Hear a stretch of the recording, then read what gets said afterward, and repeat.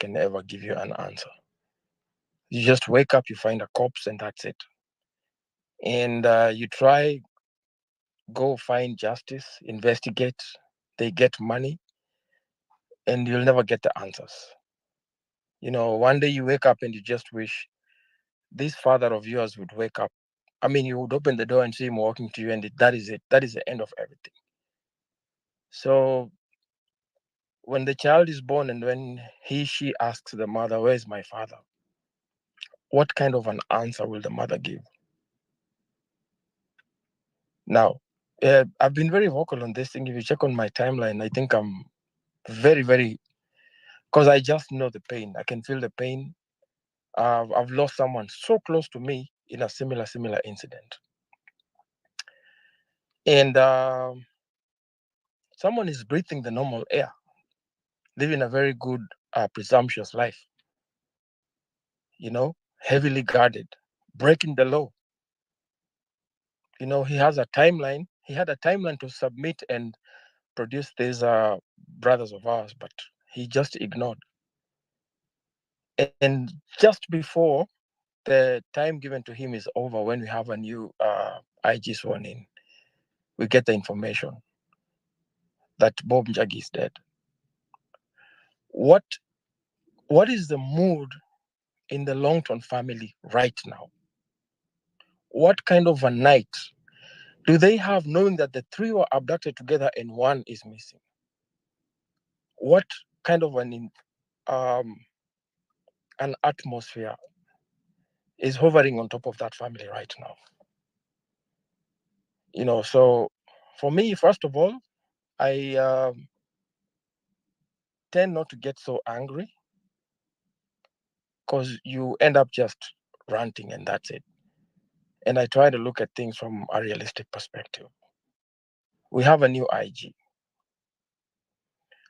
Was this case given out so that he will say it's not my responsibility, or what was the reason behind it?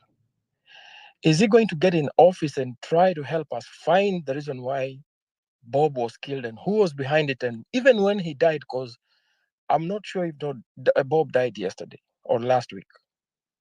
We even have to demand and see the body for us to know how long ago he died. Because we've been asking for the last 30 days and nobody says nothing. And that is when we'll get to know where the justice is. I think the fear planted in us is so immense that next time it's me. You walk looking around and I don't even trust anyone anymore. We're even now fighting amongst our own selves. So it's very painful. If you guys can even feel the way I talk, I'm very emotional when it comes to death, because I've lost someone very, very close to me, and like you speak to him today, and then the next day you're like, wait, what? You go see the cops and you slap him to wake up because you just can't believe it, and he's gone. He's gone. He's no more. There's no time frame for you to like sensitize and set your mind straight emotionally to get to prepare yourself and put yourself in a certain space, and bam, the guy is normal. So me, if somebody ask me, first of all, we have to make sure Masengeli takes action or tells us the truth. I don't know what the court can do, but we really just have to know the truth. Now, ni ukweli, sometimes we keep quiet for so long. These guys will eat us all, man. I don't think they care about life. They don't care about anyone at all.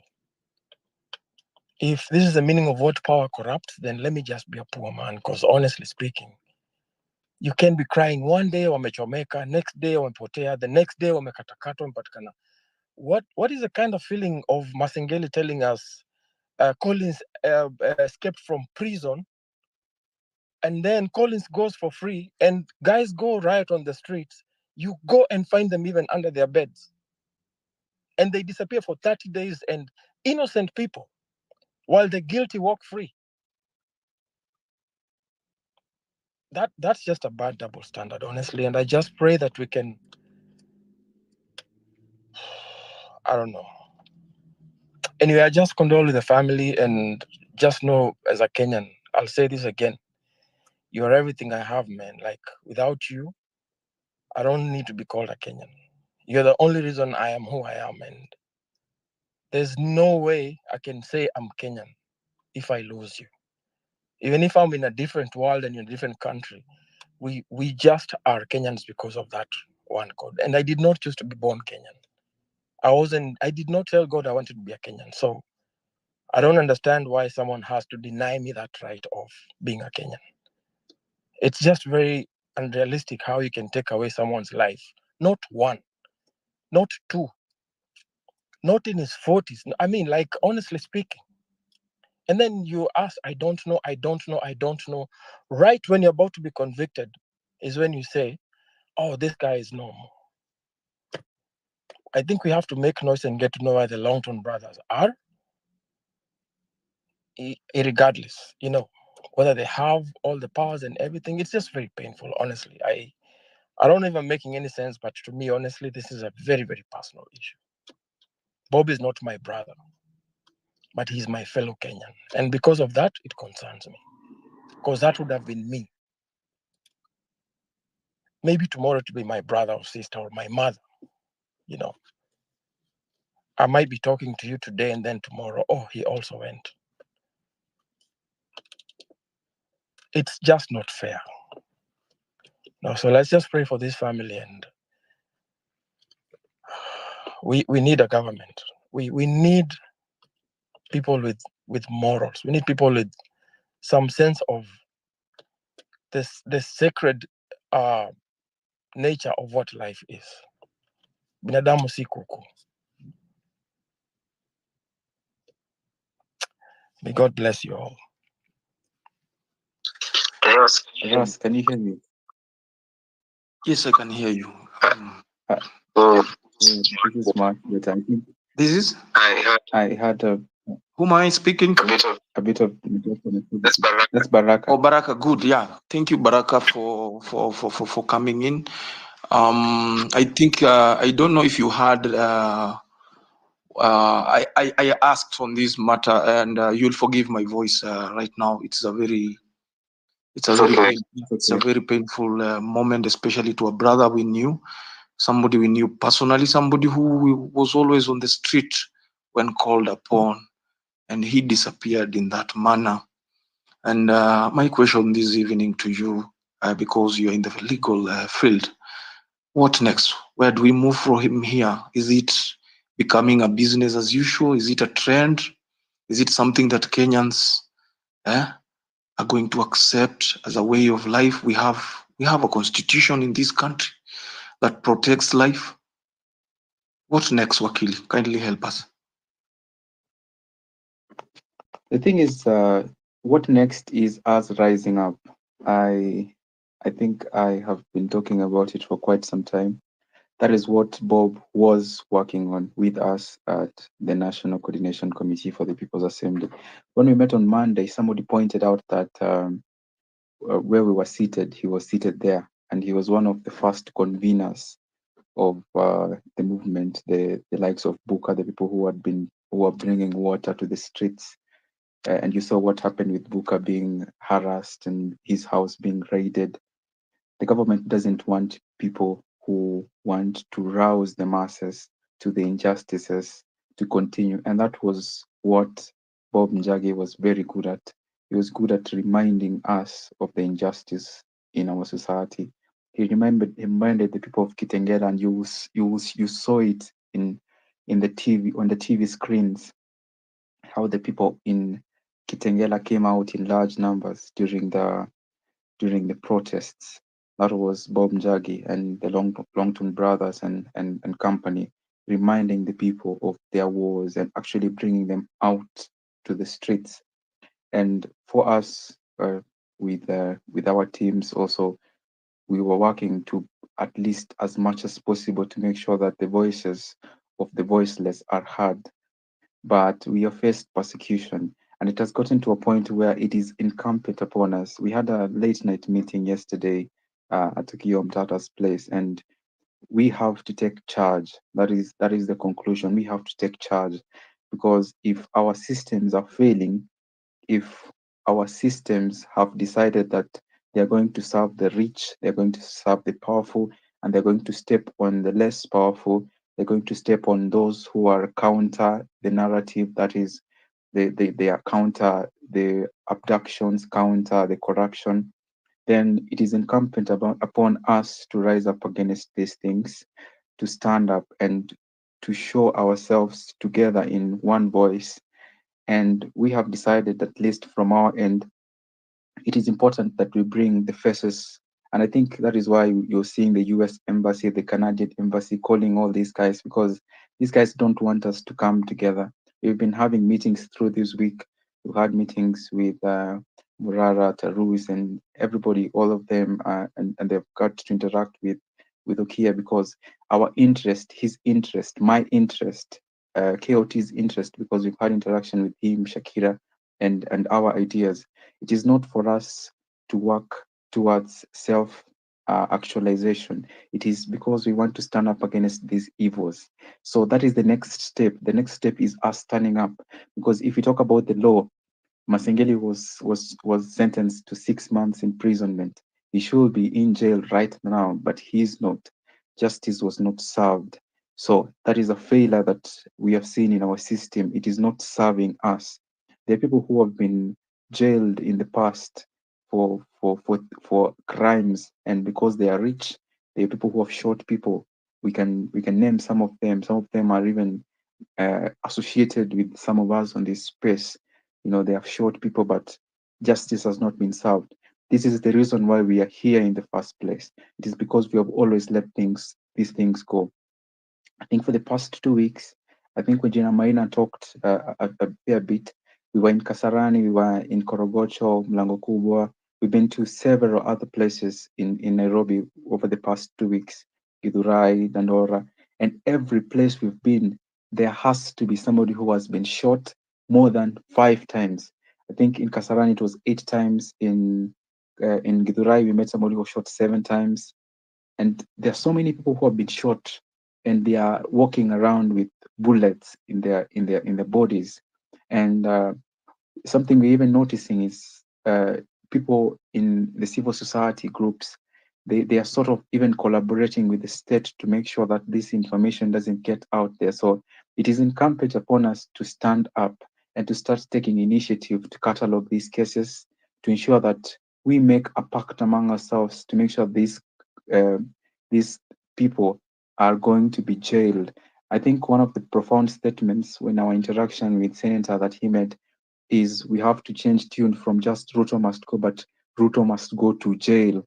That is should be the message. It should be clear, loud and clear, that anybody who is not talking about that, if it's Kalonzo who is coming here to maybe try to talk, that is the message we are supposed to make clear. Ruto must go to jail. If it is Morara, if it's me, if it's KOT, these guys must go to jail. That is justice. That is how we're going to end these things. We're going to have to remind these people that we have the power, and that is the movement we want to create amongst ourselves. And we are seeing ourselves in a situation where we have to start looking at what did Bob Njagi represent. He was part of the Free Kenya movement. The Free Kenya movement was very crucial in propagating the free hashtags. That is the free somebody who was abducted, and part of the team is working full time in Okiya Tata's office, and they've been pushing the our pro people agenda. That is, if something happens, they try to remind people. If these cases are happening, we try to catalog them, because we have realized that we cannot trust our government. We cannot trust our president. We cannot trust our MPs, because our MPs are silent. You don't hear them talking about Bob Jagi. You don't hear them talking about abductions or disappearances. They are busy talking about tribal kingpins. They're busy talking about, you know, funny businesses like a huge chairmanship of Raila, which is not benefiting me, it's not benefiting you, it's just benefiting a few select individuals. So it's incumbent upon us to realize this, to coalesce together. And Morara is doing something, then we have to start pushing each other to say, okay, we're going to do something. Then we're going to have to structure it and make sure that, if possible, even we start, he was talking about fearing for his life. And he mentioned this as well when he met Senator, that we fear for our lives. What does it mean for ourselves? And the message is clear. We have to out organize the government. We have to organize the environment. All this division is not actually being sown internally, it is being sown externally. We've seen the Canadian embassy approaching the likes of Morara, Tarus, uh, approaching so many people today. The U.S. embassy is approaching Willie, is approaching what's her name, Hanifa. They want scuttle us. That is their agenda, and that has played a key role in some of the influences being paid by these foreigners, which is something most of us may not be aware of. But there is a hand of the foreigners in what is happening in our country, and for them, they are protecting the interest of their puppet, that is William Samoei Ruto, and they've been summoning some of these people. You've heard people say Kasmuel has been to these embassies. You've heard people talk about these guys going to the embassy, and they have not, you know, uh, maybe disclosed this information publicly. But it is what is happening, and we need to be aware that we're not just fighting against Ruto. We are fighting against a bigger enemy,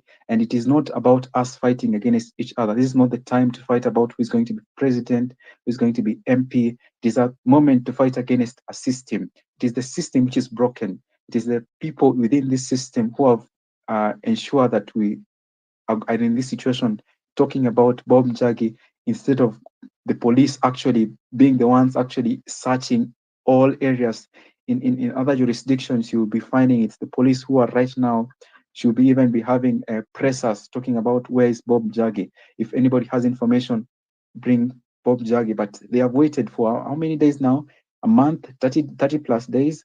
They have been silent, doing nothing. They've been summoned to court. They have not refused to come. So it is clear that our system has failed. Once we keep looking to our system, that that is going to be wasting time. For me, it's a waste of time. We need to start looking inwards. Now we need to change the system. We need to start pushing for things that we want done right by out organizing the system. I'm not talking about even protest. I'm talking about out organizing the systems. Morale is going to be someone else. Wakili, Ras, yes. just this is a question, and I think it's a question so many Kenyans are asking. You are talking of a system that is broken, and you are in the law fraternity, and now it's I'm hearing it from you very open. The law, the system is broken. Kenyans very discouraged. Are you and you've heard even people on this space talking of an alternative? How do we deal with this regime? How do we fix? So I want an answer that can balance. If it is the reality, tell us the reality. If the reality will pain us, how do we fix? Because you have admitted that the system is broken. Are you saying that we go the civil disobedience way, at the same time respecting the constitution? Is that what you are telling us? What is this that we should do? Don't be afraid to tell us the truth. Just tell us. Okay. Let me be point blank. We have to out organize the state. I think that was the idea when way before I joined the National Coordination Committee for the People's Assembly. Bob Njagi was there.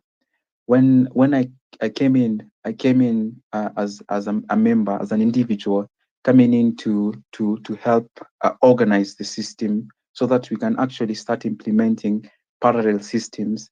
Having if we're gonna talk about our strength on June 25th, that was our strength, and we need to bring that strength out. But now we have to out organize the state in the sense that we have to have people's assemblies, people out in where I am at the moment, coming together and saying we are tired of this state. So if we decide, for example, as Kigame has been pushing for, that we are not going to do anything for one day, then we can decide we are organized everywhere and we'll make sure that we won't do anything. And we decide we are staying home. Now we're not out on the street, we stay home. It is possible, but because we are not organized, the state has disorganized us. It has made sure that we are not organized into one grouping. And it continues to do that, and it is doing it successfully. That means that we will not achieve our objectives because I will be out on the streets, and I think somebody made it very clear. KOT will be out on the streets. I'll be out on the streets. somebody else will be out on the streets. We were out mobilizing because tomorrow we have a rally somewhere, and Okia has donated a P and a few other things so that we can at least start having more people out there helping in organizing, so that, because the system has clearly failed, so we need to start organizing ourselves in such a way that we can protect ourselves. We can ensure that our MPs, Brother has been going around showing us projects which has been stolen. So we have to take things into our own hands, ensure that our country is safe, which is very legal. It is very legal. And once we can be able to say that we have representation in each ward, people organized in each ward across the country, we can actually say, okay, this is the organization we have as people who have come up to stand against the government. We're not talking about Okia becoming our leader. We're not talking about KOT becoming our leader. We're talking about taking down this system in a structured manner. So if we want to push for something, we can say, I remember back at the finance bill, we pushed these MPs to drop this finance bill. And obviously they refused, but the president later turned it down. But that push is what the government didn't want to happen. That is why they took Bob Njagi, because he's very good at organizing. He had this brilliant idea. Booker has this brilliant idea, and they don't want this idea to be sown amongst the people, because they know the power of the people organized.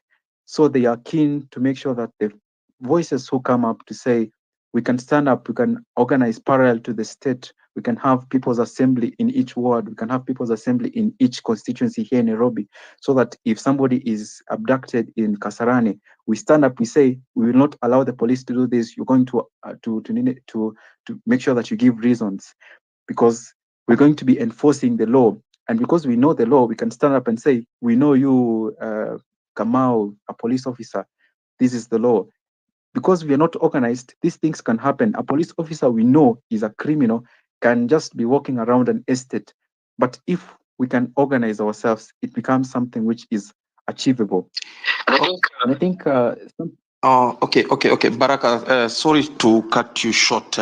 I want you to hold that thought. Hold that thought, because I know so many questions will be coming in. I want you to hold that thought for a moment. And I'm also joined by Kenya. My co-host is on the panel. And just before Kenya speaks, because I want you to ask Wakili as many questions as you can, because we need to know, where are we moving from here? Are we just accepting as, is it a way of life? Tutakuwa tunamalizwa tu and then tunafanya mazishi na tunaendelea hivyo. That's why we wanted Wakili to balance for us our next course of action.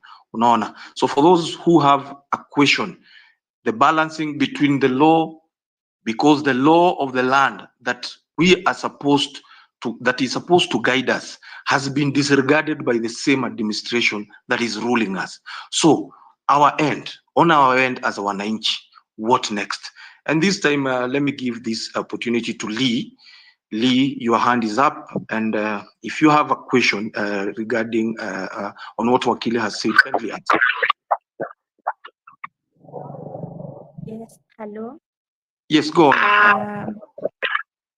I am Leah, and I don't have much to say, but I want to talk to I am Chije. This guy has done enough, more than enough, since the first Maandamano.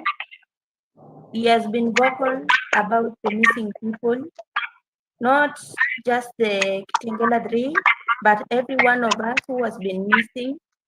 I give him his flowers today.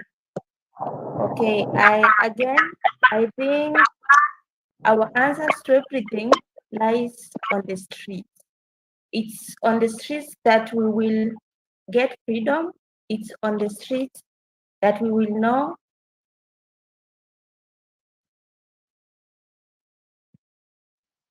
Lee, are you still there?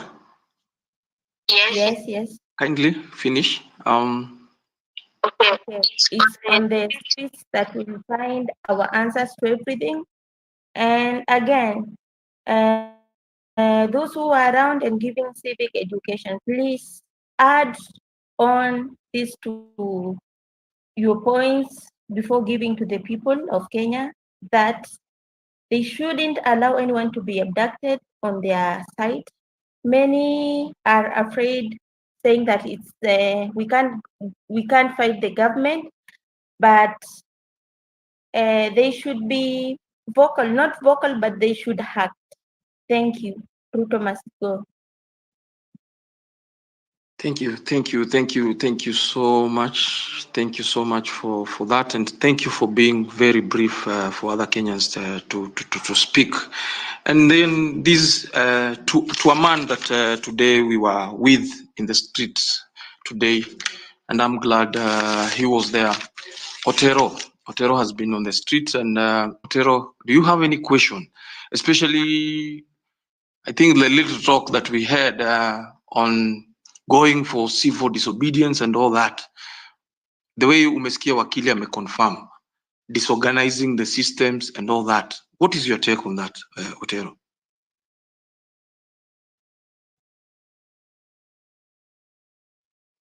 Otero? CR7? KOT confirm on my end whether we are audible. KOT?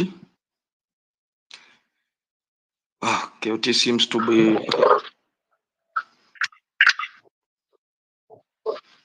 Okay, Apapa, I want Apapa to confirm. Apapa, you can hear me now. Take the mic.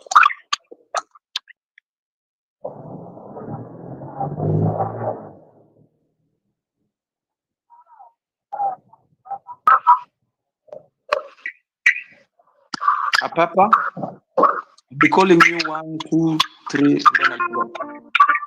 Apapa. Okay, KOT kindly confirm whether these mics, whether it's our end or who is speaking?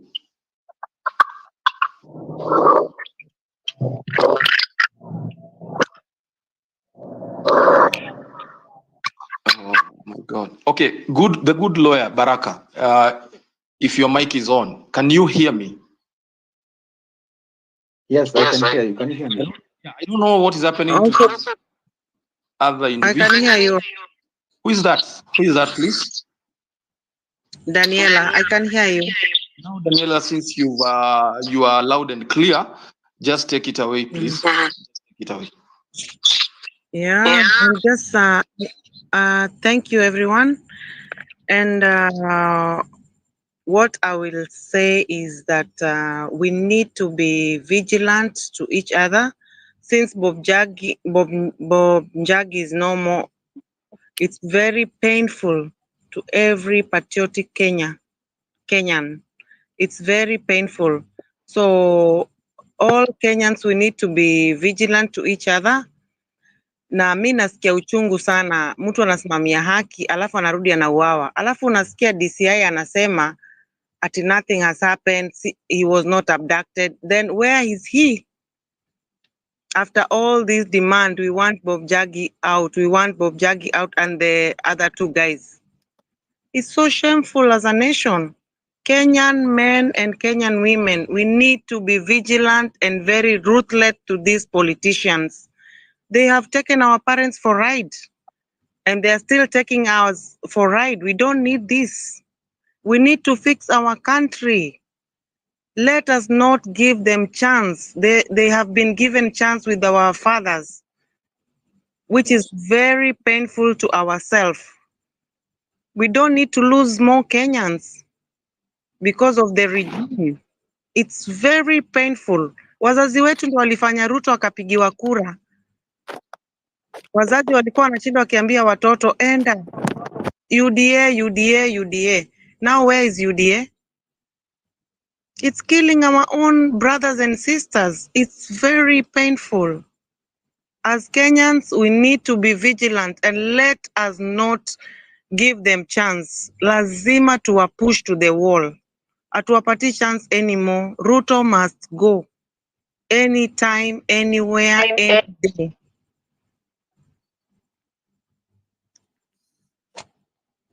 Can I, can you allow me to speak on something?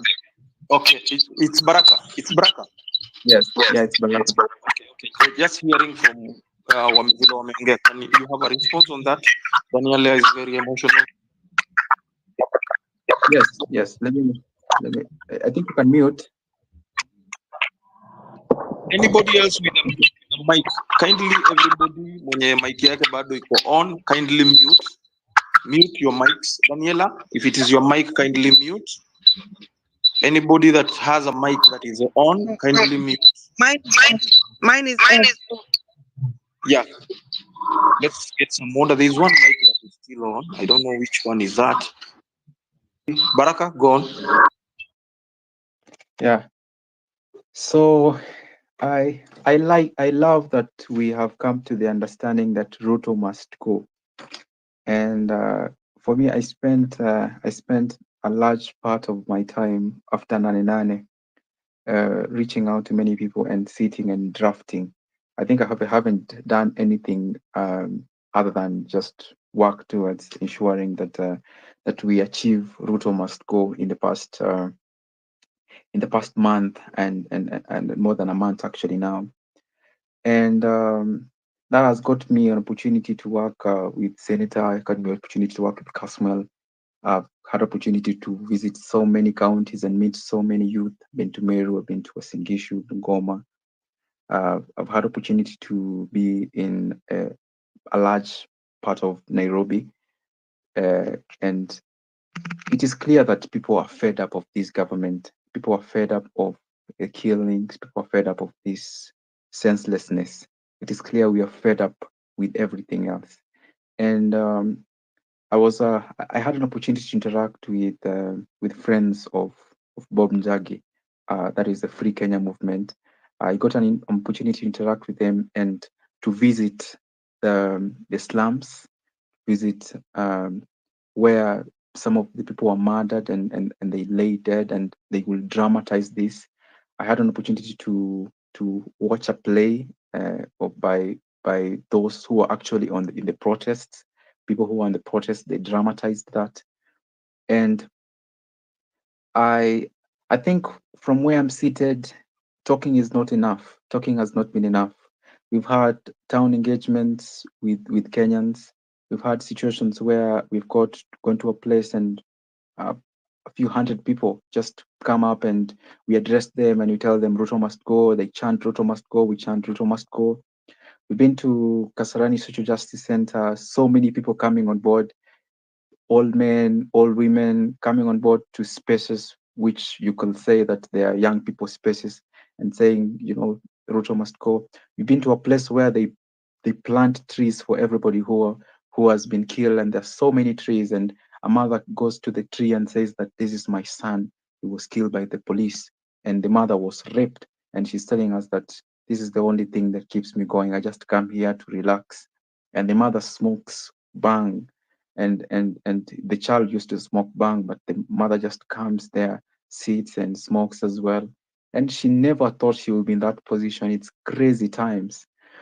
And it is quite important that as we are talking as intellectuals, quote unquote, in these spaces, that we have to remember that we have a role to play in changing our country. We have a role to play in out organizing the state, in organizing ourselves into groupings wherever we are, and in showing solidarity with those who have been murdered, in standing up, just organize a bunch of people, do a placard, do something, and get out, film it, get it on social media, have that tweet.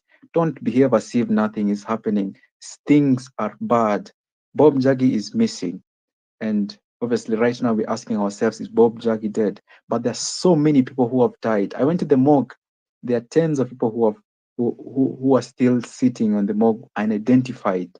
And we sit around here, and sometimes I see people talking about, this thing has failed, fighting about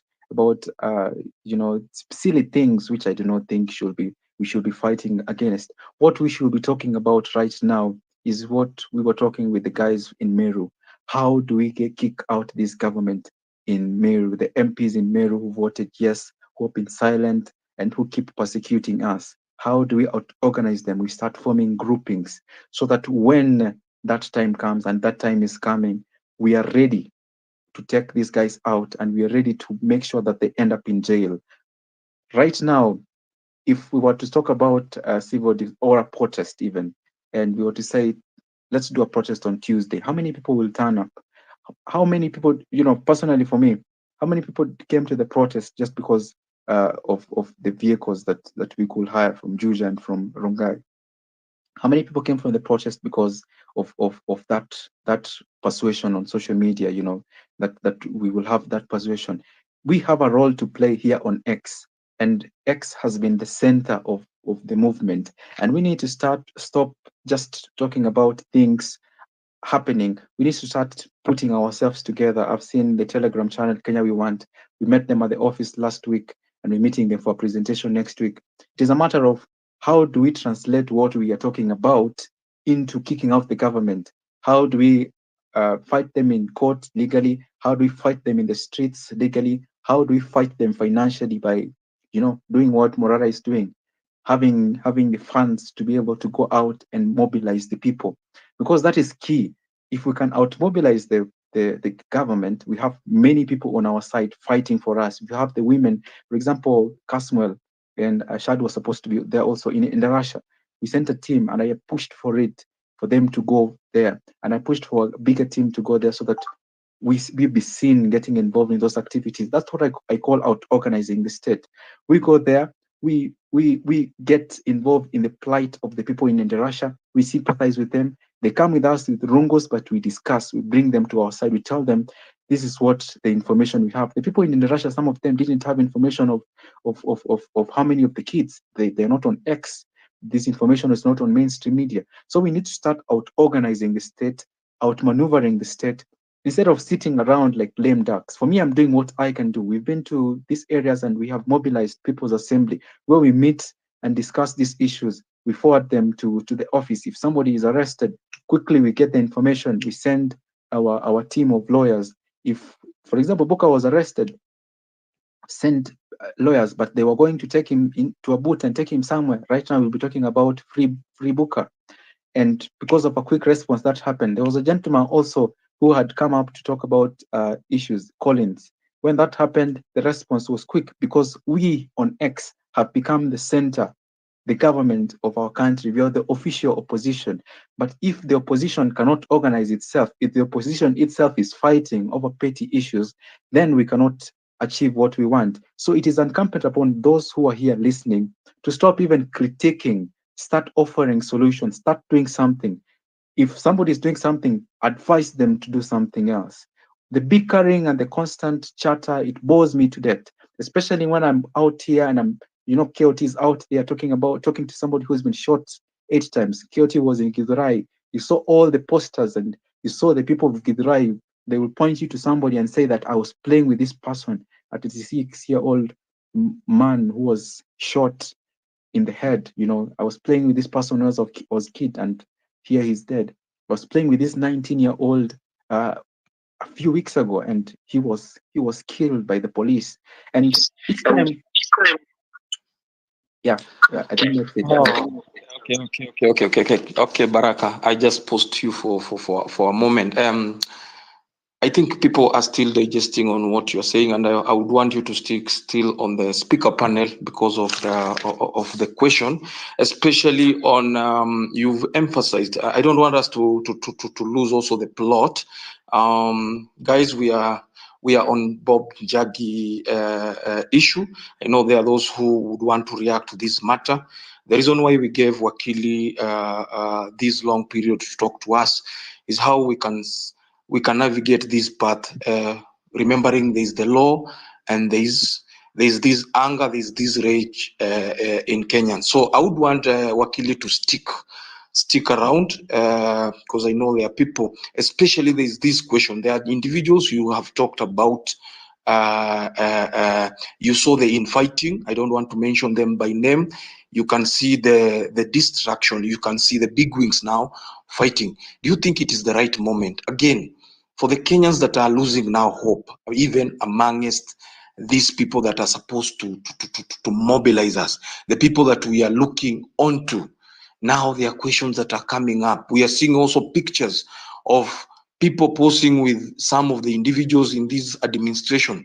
What do you think? What do you think Kenyans are thinking? Yeah, because to me, it's a form of distraction. So I would want you to stick around because you've been hanging out with Morara. There are those already now even questioning. So I would want you to bring out. I would want you to address that more, especially on bringing back the confidence. We want to be so sure we are banking on individuals who can help us achieve this revolution. Saying that, please, let me take the mic and please, if you have a question, you can pose it to Wakili. Wakili, I think you will be noting down. I want to give Otero. Otero, I will be calling you twice. If you don't get to respond, then I'll have to drop you. Otero, are you there? Not yet. MC, you've been here for long. You can hear me? For those guys requesting the mic, kindly, please, if you are requesting the mic, I'll have to. David, are you there? Hello. Can you confirm if you can hear me? That is David. Empty. Yeah. Ninani? Yeah. Okay, go on. Please, just take 2 minutes. 2 minutes, please. 2 minutes. Be very punctual, please. Thank you, actually. First point, thanks for hosting the space, actually. Lots are going on. And as you can see, Cheki, history and abduction bana. They are taking away people not tunaona. We should be our defenders. No one is caring about us. No one should be abducted in our sight. Msee asichukuliwe tukiwa tunaona. It shouldn't be that way, walai. We should end these things. Alafu, to anyone who feels like he's far from this, and you've ever been part of this movement, how watu watatutrace down mpaka kwa ground, one by one. They'll come to us. They're only dealing with the big fishes as per now, but with time they'll come to us. Hizi vitu za internet ziko recorded, wakiamua kutufuata watatufuata. So ukiingiza uoga ati someone is being taken away and you see. As for Bob Njagi's case, now he's been away for more than 4 weeks. No one knows his way. And he just went, and I'm sure some people were on site watching or what. We should just try defending at least hata kienda aende, but you made effort. Si ile yenye mtu anachukuliwa mbele yenyu na tunaona. That was my big deal. I think, and that is all for me. Manze, mtu asichukuliwe tukiona walai. Kama tunataka kusucceed hii vita, we should be our brothers keepers and sisters keeper. Like no one should be taken on our side. That's all for me. I think I'm done. Thank you, my brother. Thank you for being so brief. And we have emphasized on that. Na tumekuwa tukisema even before Njagi apotee. The moment your brother is taken up. Sasa unataka kuniambia wale watu walikuwa kwa matatu. Njagi akichukuliwa. Wherever you are, what are you feeling? And we emphasize what my brother has said. Let us desist. Tuache itabia ya kuona tu mtu tao, mtu anakuja anachukuliwa tu, nyinyi mnapiga picha. Please Kenyans. These are the tactics wanatumia. Wamerealize nyinyi mnaangaliaga tu. Please, going forward, if they arrest one, let them arrest all of you mkiwa 10 ama 20. Because the moment mkiwa 20, they cannot take all of you. And that way mtaenda mjue brother yenyu amekuwa booked in. All these abductions zinafanyika. There is no booking. Right now, we don't know where Buka was booked. Hatujui ni police station gani alipelekwa. So when you see your brother hata kama humjui na mtu anaitana for help, stop just staring. Tuache itabia ya Nairobi ati mimi nilikuja shughuli zangu. Kindly please. Now, I'm still waiting for Wanjira to come. I'll give you the mic. I would want to go to Erati, and then Wanjira will come and give help us with the legal expertise on this. Eric, you can hear me? Yes, I can hear you. Kindly take the mic and kindly react to this issue. Now, I think what Kenyans need to understand really is that we are in very bad times, and the earlier we notice this, the better. Now, I think, in my very honest opinion, I tend to feel that those guys who are in the vehicle when Bob Njagi was being abducted, I think they have a huge burden on their conscience. They should even have done something better than even making sure that these guys who abducted the guy are known. Even just taking photos and masking them and taking photos of their faces, it will have served as a big deal, man. But what we need to understand that we are dealing with the former ICC alumni, man. This is somebody who managed to move out of the highest court of criminals, man. And a corrupt politician is like a drug baron, man. The more we rehabilitate the client, the more he fights back. And the only language that this government understands, the only language is the street movements. The hashtags are not going to help so much. Let us move out. Let us mobilize. We should now be looking at how do we get into town? How do we make this be the last abduction that is going to end in death? Things are going to be terrible. And these guys, they've tasted the loot, the corruption. They know corruption is sweet. Corruption is sweet, man. It tastes like honey, and these guys have tasted it. And once you begin killing people to retain power, you must kill more and more and more to stay in power. And if we don't,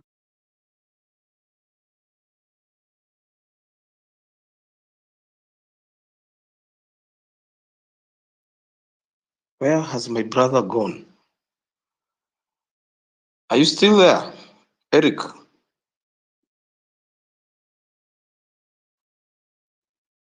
I think we've Victoria? lost him. You've lost him. Okay. I wanted to hear from Wanjira, and Wanjira, just before you come in, because you're also an expert, and I know you've been working closely with Baraka. The question we're asking ourselves as a country is, you knew Bob, and you knew what Bob was doing. How is it possible for a Kenyan to disappear, and then after disappearing, a few noises are raised here and there?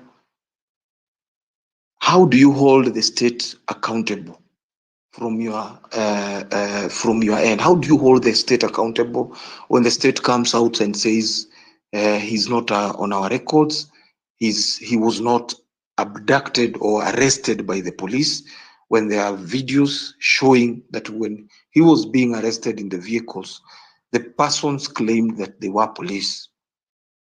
How do you approach this? How do we get this going forward in case Bob is normal? Kindly answer that. Yeah, Ras. Hi again. Thank you for the opportunity to address, the space. I want to give you two answers: the formal approach in law that we're taught in law school, and the reality that is the Kenyan situation. Formally, the formal procedure is, as long as Bob was taken into custody by Kenyan police or people claiming to be Kenyan police, the government is responsible not just for his life, but also the fact that he is possibly dead or he cannot be arraigned in court. Either, there is no death report of Bob Njagi and the Longton brothers, and there is no living, breathing Bob Njagi, then the state is responsible. Not just that, even if they fail to conduct investigations into what happened to Bob Njagi, the state is still liable. So they're liable for their actions and their inactions. And how do you bring them to account? We have talked here, lawyers have talked here many times. We've spoken about holding police officers individually responsible. So if we knew, for example, the officers that took Bob Njagi, they cannot hide behind the Inspector General, they cannot hide behind the Ministry of Defense, they cannot hide behind Interior, they cannot hide behind whoever gave them orders. They are individually responsible. Then there's also private prosecutions that see that if I do not feel that the state has the willingness to prosecute this matter, I can apply to court for me to personally prosecute this matter the way the office of the DPP would. That is the formalistic approach to this. And those that were here maybe yesterday or the day before yesterday, there was a heated debate between Wakili Ndegwa and the gentleman that was here earlier, Liston Bahati. Because the question Liston Bahati was asking was, okay, so all these police officers, for instance, come from different police stations. They do not have their formal wear that has their badges or their names or a way to identify them. So how do you know who to arrest? How do you know who to bring to account? And that is a good question, because that's the practical difficulty of enforcing some of this, because there's law in theory and law in practice. In theory, we should know who, according to their badge number, according to their name, according to the police station, we should know who to go after. But in reality, like Liston properly pointed out, they come from all kinds of police stations in the other jungle green outfit that does not have badges, that does not have anything. And the truth is, the police officers are also showing up at these protests or in some of these arrests with their faces covered. So you do not know who, you cannot even be able to identify them in broad daylight, even if they were sitting next to you. So that is one practical difficulty of this. The other practical difficulty is, and now this is the even tougher part, is, for example, there has been orders now to arrest and imprison Masengeli, but it is career suicide for any police officer, because literally everyone else is, Masengeli is in fact their superior. So it's, I don't know whether you've heard the story of mice that were debating which one of us mice is going to put the bell on the cat, right? So which one of any one of these police officers is going to go and arrest Masengeli and take him to whatever prison that the court has ordered. That is a practical difficulty of enforcing some of these issues. And I think that you people, I guess citizens in general, non-lawyers that is, are asking themselves the same questions we lawyers are asking. Because the point now, the practical situation in Kenya is that Kenyan police are behaving, are acting, within the gray of the law. I will even go as far as saying within the dark parts of the law, which is completely outside the realm of the law.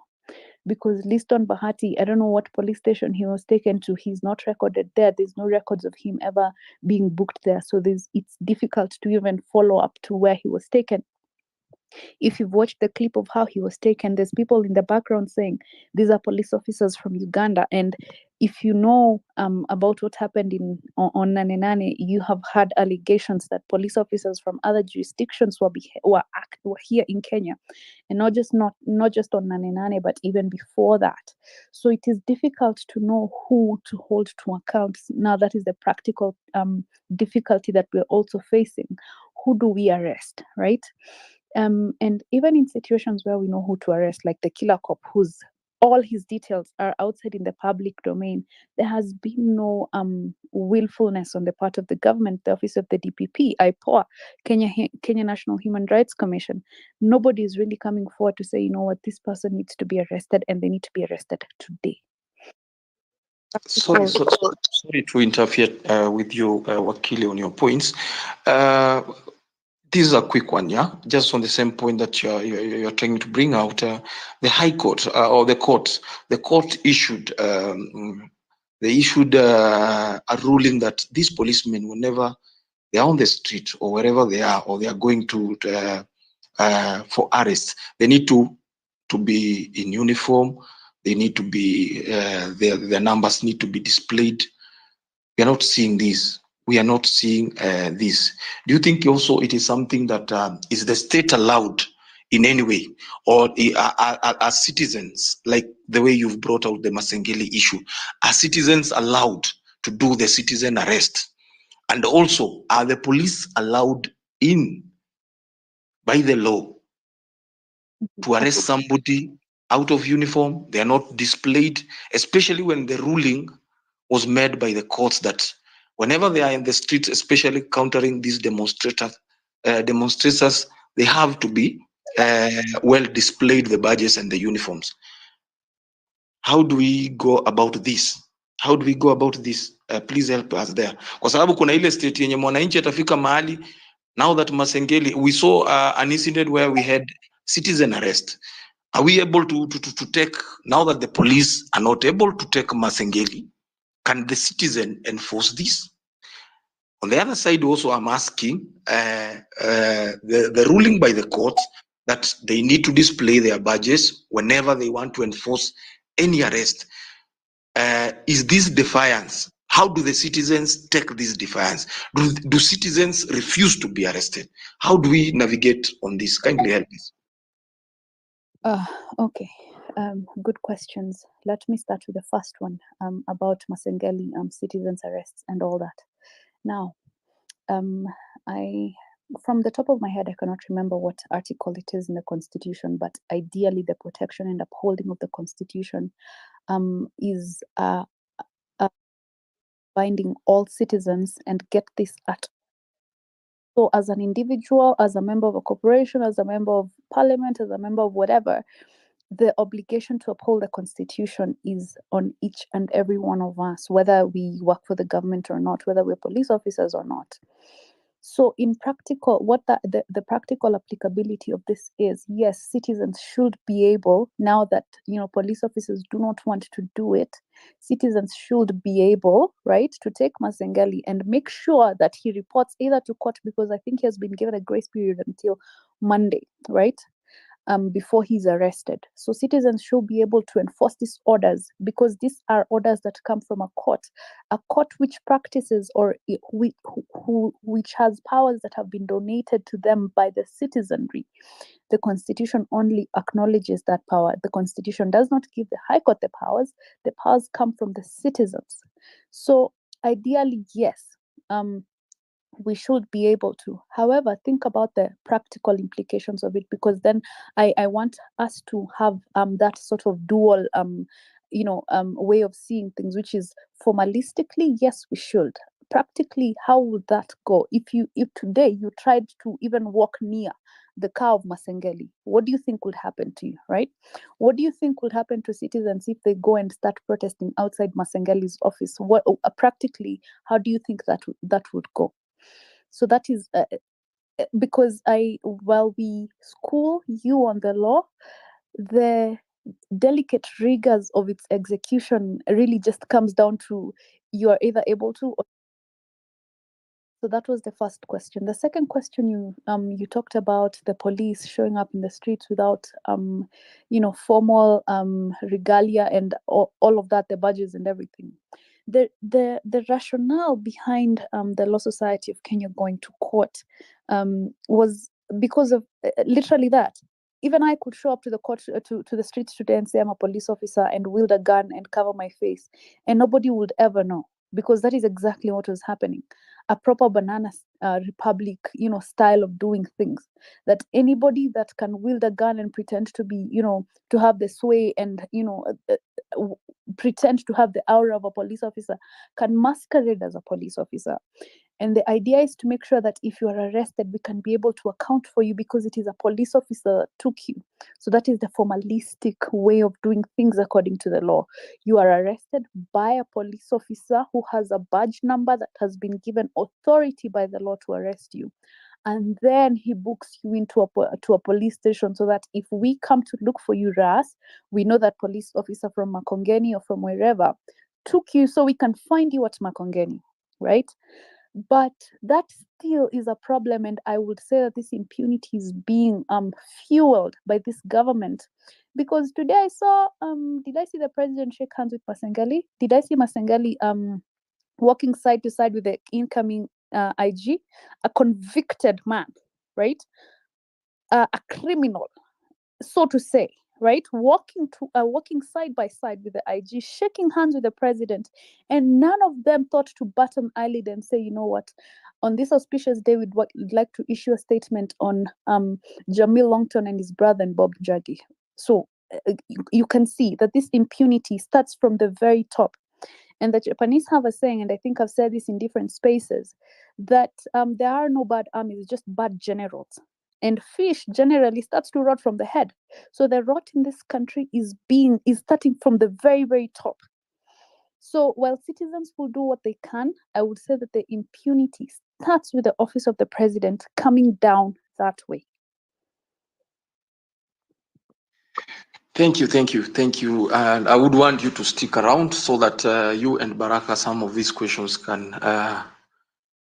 these answers can be very helpful to Kenyans who are really yearning and for change.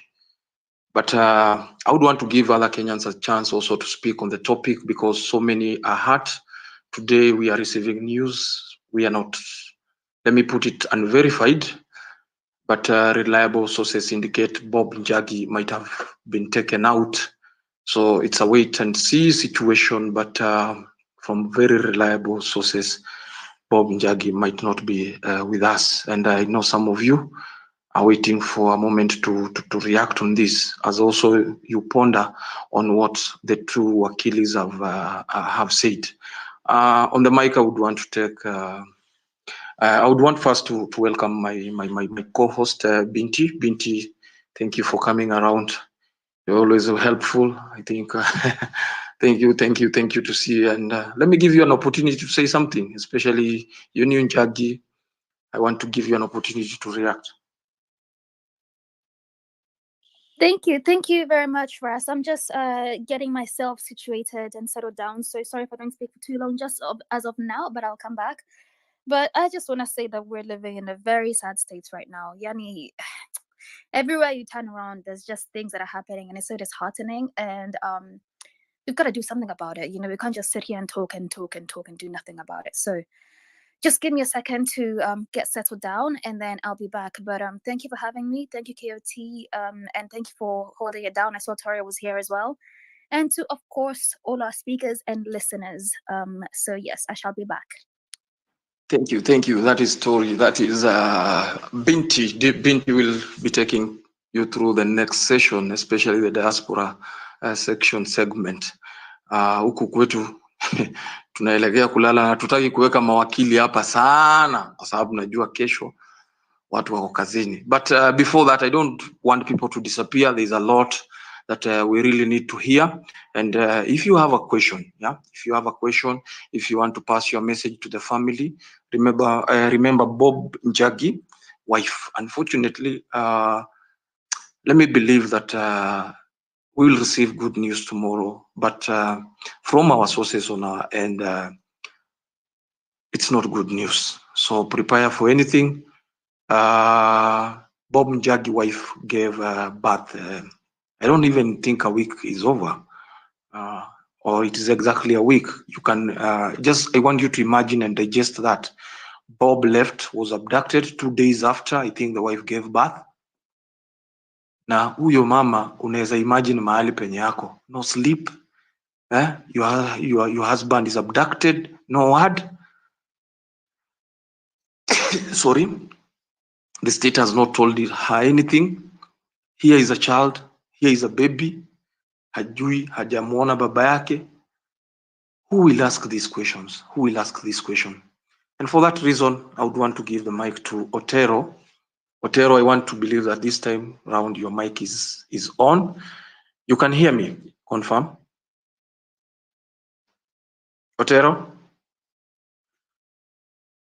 Otero is a... Otero, can you hear us? Otero, can you hear us? I don't think you can. Okay, Binti, go to somebody else. The real Joe, I can see your hand is up. Would you like to go next? Yeah, sure. Actually, I just want to ask a question. I want to ask Wanjira a question. Yeah, go Is ahead, go that ahead. Of course, go ahead. okay? I'm very disturbed, Wanjira, because the law, the I believe the law society is all about upholding the rule of law. And at this point in time, we are seeing no law in our being applied in our country. Is it right, or is it just me trying to overthink? Is it right for me to ask the Law Society of Kenya to down their tools and stop even representing some of these felons like Masengeli? Masengeli as a lawyer, Dunstan Omari, who even tried to appeal the case. I know you are going to try and tell me they need to be heard and things like that, but is it right because this is right now a patriotic movement? We've seen everything that is happening. Even the new IG coming in today is coming into a police force that is tainted. We saw what happened to Madenge. He was being treated in an unfair way. Even if you read the Police Act, you understand the police, you know about the Police Act. But 3 of the Police Act requires that the police cannot mishandle. They should not, a police officer shall not subject any person to torture. And they do that. Is it right for me to think that the lawyers need to down their tools? Doctors do down their tools, teachers down their tools. Can lawyers do that and stop representing these people in our courts? Let us give some dignity to our courts for once, as part of patriotism. Is it right for me to think that way, Wanjira? Joe, that's an interesting question. First of all, let me start by saying this, that my views do not necessarily represent those of the Law Society. So let me just start there. So this is my personal opinions, not necessarily those of the Law Society. I want to point out, I think that will be 3 things. Number 1, in our training as advocates, there's something called the cab rank rule. The cab rank rule here being that we cannot turn down if someone comes seeking legal advice or legal representation from us. We are not necessarily allowed to turn them down.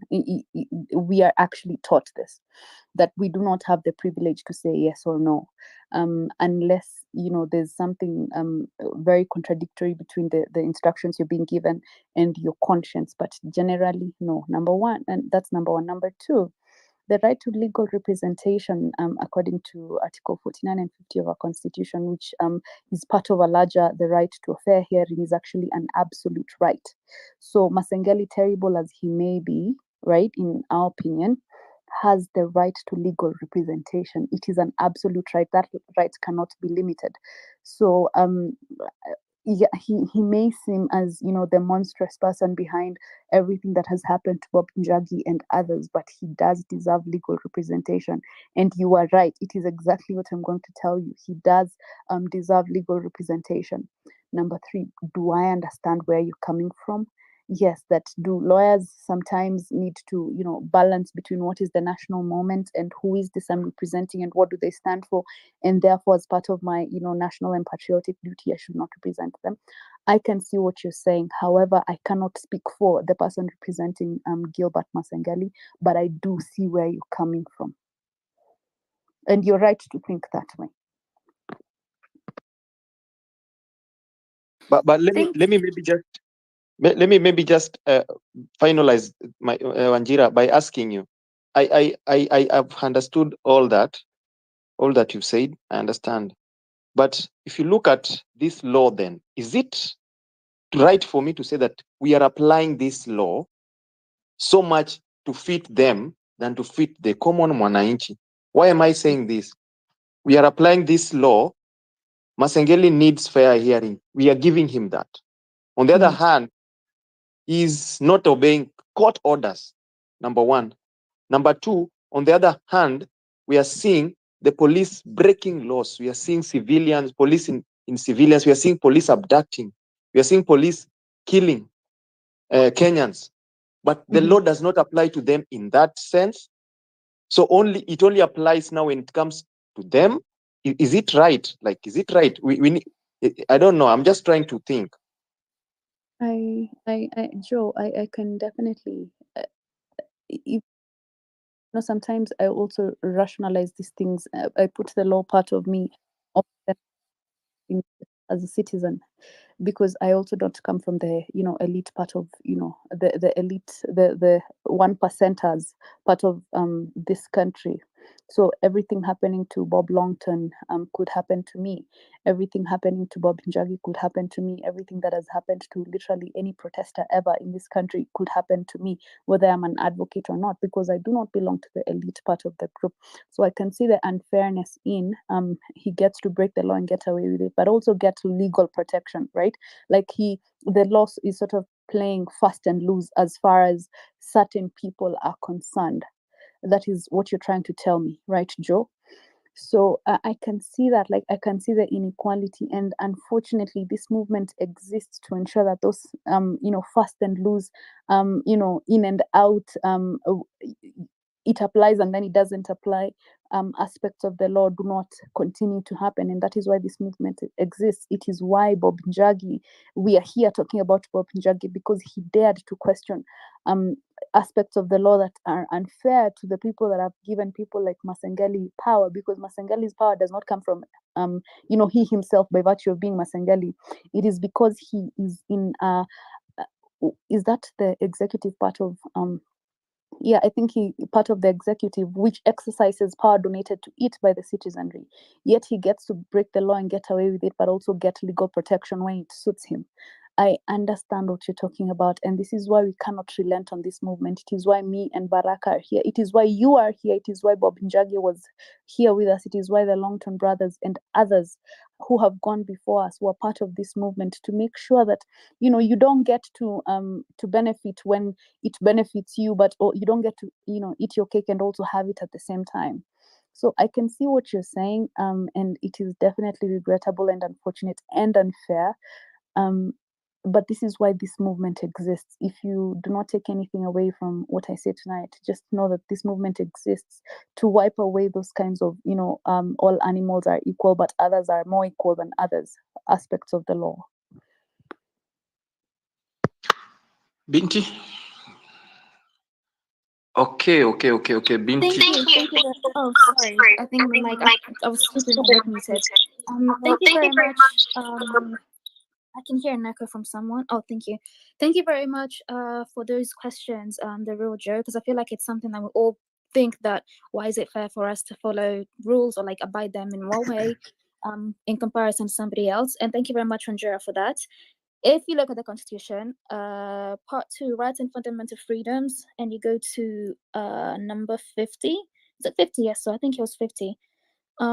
It says that everybody has a right to a fair hearing, and this means that regardless of what it is, that like we can't expect to carry out the Constitution, but then also not include others from that Constitution. If you just look at number 49, just go read it. It's the right of an arrested person. They have the right to communicate with an advocate. So I'm not a lawyer, by the way, but Barack, I'm going to come to you next so you can explain to it a little bit more. But I would say that the Kenya I would like to see is a Kenya where everybody is afforded all those freedoms and rights. And that means that we can't disinclude even these rogue cops. It's a very controversial and scary thing to say out loud, but they're inhumane, but they're still human and they're still protected under our law. Baraka, hi.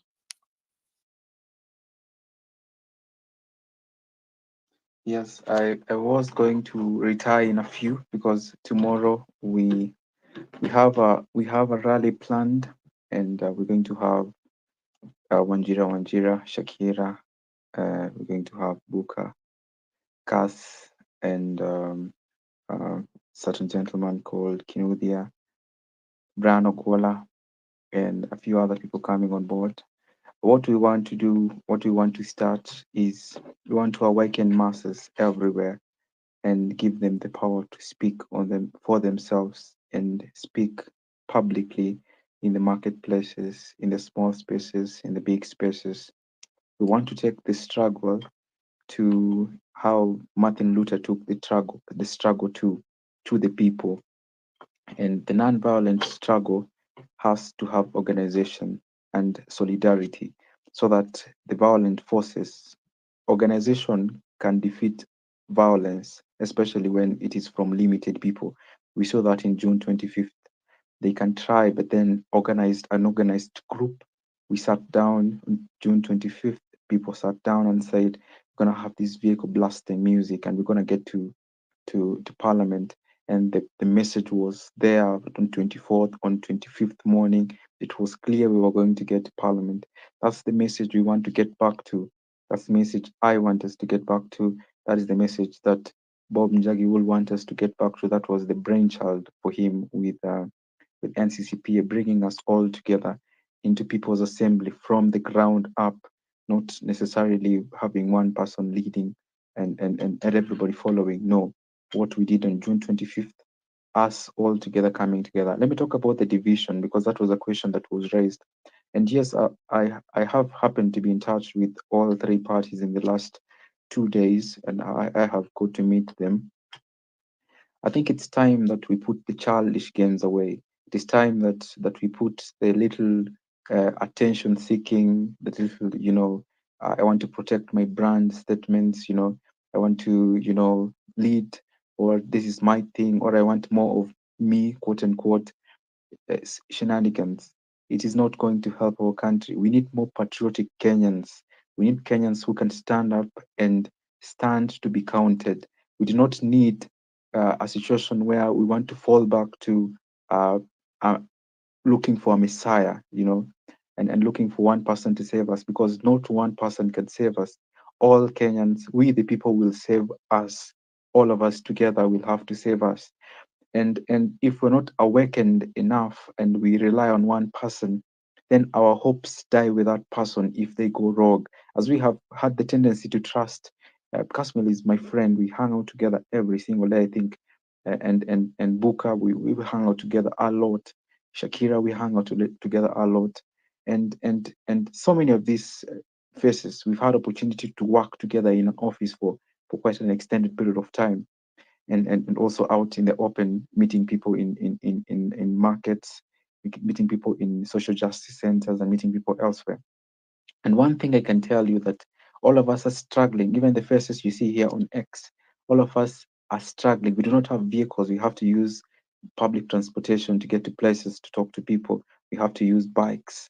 I think Marvin can attest to that. But we have given ourselves to the cause. We have not said that this is going to be our thing and we want to make sure that nobody else comes into our space. But some of us have decided, okay, let's take out our frustrations on somebody else because maybe we disagreed, on how we're going to do things, and they went and did it their way.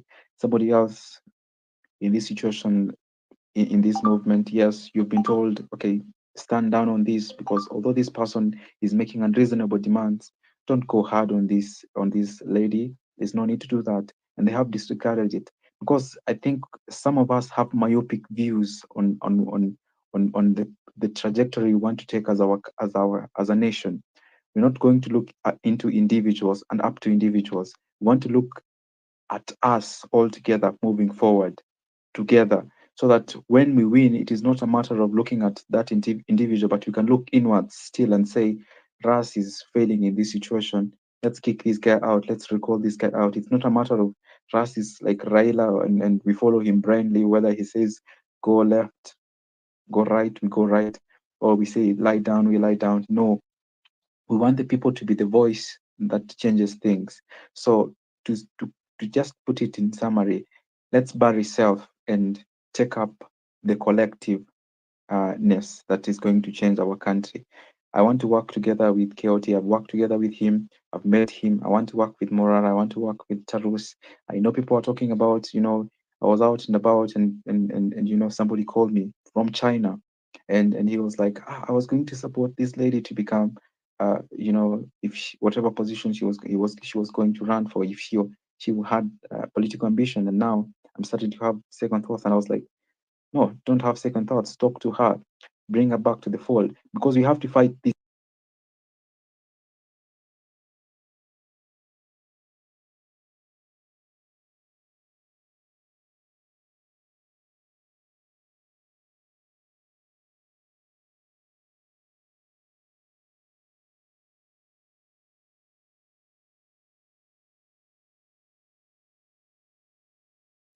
understanding our weaknesses and our strength. If somebody goes wrong, let's correct this person. If they come back to the fold, let's move together. There are things which we cannot forgive, like betrayal. We cannot forgive that, because then it means a situation where we are enablers. So yeah, let's move together. For anybody who is going to be in Nairobi tomorrow, I'm not going to say where we are, because I wouldn't want the cops to sort of get ahead of us. But we're gonna do a surprise rally and try to talk as much as possible about Bob Njagi. I'm not going to be speaking, but I am organizing, and we will be there. We will speak, and our voices will be heard. We'll keep doing that through the next week, and hopefully we can have as many convoys in other places, because that's what we are working on. We don't want to have just one person doing this. We want every county to be having rallies. We want things to move to a standstill. And by October 20th, when we'll be celebrating our Shujaz, we'll have huge events in each county so that we can celebrate the Shujaz. And it can be a moment where we reignite the flame that was on June 25th. I think that is my dream for the moment. And I believe that I will see this dream uh, soonest, where all Kenyans across the country, in each county, in each ward, will come together and we will stand together. We'll say we will recall these MPs.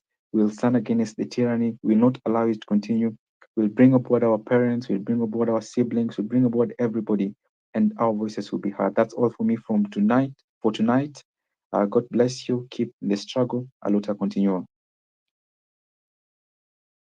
Thank you. Thank you very much, Baraka. So everybody you heard, keep an eye out, keep your ears peeled. Oh, is it ears? No, your eyes peeled and your ears open.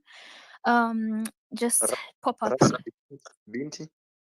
Yes, Ghost, sorry. Yes, how are you?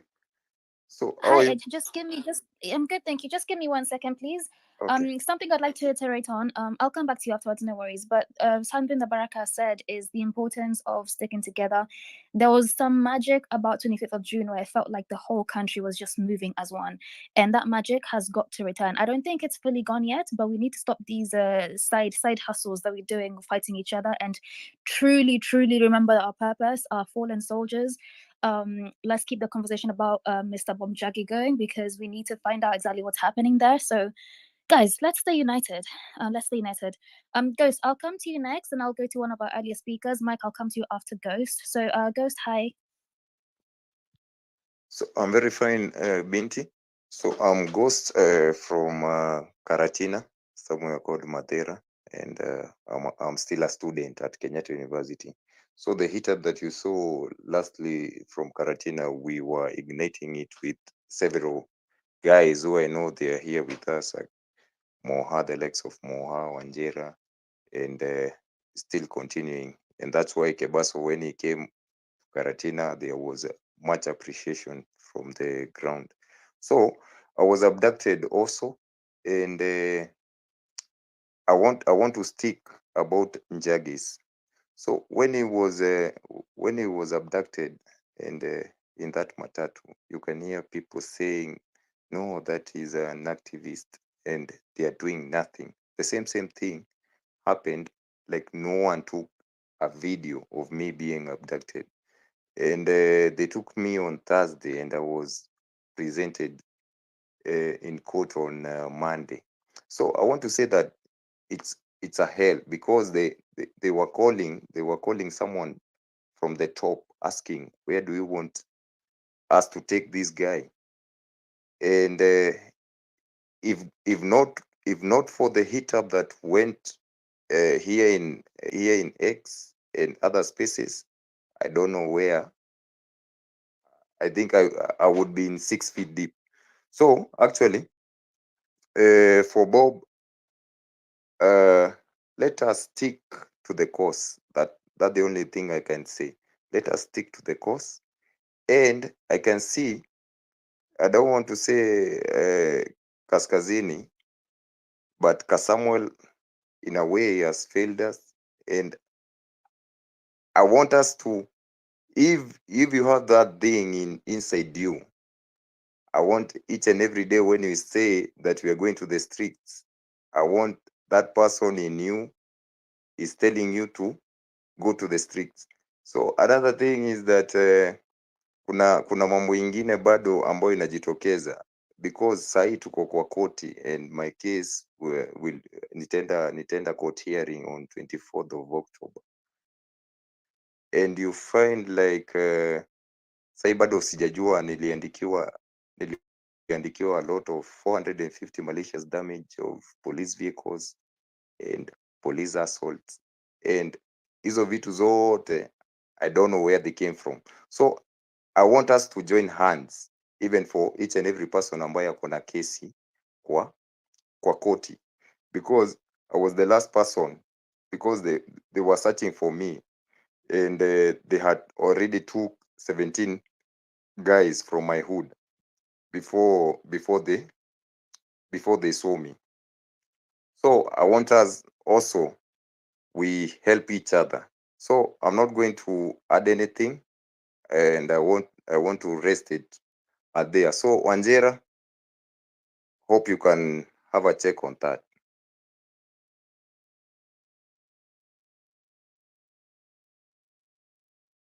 Thank you very much, Ghost. So what you're asking is for Wanjira to basically get back to you on the cases that are still ongoing, like from the abductions, or just to understand you correctly. So for Wanjera is anaweza tuambia venye atatusaidia, because we have a lot of cases which are pending in court kutokana na wale watu walikuwa abducted. So I think anaweza tuambia what is she planning, ama we are also going to rot in jail, and our future is going to be shut at this point.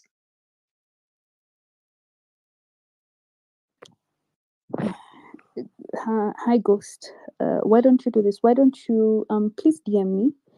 Let's talk so that I can understand exactly what happened. I cannot be able to advise right now on this platform right now as I speak. So maybe just DM me. I can give you my number. Let's talk so I can understand exactly what happened. See whether you have a charge sheet, whether all those delicate triggers of what happened. So kindly just DM me, please. Thank you. Thank you very much, Wanjira. And would you be comfortable with anybody else that's maybe in the listeners that's heard the same thing Ghost has talked about DMing and reaching out to you? Yes, let them just DM me. Actually, myself and Baraka, we were just talking about this today, that there's a need for, we were mobilizing resources, and that means also human resources, to see how some of these cases can be managed, some of these, victims of police brutality can be managed, whether records have been taken, statements have been recorded with the necessary organizations. So actually just DM me and then let me see. Just be a little patient, because there's also a lot of other work from just the people in the same situation. But just DM me. Let's see how to.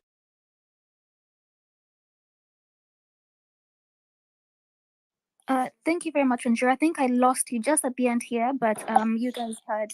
Please DM Wanjira and be patient, because as you heard, there's a lot going on currently. But you are not forgotten. You are still a comrade, so please feel free. Thank you very much, Wanjira. I can see you opening your mic. Are you speaking, or it's just me that can't hear you? No, sorry. Sorry, someone is calling me. I was just saying exactly what you said. Just be patient, but DM me. Let's see how to do it. I'll work with Baraka and the other advocates that had come forward to help. Protesters and people arrested. So I'll see how some of these cases can be referred to other people as well that are willing to help. But yeah, kindly be patient. Thank you very much for your help and your future help. We don't take it for granted, and we appreciate you all. Okay, so I'd like to go. Who I said? Oh, I think Mike V7. You had your hand up first. Would you like to please speak to us? Yes, absolutely. Can you hear me? Yes, 100%. Go ahead. Okay, nice. So the first thing I wanted to talk about is how we cannot absolutely become desensitized to the killings. When you realize the grave sin that it is to take away someone's life, is when I think we'll have that energy to even like go back on the streets, because you realize that these people who've hopefully I'm still holding on to hope that they're still alive, but then again, the worst could have happened to them. When you realize the travesty that it is to take away someone's life. This, for example, Bob Njagi, this is someone who had just had a kid, like literally a few days ago, and he had dreams and aspirations of seeing a better country.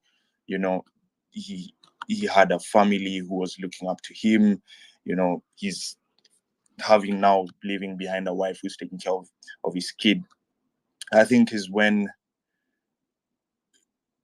this revolution will really take shape. We cannot, we have to consciously remind ourselves that life is sacred and we must respect the sanctity of life. And we have a government that doesn't do that. And as citizens and as people who are dreaming of a better country, we cannot, no matter how bad it is. I know they're bombarding us with negative news after negative news, and you tend to become desensitized to it, but we cannot let ourselves get to there, because they will just keep committing more atrocities and we wouldn't be able to fight back against them, because we've become desensitized and there's no shock value to all the crimes that these guys are committing. So my plea is to always keep reminding yourselves that life is sacred and the sanctity of every Kenyan life must be respected. And if that's broken, everyone should be outraged because it could happen to you. And another thing I wanted to talk about is being focused on the goal.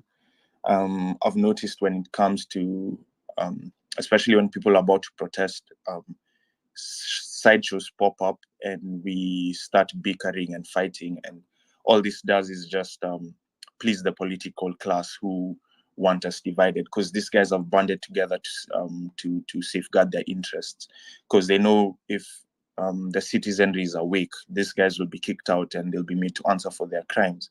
So we need to remain focused and remain united. But one thing I'm sure of is that we're on the right side of history, and the voice of the people is the voice of God. And one thing I know is that God is a just God, and these guys will be made to pay. That I'm sure of. So they can be abusing their power now, but there'll come a time where we will hold them accountable and they'll pay for all the crimes they've committed. So I don't know when, but I'm sure that's going to happen. So I just want to encourage everyone to keep up the good fight and not to forget that the sanctity of life is great, and everyone is made in God's image, and that should be highly respected. So yeah, I really don't have much to say beyond that. So thank you, KOT, Binti, and Ras for giving me a chance to speak on this space. Yeah, Mike, you are 100% right.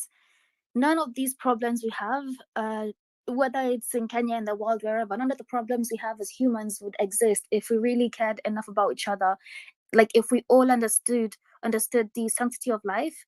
You're right, these things would not be an issue. So, and until we have people in those positions of power that really value human life, things are not going to change. So let's look inwardly at ourselves.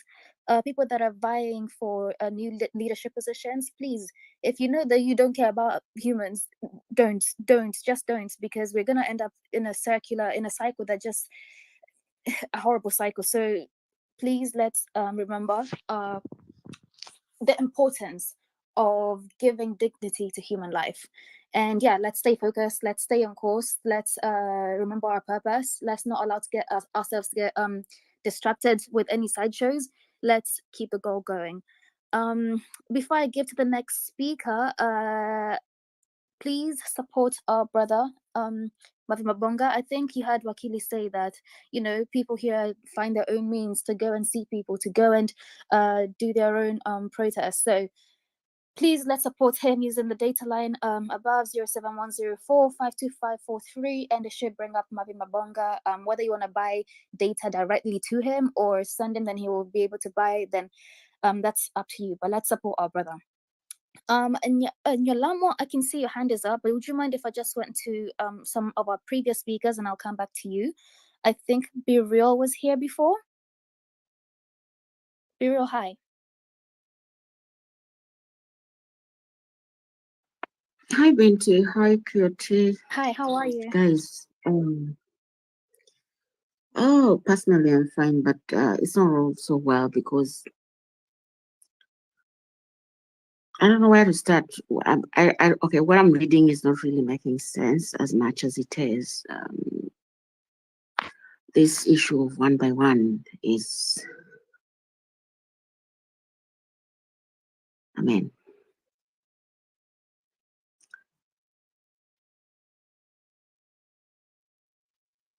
damn it. Binti, just allow me some time. I don't know what to say. And we cannot sit back and watch all this happening. We cannot assume this. Today is Njagi. Tomorrow is Burial. The next day is Malamo, just because you're vocal or what?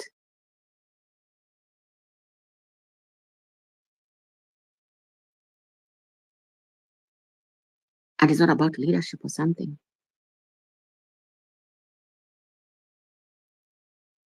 We cannot sit back and watch. It will take some time.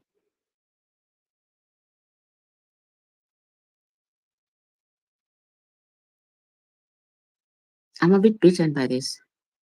I was really hoping to read something different. Actually, I'm still very hopeful to like wait up to something else. I'm sorry I sound very emotional, but this is beaten me. Because you promise this and you do the other. So you want to come for one by one, each and every person, individually. So we have to walk watching our shadows or what?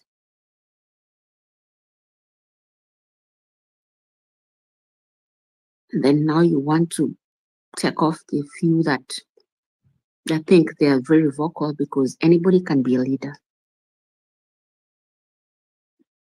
We really, the people, if you've been active, this is the time to watch everything slide slowly and don't be comfortable. It's not comfortable. You're just being told no one is safe. I'm still hopeful, Bente, that this is not real that I'm reading. Allow me just to drop there.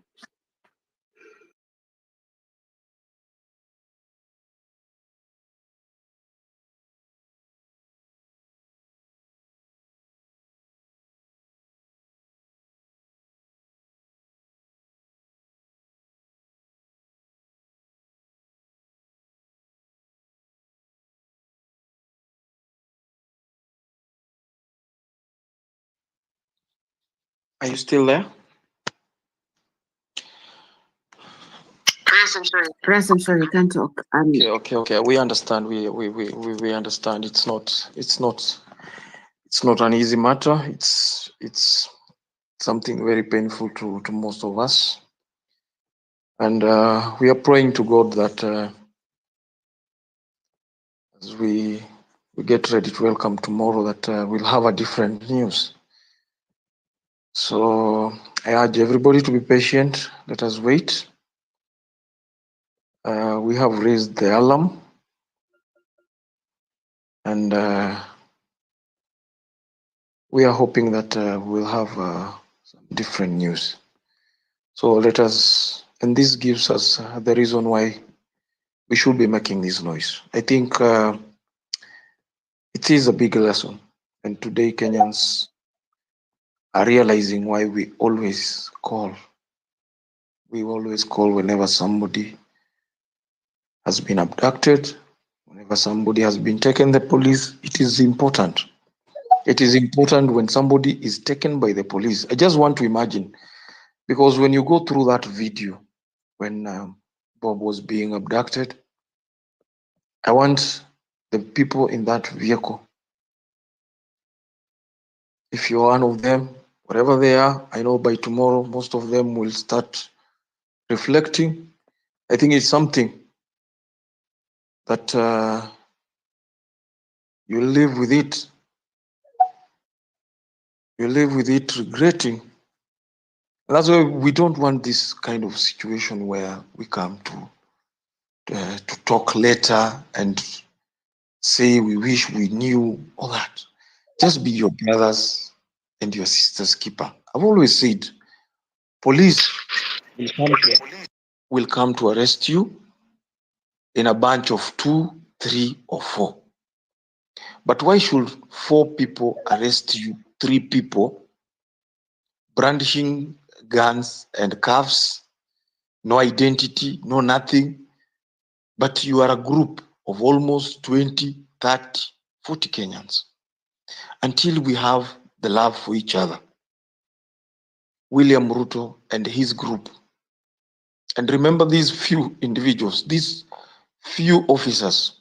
They are also officers that have been promised, and at the end of the day, they are given nothing. It's just a group of a few who decide to act rogue. But I would want to send this message to those officers. The law will finally catch up with you one day. The policeman that killed our friend and our friend Wakili is here and others. If you remember Willie Kimani. Willie Kimani was abducted with others and some other witness. You know how the Willie Kimani case ended. And because of persistency na kufuatilia hiyo kesi, today those policemen are in jail. Even that policeman that was taking, huyu mwenye, the face is out there, the one that was killing people, the sniper, he has to be reminded, William Ruto and his group will not be in power forever. Someday accountability will be needed. So let us not give up. Let us stop the habit of allowing police taking over our people as we watch. Once we tukistick kwa hiyo, tukiamua tu na hiyo ati hakuna mtu mwenye anashikwa na tumesimama. If it is arresting, arrest all of us. You know, there is a language they use when they are coming to arrest you. They will always come, no, this guy is a thug. Kindly, if somebody is a thug, go and find out with him. Mpaka kwa ile police station wanaenda. If we can do that, we will save so many lives. Otherwise, they are on a killing spree, left, right, and center. Binti, if you're there, Binti, has Binti disappeared then? Binti, kindly come back, my dear. Kindly come back. I think it is your session. As Binti prepares to come, I can see a hand. Jolam. Yeah, this is Nyolamo. Sorry, Nyolam. Take. No, that's fine. Look, first and foremost, man, my condolences to this stunning news that has just come up. About 3-4 days ago, I think we were talking on the same space here about strategy, and we highlighted the 60 names that are fallen. These 60 people are all young people. These 60 people are people who are, I would say, 30 years or less that are all fallen. This is the strength, the cornerstone of the country. Now, why do I say this? Ras, you mentioned a very, very pregnant point there, a point that we talked about the last time, a point we chose. I won't call it our weakness, but I would call it our negligence sometimes. 3 people cannot come and arrest 4 people, and the rest of the multitude are looking. Somebody can snatch a phone. I was going through the phone and I saw this MCA being accused of having stolen just one phone. And the power of the people got him right there. The power of the people got him right there, to include those people who never saw him even steal that phone. So people were kind of like responding to justice. If only, I would say, if only and only we could deploy same force to protect and preserve the innocent here. Why do I call our people innocent? These are people that don't even have a knife in the pocket, just a pen knife. Don't even have a razor blade in their pocket. And here we are abducting them and disappearing. And then when people are asked, they are just adamant. Adamant, why? Because they have known all Kenyans are weak. And why do they think we are weak? Because they managed to divide us. Now, bringing me back, I'm not an expert of law, but I can read and write. I can interpret law in a layman's language, but I cannot interpret it to that person who went and analyzed it, dissected it, and said, hey, this is my tool and I want to help others. I see a lady talked here who is, I think she's a lawyer, she's an advocate of the High Court, when I checked the profile. I'm asking you, is it possible in this country you can interpret the law for us? Is it possible in this country for just an advocate who has been certified as an advocate, even if he's not a practicing advocate of the High Court, but has been given the license to be a lawyer in this country? Can such a person solely go to any court under any judge and file a motion to prosecute? Because I know Okia did it, and Okia wasn't a lawyer. Are lawyers in for us? Because a bunch of lawyers can sign a motion, I believe, I'm not so sure, you can correct me. They can sign a bunch of motion, present it to court and press this move to a point where these people are forcefully brought to court to answer these charges, and they offer it pro bono. That these kind of cases have existed in the Western countries. Remember, during Trump's time, just an advocate and just a lawyer filed for an injunction to President Trump when he had put in a ban on the Muslim move, a ban on a Muslim move to come to the United States. And one single lawyer went to court and was joined by now a bunch of them, and they filed and won over President Trump. And that became null and void right there because of the law. So I think our law was inherited, and I'm just saying this factually. Our law was inherited from the British rule. And the British law was meant to stagnate Africans and empower white people. When we got our independence, because we like lunatics, like this guy killing us, when they come to power, they don't want to change anything that will incriminate them. And that is why our laws are as bad as possible. All the amendments we are doing are amendments that are making us weaker, amendments that are making them more powerful, amendments that are making them more richer from the poor people, amendments that are not just taking our countries anywhere. Now, when Raila lost, Raila has been a perennial loser anyway, but all these times that he has lost, he's been going to court, try and do all these things. And I do remember very well during Maraga's time, Maraga had to go by the law for once and stop everything and say that the election of William Ruto and President Uhuru was null and void, and he opened up for an hearing. And nothing really happened. He was only called Mkora and all many names, all that kind of stuff, but he stuck to his guns. You see this? So I am just appealing today, because this thing is very artful. When by yesterday was 60 people, names that can be published. I'm sure there are so many people still missing. By yesterday was 60 people. Today are one person that has stood up for democracy and has stood up for freedom just go missing, and we have been asking all this time, where is Mr. Njagi? Where is Paul Njagi?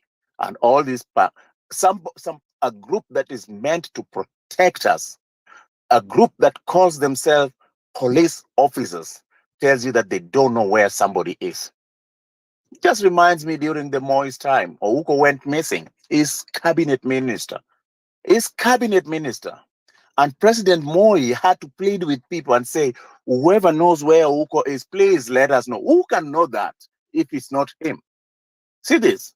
Then finally, just like what is happening to Bob Njagi, after many, many days, the remains of Ouko were found at Gotalila by just a young boy who was herding cows. Is the one who goes finds the remains of Dr. Ouko. Just because Dr. Ouko came to the United States apparently and shined over the entourage that he had carried with him to the United States. But what I'm saying is this: Bob Njagi has gone today. We may not feel it because it's not probably hit you. But I am asking ourselves, we are dealing with a lunatic. Guys, analyze that. We are dealing with somebody who really does not care. This is somebody, we all saw it, went to ICC for all the killings. This is a guy who took people. A church is a supreme place, but went to a church and killed the entire people that are seeking for refuge. And none of those people that he killed in the church had even a weapon with them, had nothing with them, had nothing to do with him, had nothing but only to cast their vote. Those people did not even, there was no evidence that those people casted their vote, but he killed all those people. Now, why am I bringing in this? He went to ICC, and there's so many witnesses that came up. What happened? What happened? Everybody was killed. Any single sort of witness was killed. And then they lacked evidence. And then he was acquitted. Now, that same guy stays in the government with Uhuru Kenyatta, whom they were accused with. Uhuru goes ahead and starts seeing what he has with him in White House, in the State House. Then Uhuru tells people, you know what, man? I'm sorry. I'm really, really sorry. I was in a vehicle, and in this vehicle, I realized that there was a passenger behind me, and this passenger started, oh, kuna maviti zinaenda huko, kuna manini inaenda huko. And I do remember that clip that Uhuru gave. Uhuru said, sooner or later, hata matayas na hiyo gari pia itaenda. And he said this, that to me, that was a speech of somebody that saw that I was once lost and now I'm found. Oru started being himself. He must have gotten into that storm but didn't know. Now, when he was awakening up, repenting, he realized that he was totally hooked up in darkness and wanted good for Kenya. And he realized how much, and I'm sure anybody in here who could be good to him and who could be close to him, go talk to him plainly, Uhuru will tell you exactly everything. And he would probably tell you that he is really, really sorry. Because towards the last time, the last minute, I saw truth in him. I saw his eyes open. I saw a sense of brotherhood. You know, a sense of like, hey, I have this country's interest at heart. But it was too late because he's somebody who wanted to respect the Constitution, and he didn't want to say, hey, I want more time. Because he could have gotten it. Last minute, he could have gotten it if he said, no, I'm not giving it. I'm still the president. Uhuru could still be the president to date. But because last minute Uhuru respected the rule of law, he gave it out. He really gave it out. And believe to me, he gave it out in a kind heart. Nyalamo, Now, this, can yes, let me wind up yeah, there. Let me and wind also up. bring you back to the topic. So, okay, all right. So with the last running of this guy comes in. He's a conman, of course. He comes and preaches very nice words to us, and we have orators. We have people who are orators. Somebody who will tell you exactly what you want to hear, but doesn't do what he means it. He doesn't walk his talks. It is kind of like I talk it, but I don't walk it. So this is him. So he got it and he's like, to hell with everybody. Now, Gen Z's made him almost walk it and he really panicked. But when he saw people like the dinosaurs coming in again and telling him, no, don't do this, give me this, give me this, give me this, he regained power. And remember, KOT, we talked about this last time that guys, do not relent because this guy will come back with anger and will hunt each and everybody, even to including me, I'm sure. He is hunting each and everyone right now. And he will kill you because in his thought process is that if I kill you, I terminate this cancer. I kill this, I terminate this cancer. And then the rest of the people that are not talking will just shut their mouth quiet. So, guys, it is high time that the police has to be confronted with the amount of force that they are giving people. You really have to. We have to show that this country belongs to us. And this country here, we cannot let it go to the Nyangaus. And with that, I say, hey, let's do it. Thank you guys for giving me Nyalamo, space. Nani Abbas, ana- can you hear me? I can hear you. I don't know who is that speaking. Sijui ni nani bado okay. Binti, somebody was speaking, but we have not given him the go ahead. I don't know Nani. Is it Moha? No, it was not me, but I'm waiting. No. It's Nyalamo's just come off the mic, right? I just wanted to reply to him. Okay, go ahead. Yeah, Binti, thank you. I just spoke. Yeah, Nyalamo, thank you very much for your submission. So first of all, Russ, sorry, I don't know why I got dropped from co-host. There's a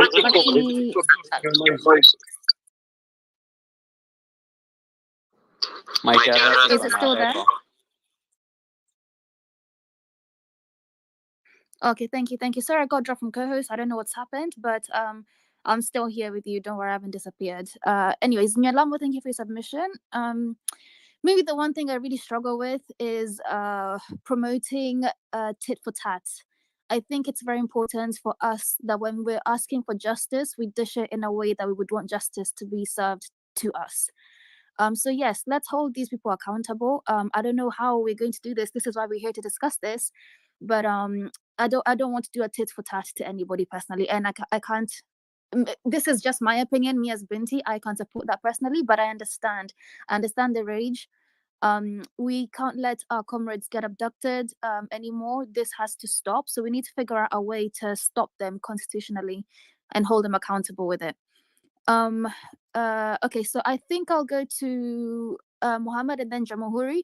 Guys, if you would like to speak, please request for the mic. Otherwise, we will be coming to a close in the next maybe at the bottom 30 minutes past the hour. That will be 2:30. So if you'd like to speak, this is your chance to come up before we get going. And do more, I don't know if you've spoken, so I might give you a chance actually before I go to Jamahuri afterwards. But Mohammed, hi. Hi, Binti. Hi, everyone. I'm equally saddened, like everyone here, about the reported death of Bob Njagi.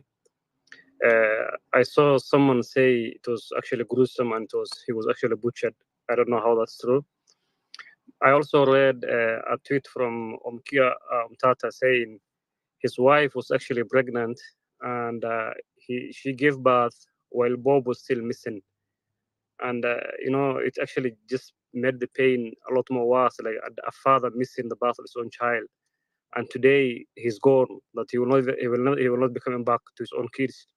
He was unarmed, he was a civilian, he was not robbing anybody, he was not killing anyone, he was not doing anything wrong. He was just asking, please change these, follow the law, let's have a better country. That's all.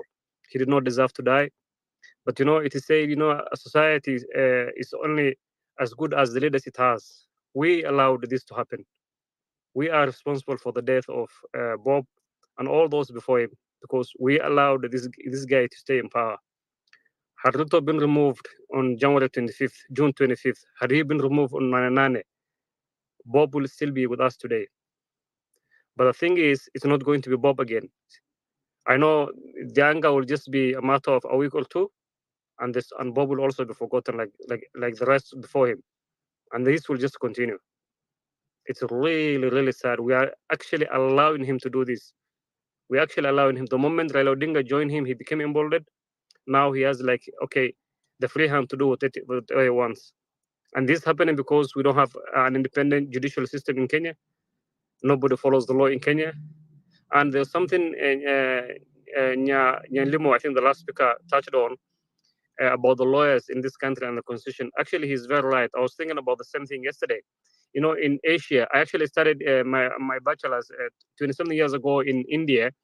In Asia, they have the lawyers are really, really active. Like when these kind of things happen, the lawyers are actually the first to hit the streets and protest. I remember there was a time, a whole month, the lawyers of Pakistan blocked the roads. All the lawyers, it didn't matter which ideology they believe, all of them. In Kenya, the lawyers are actually interpret the law on the basis of where they are that day. If they are with the government and they're eating, they interpret in favor of the government at that time. If they're in the position, they try to say, okay, make it look like, okay, now they're interpreting the law for the good of the Kenyans. See someone like Edwin Sifuna, who was speaking so well. Raila Odinga and his cows joined the government. All of a sudden, they're mum. So this is us. It's us Kenyans who have allowed this. This will continue to happen. It's not about comrades. It's us. 4 days ago, an elected MCA of Wajir County, Yusuf Hussein, was abducted. He took a ride from Isli, somewhere South Sea. When he was actually passing Nyayo Stadium, two Land Cruiser Prados blocked him, one from the front and the other from behind. He was abducted. Up to now, he's missing. This is actually current sitting elected MCA, elected person, member of Legislative Assembly of Wajir County. He's missing 4 days. So what's actually ordinary Kenyans? If elected people are actually this happening to them, what's happening? What will happen to the ordinary Kenyans? There's no one. It's only us and God. And what's actually really, really most annoying, when one of the politicians or the persons in government is actually touched, they say Mutuwetu, they go for a press conference. And the last time, you guys remember when Nurdin Haji, the NSIS general guy, was touched by the deputy president, and he said he's not doing his job, he's a junior officer, all the Northeastern MPs called for a press conference. And they said, Gachagua, you're targeting this guy, this. They supported him. Now, this guy missing, elected MCA, is from Mujia. Now, where is the outrage? Where is the outrage? So this tells you it's not about Mutuetu, it's about the high, the powerful, the rich protecting each other. It's not about even Mutuetu. It's them protecting each other. The AP guy, instead of him following the law, instead of the MPs actually saying this guy, the lawmakers, they were coming out and saying Mutuetu, he has been targeted. So the leadership is actually a byproduct of us, the society, and we actually put ourselves here. What we need to do when these kinds of things happen, if we turn the whole country upside down, completely upside down, or just when they just kill one Kenyan, Ruto will be careful next time. We say no, it's not going to be worth it. What am I going to get from killing one person? It's going to cost me so much. So I think, as I wind up, we need to be strategic next time we hit the threats. There are people enabling Ruto and keeping him in power. If we are targeting Ruto, we must target them too. And that's actually the American embassy. All the Western embassies in Nairobi are enabling him. They are his friends. When something small happens, as the slightest report, they issue travel advisory to their citizens. But they are supporting and keeping a murderer in office because he's actually serving the American interest. So the African life is not actually valid. And this is actually a fact. So next time, we have to hit all of them. They are the enemies as much as Ruto is the enemy. Thank you very much. Thank you very much, Mohammed. The enemy is one, and we need to remember that we cannot allow these guys to go about behaving as if they're above the law. Okay, these abductions have got to stop. And you're right, we need to blame ourselves in terms of why are we watching people get abducted and we're not doing anything. Me, by the way, it's something I feel like I would say something. If I was there, I would at least say something, try to do something about it. Instead, we're just watching them do this. This is not okay. We also have to, as much as they're in the wrong, of course, 100%, we also have to look inwardly and ask ourselves, are we cowards? We're not cowards. We've hit the streets before. People have died in the past in the streets. So it's not that. So my question is, what is it? What's stopping us from defending our fellow comrades when we see things happening live? Jamhuri, I'd like to go to you next and then go to do more, be more afterwards. And if you have no more speakers, I will be requesting to close the space. But if you'd like to speak, please request now. So Jamhuri, hi. Hi, Binti. Thank you for the opportunity. And thank you, KOT, for putting together the space and Ras for co-hosting. There's something that Mike said earlier about us getting desensitized, and I wanted to co-sign that. We need to remember that for every one of the people who have been abducted or killed, there's a family somewhere agonizing. These are not statistics. These are not hashtags. These are real people. Real people. We're talking about Bob Njagi and his wife and the possibility that Bob Njagi might not be able to see his child. His child might not know his dad. This is not theoretical. This is a real person. And when we're getting distracted in silly conversations and silly feuds, I'm holding myself accountable also to look at myself in the mirror and ask myself, is this the fight that I want to be in about who is who? Or do I need to remember that there are real people that are agonizing the deaths of their loved ones as a result of this movement? This could not be more serious. And there's something that I wanted to say about what's the stage of what's going on. The only word that comes to mind is terrorism. The state is instilling terror in the hearts of its people, because the nature of terrorism is not about guns or bombs. The whole concept of terrorism is for everybody to know that they could be next. So as we sit here, you could be next, I could be next, my brother could be next, my sister could be next. And that's the nature of terrorism, that a bomb could pop up anywhere, that a policeman could pop up, with their face masked and just haul you to Neverland. And so really what's going on, we are slowly, I don't want to say surely, but definitely we are sliding. In fact, it's not slowly. We are fast sliding into anarchy. We are sliding into the law of the jungle. And I empathize with the question that the real Joe had asked earlier, which was, why should we even uphold the law? Why does the law apply to, say, Masengeli when he's being represented, and yet the law doesn't seem to apply when it's supposed to protect Bob Njagi and 60 other people who have been killed? I can totally empathize with where that's coming from, because we're slowly sliding into that space where, what law are we talking about? That seems to only favor the powerful. And that's a dangerous place to be as a nation. And so I guess the only thing that I can say that's probably actionable for myself, and maybe I'm challenging all of us to think about this maybe every day, that a big part of this fight is the fight for your attention. The moment we forget Bob Njagi, the moment we forget 60 comrades who have been killed, is the moment that fight is won, right? Because to our disadvantage, that is. The war is psychological as much as it is physical. And so where am I? Again, I'm challenging myself. Where am I choosing to spend my attention, right? When kwa hizi streets za Twitter vita zikitokea, am I going to fuel that fire, or am I going to stay focused?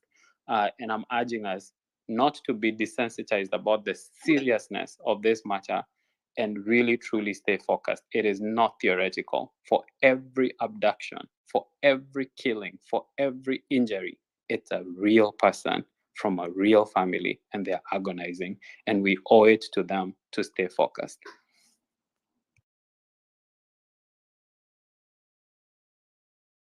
Thank you. Thank you very much, Jamhuri. That's one thing that I would like us to never lose track of. These are real people with real lives, with real families. And that's why I'm asking questions like, how would you feel? There's people in this space that have been here today that have actually been in the same position where they're abducted. There's people that have lost family, friends, or family members, or just know somebody they've seen, get taken out, like get their life taken out by this government. So let's never forget the importance of why we're doing this. And as long as we keep moving forward with those thoughts and never forgetting our comrades, always respecting them, I think we can really do this. I'm really struggling to talk today, but I'm just gonna go straight to Toria. Sorry, Mohammed, would you like to speak? Yeah, just a small comment that I saw someone posted right now. They're now confirming actually Bob, the baby that was born 5 days ago, is actually his first child. That's actually his first child. He never had kids before, and he missed the birth of his first child. As sad as that sounds, yeah, that's all I wanted to share. Thank you. Yeah, thank you very much, Mohammed. I think if you guys were tuned in earlier on, we had another speaker. I won't mention their name, but we had a speaker who reminded us again the importance of not letting this slip through the cracks, because they too have had a family member that was taken away from them in similar manner. This is painful, guys. This is very painful for families. I can't even begin to imagine what the partner is going through right now. Let's have some heart. And this is the humanity I'm asking from all of us. And if you people from DCI, ICG, wherever you are in this space, please listen to me.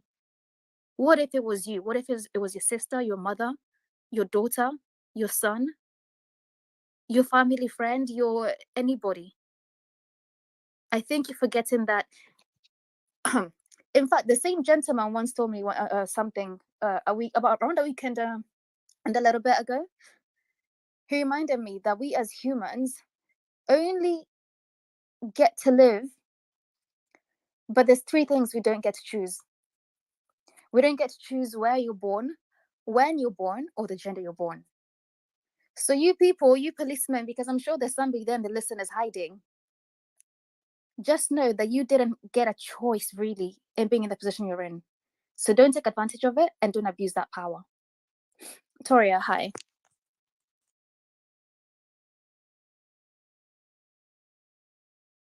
Hi, Binti.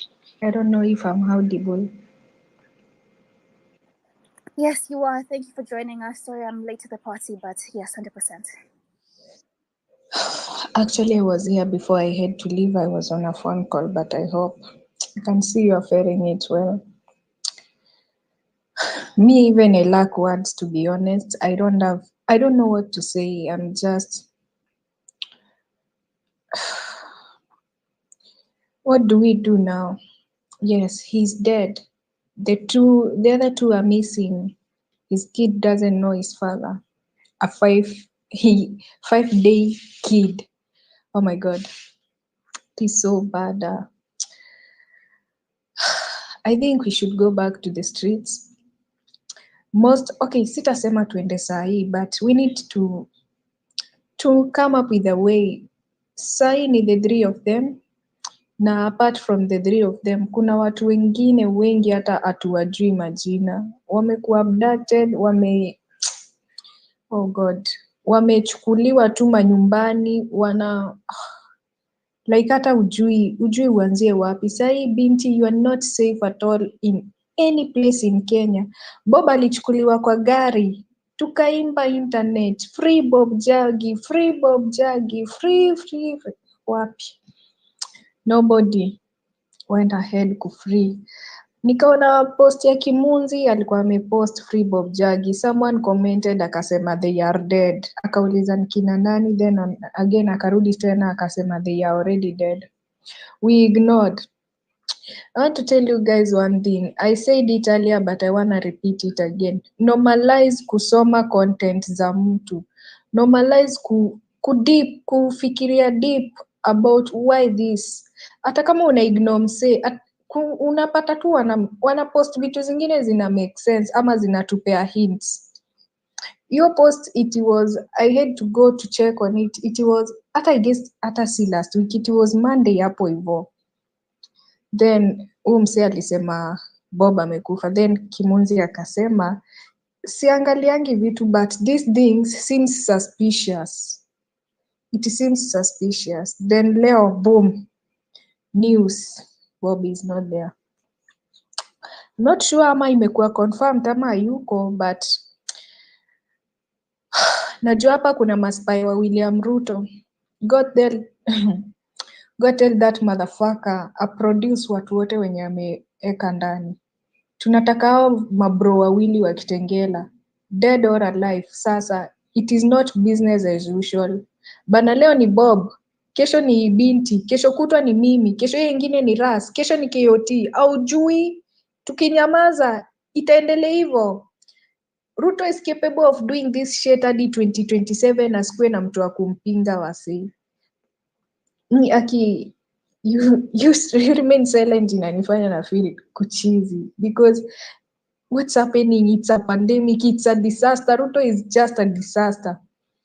Like, say, we know very well, like, we cannot bring Bob Njagi back, but we cannot let his soul, he died as a hero. Hatuwezi acha blood yake idedi tu hivyo bure. Manze una imagine unatolewa kwa gari, kwa nganya na wasee wako kwa gari na hakuna kitu anaweza fanya. Hey.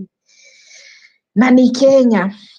That shows how the security department or whatever of this country has misused his power. Hawafanyi kazi hata kidogo, these motherfuckers. Like wanafaa kuwa wanatuprotect lakini wao ndo wanatubeba kwenda kutuua. Alafu I'm trying to relate it. Ni leo asubuhi ama ni jana ule mbaba alivotiwa in kuwa sijui IG, ule anaitwa Kanja. Alisema wanafanya investigation, then boom, hata siku haijaisha Bob amesha pass. What are those? Hizi ni mawatu wanatuambia sasa. Si hatutaki kusikia hizo mavitu. Si tunataka watu hao wenye wako ndani waachiliwe. Masingeli aende ndani hata yeye apige service yake huko bana. Hata 6 months ni kidogo. Mwenye alimjudge na favorism. Mse anafaa akae ndani. Like literally sahi me hata I lack words to be honest, but I'm very mad, like I'm running crazy guys. Mimi na cheesy, acheni niwaambie tu kweli. Mimi na cheesy tu. Ukiangalia hivi Victoria, I have a question for you. Do you think those guys, there's even a remote chance of them being alive? If they are alive, why do you think they will be holding them this long? To be honest, I don't know.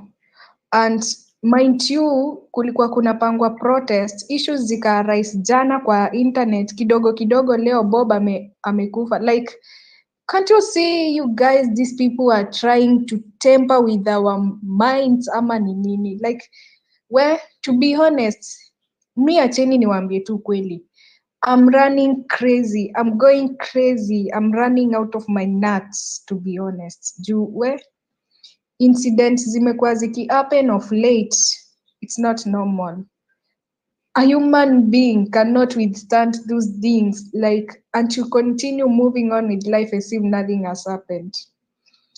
Ama tukidnap huyo Shalin, ama mtu mmoja wa gava, mtu wa kwao akikidnapiwa ndo wataelewa uchungu ya mtu kupotea. Innocent soul kupotea. Inhumanity. Kenya, inhumanity is the biggest thing that politicians treasure as a gold. Like, they are so inhuman. They don't feel that pain ya kupoteza msee. Wanaona tu tunawika Twitter, wanaona hakuna kitu tunafanya grau. alafu unaenda hapo. Mi nikianza kuongea nitaongea out of topic, acheni tu nyamaza. Thanks Binti. Just before you come in, I understand you are about to close, but I think this one goes to the ODM, the party ODM.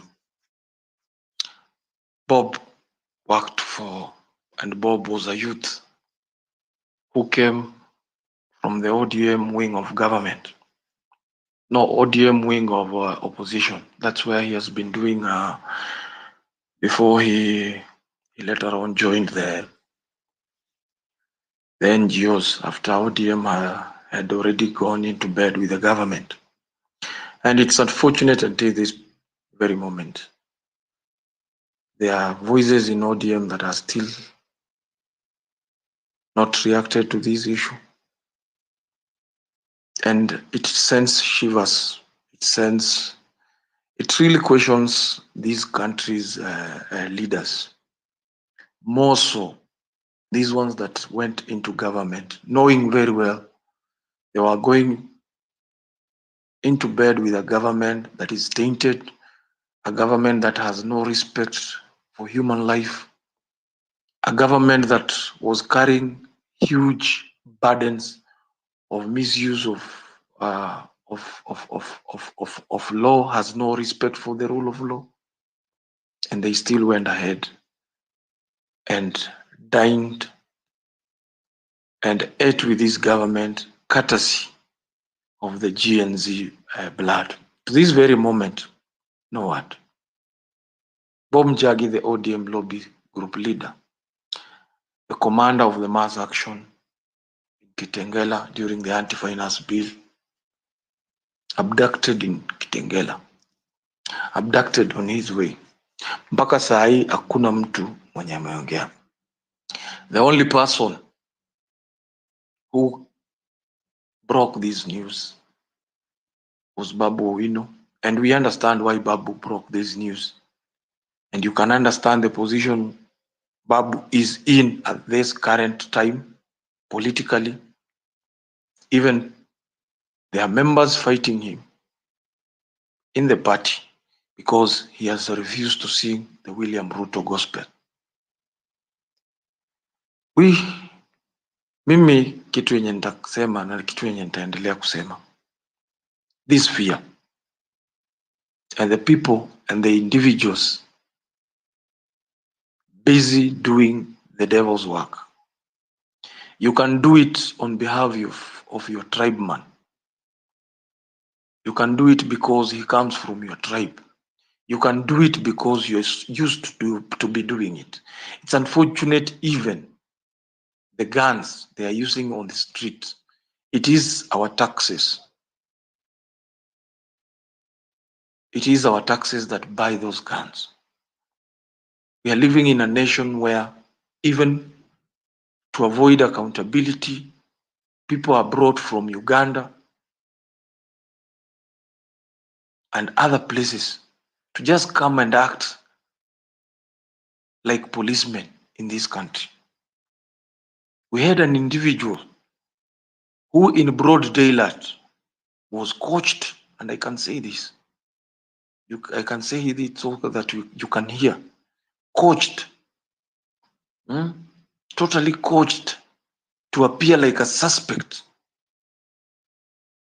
of the Kware killings, only for after few days after them thinking that Kenyans have forgotten.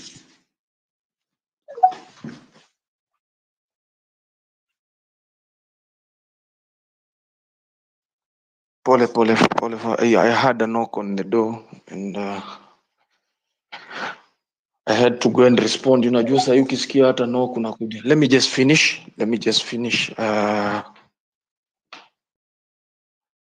I'm saying that kindly pardon me for that. I'm saying that we saw recently an individual disappear mysteriously in a police station after an uproar on the Kware killings. To this very day, we don't know where that individual is. We have not been told anything. And this is the kind of courage that these men, that these butchers are having every day.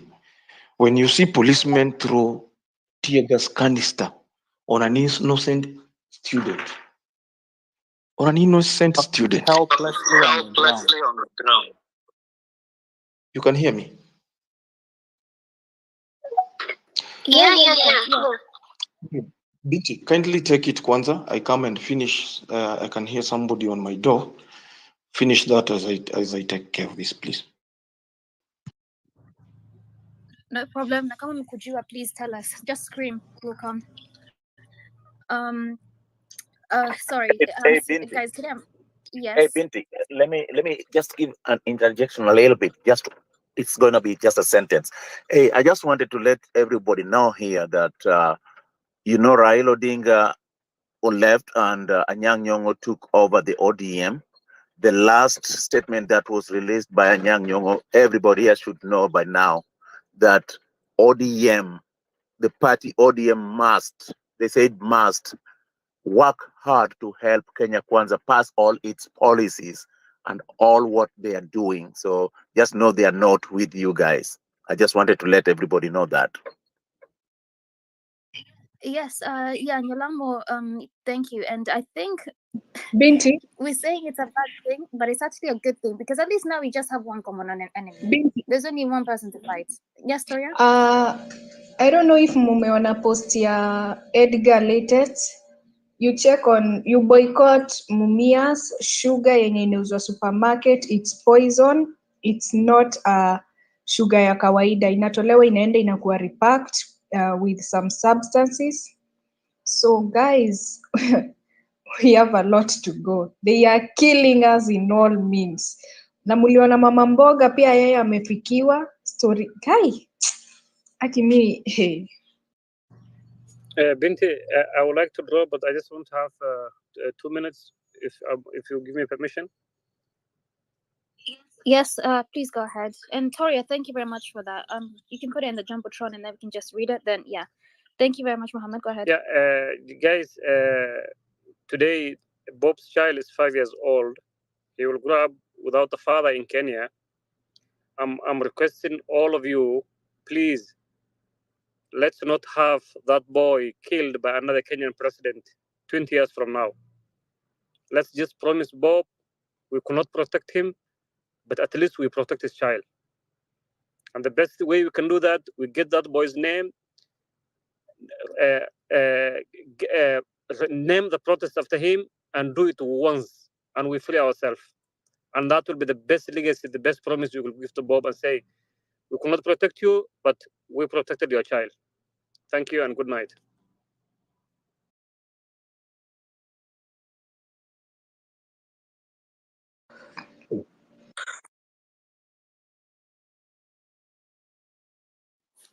Sorry. Who was speaking? Was it Mohammed? Yes, you did not hear me? No, I can hear you. I don't know what happened to my thingy. Sorry. Shall I repeat? Was everyone else hearing me? I heard you loud and clear. That was really powerful what you just said. Oh, okay. Sorry. I think it's just me. If anybody heard, then they can reply. But I don't know what you said. Sorry. Okay, he said like we need to protect Bob's child so that he cannot be killed the same way his father has been killed 20 years later, and we can only do that by bringing or coming together as one, all of us. We do the biggest protest ever and liberate ourselves, and that way we will have saved that child's future also. I would also like to inject that if there is something we can do to help that mama, I know she's going through the worst hell now. We can check on how we can help her.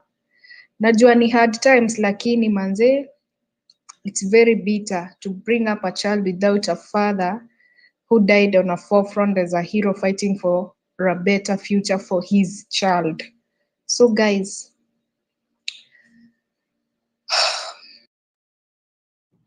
Can I say something real quick? Uh, yes, and then I'd like to go after you just on that issue quickly. Yeah. Um, I just want to say how much I appreciate what you just said, Mohammed. We have and what you say, Toria. There is the immediate action that we could take to help that child, and I think there's the ongoing work that we have to do to make sure that that child, the child that were born around his time, 20 years from now, will not be having this fight. We cannot be having the same fight that people are having in 1950s and then in the 1980s and then in the 1990s and then 2040 we're also in this fight. When at what time will we be the creatives? At what time will we self-actualize if we're constantly if we're in this perpetual fight for our freaking lives? At some point we need to live. So I really, really appreciate that. And there's something, the Second Amendment in the U.S. Constitution is about the right to bear arms. And I'm generally one of those people who don't like guns very much. But the idea behind it is that at some point, should a government go rogue, the citizens ought to rise up against that government using the arms that they have a constitutional right to bear. We don't have that right at the moment, but the kind of anarchy that I'm seeing in our country makes me wonder, might that be something that we consider? Anyway, that's kind of, I'm digressing a little bit, but we are in a state of craziness. Toria vile ulikuwa unasema you're losing your mind. I can totally empathize. And we cannot be in this fight forever. This one needs to be once and for freaking all. 100%. You guys, I'm not going to disagree.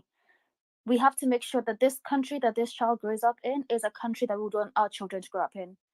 A country that the father fought for. Let's never lose track of that. Sparks, hi. Hi Binti, Toria, KOT, how are you guys, Mazi? We are as expected. How are you? Me, I'm not fine. I'm sick. It's like I'm out of words. I don't know what to say because the news we've just received is not pleasing at all. And everybody, if you are a comrade, definitely you must be disturbed. And it's not good news as we expected. We always wanted our comrades to be safe and everybody to take caution and make sure that everybody is safe and fine. But the news we are receiving, although we've not received official news, but definitely what we've received is like official. And I feel sick and I'm not myself at all. But thank you, Toria, for highlighting Mambo ya Mumias because they are doing the repackaging of the Mumias sugar. I remember, if you remember, like a year or 2 years ago, there was sugar contingent was found in Dhika somewhere and was poisonous, and it was found in a go down somewhere in Dhika. And it was the same sugar. I'm sure it's the same sugar because that sugar later on was supposed to be taken, samples were supposed to be taken for the government chemistry for testing, and later maybe they go and destroy everything. After like a month later, they went there, they found they go down empty. So I'm sure it's the same sugar been around and we've been consuming it. And now KEBS, by there I blame KEBS. KEBS are the same people. How will they allow sugar to be packed and sold? Okay, if you bring your sample for testing, can you show us your source? Where's your source? The source of that sugar, so that we can believe in the sample they're bringing. They can take another sample and bring it in the name of testing, but the sugar itself is not good for consumption. So we are consuming bad sugar. And if you see Mumia's packaging anywhere around within the shelves of any shop, supermarket, wherever you find it, that sugar is not good for you. Avoid it by all means. That's one, by the way. Thanks, Toria, for highlighting that. I've been listening for a long time. I wanted to highlight that, but I wanted to get my chance to the Mohammed, thank you, brother. I was with you yesterday. We were here together, and we've been talking about this abductions and the issue of that brother MCA from Northeastern who was abducted and hajapatikana mpaka sahi. Unfortunately, we were supposed to be on the street, and some things came up, and it's like it was aborted because of just few reasons. And but we are still good, thank God. Energy yetu ijakuwa wasted, we are still good. We'll organize another one soon na tutakuwa on the ground. Bob Njagi and his wife, akona mtoto amepata kama yuko huyo mama hata sijui mama anako wapi. I hope wale watu wako karibu na yeye wanamconsole vizuri, at least aweze kukua strong, inaweze kulea mtoto wake. Huyo mtoto tutapanga vile tutafanya, tuende tutembelee huyo mama. Huyo mtoto is a warrior, the kid himself atakuwa shujaa kama baba yake, atakuwe dema, akuwe mama, akuwe mwanaume, tutakuwa na yeye kabisa, tutamwachilia. Okay, this issue of government people that being above the law, they don't want to obey the court orders. They don't want, like police now acting as if they are wrong. They have their own sheria kwa mkononi mwao, like that boy was brutalized pale Karen pale. I was not happy about it, but there's a clause in the law of citizen arrest. Citizens can arrest a police officer, but that law itself is not strong enough. It's not supporting citizens. The police can also encounter citizen with the gun he's using to shoot citizen and claim that he was attacked and his life was in danger. See that? So he can use the gun against us or against whoever was trying to arrest him and claim later and say that his life was in danger because he's the gun holder, and the law allows him to protect that gun. You see that? So if we try to arrest an armed police officer, he may, if he's clever enough, the way I know they are pretending to be clever, not all of them, they may use that gun against us and later on claim that his life was in danger and he used the gun to protect himself. So citizen arrest is not enforced well in our constitution, so that we can go for our officers or anybody within the government who is trying to break the law. If they are politically in the government, they have that political immune. They have, it's like they have that kanguvu kidogo inamprotect hapo kidogo yenye inaweza mfanya afanye kitu yote nataka, but sheria yenyewe themselves those people, the politicians, hawataki kwenda parliament waweze ku make this law ikuwe powerful, iweze kutupatia nguvu sisi wenyewe. In case of anything, kitu kifanyika yenye hatupendi, we can go for them and arrest them or remove them from the office. As you can see, maandamano is our right. It's constitutional. But whenever we go on the streets, you see how they encounter our peaceful demonstration. So hii Kenya si yetu kama wanyonge, ni sheria tu ya kusema na mdomo, but kuna some few clauses zile ziko hidden hapo, huwa inajaribu kufanya nini, kutuzuia sisi tuweze ku exercise our rights well. But what I would urge our learned people, judiciary, if they have they are independently, and I know they can sabotage the services they offer to the government because they are not in the same table with the government. What they are doing and what the government is doing is totally different. So me, I would urge them to go to organize a strike and abandon their tools, including Kome. Huyo mama akapo kwa ofisi, she's sitting there pretty, and she's the only the same person who sworn in, that person who just assume the office, huyu anajiita sijui nani ametake over from the guy who was acting, that criminal guy who was supposed to be in jail. So me, if I were that new IG, immediately after kukua sworn in, ninge order this guy akuwa arrested na ende prison because he's been disobeying the law. And I was wondering, how did Martha Koome sworn in this guy and he sat there pretty without disagreeing with them kama huyu jamaa bado hata ako, he was even there. Kwa nini wako allow Kanja ama huyo Kanja the new IG aweze kuchukua nguvu, aweze kufanya huyu jamaa kuwa arrested apelekwe ndani? No. So these are the same people eating on the same table, they share the same thing, so we are just on our own. Hakuna mtu anatutetea pale, they are the same people. So we have to strategize, and we're supposed to know how we should do. We will strategize and do our own things in a way yenye sisi wenyewe hatutajiumiza, but to achieve ile kitu tungependa kuachieve. Sisi ni wanyonge but si wanyonge, but this is our country, this is home, we have to fight for it, and this is home. Thank you, Binti, Toria, KUT, and the rest, and all the listeners. Thank you, guys. And Moha, big up Moha. Thanks for your support, Mazi. Thank you, brother. Sparks, thank you very much. I think you're very right in pointing out that this is our fight.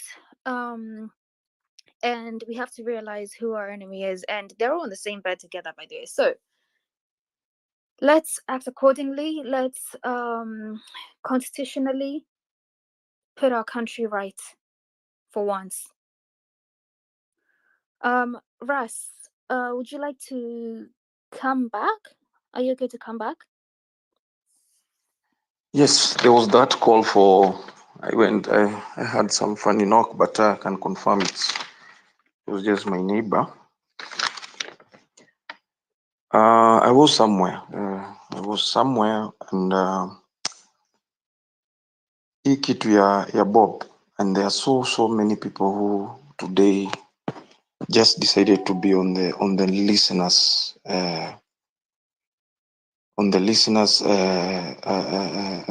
seat, because I understand most of them are still trying to come into terms with this. And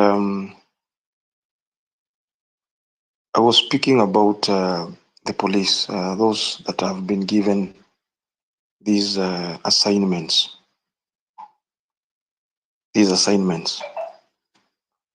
Na Binti, kuna mtu alisema ukienda city mortuary, the evil that has been committed by these people. Unajua mtu kama Njagi ni mtu alikuwa already watu wanamjua. And I was speaking particularly, I've remembered that point. I was speaking about ODM.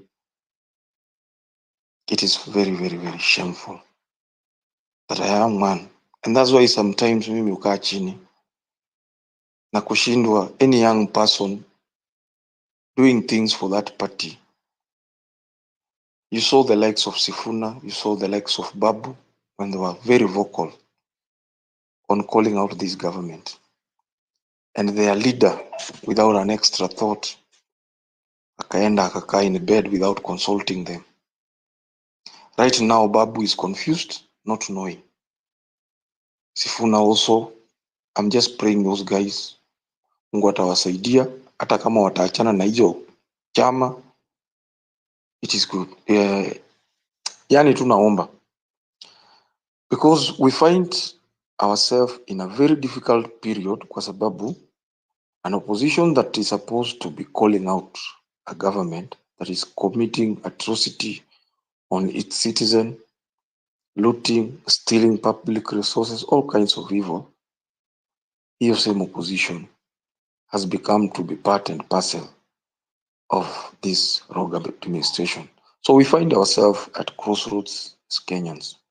And I'm happy for the diaspora people who at this hour, I think, wako active. Most of the Kenyans sahi wako wamelala.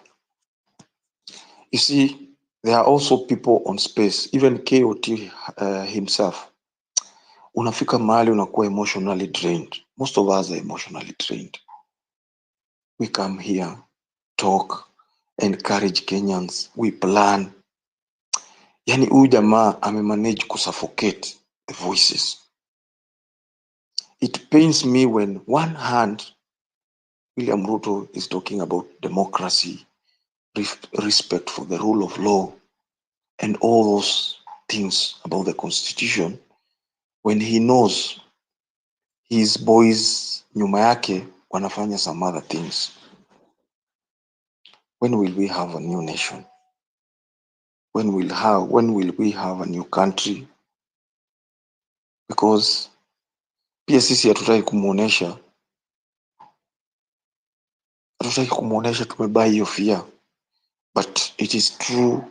Most people, watu walishaingiza when he was killing the Rex, when somebody was just somewhere anakatakata miili.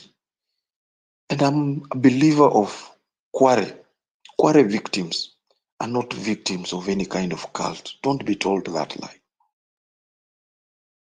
Kware victims are people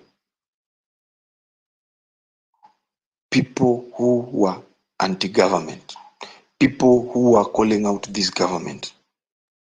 And the same people are the same people butchering other people now. And all this is meant to send shivers. It is meant to send fear to Kenyans, so that people can go waongelee tu wakiwa mahali pengine, but not going to the street. Naona sasa imekuwa hata it has been a tall order to tell people to go to the street. I'm calling upon these people that wameamua kukuwa, I don't know how to call them. You see, when we see the likes of Kasmol now starting to take photos with some individuals, when we see now, I'm not saying, I don't want to pass judgment, but everything revolves around perception. And William Ruto and his government are very good with perception.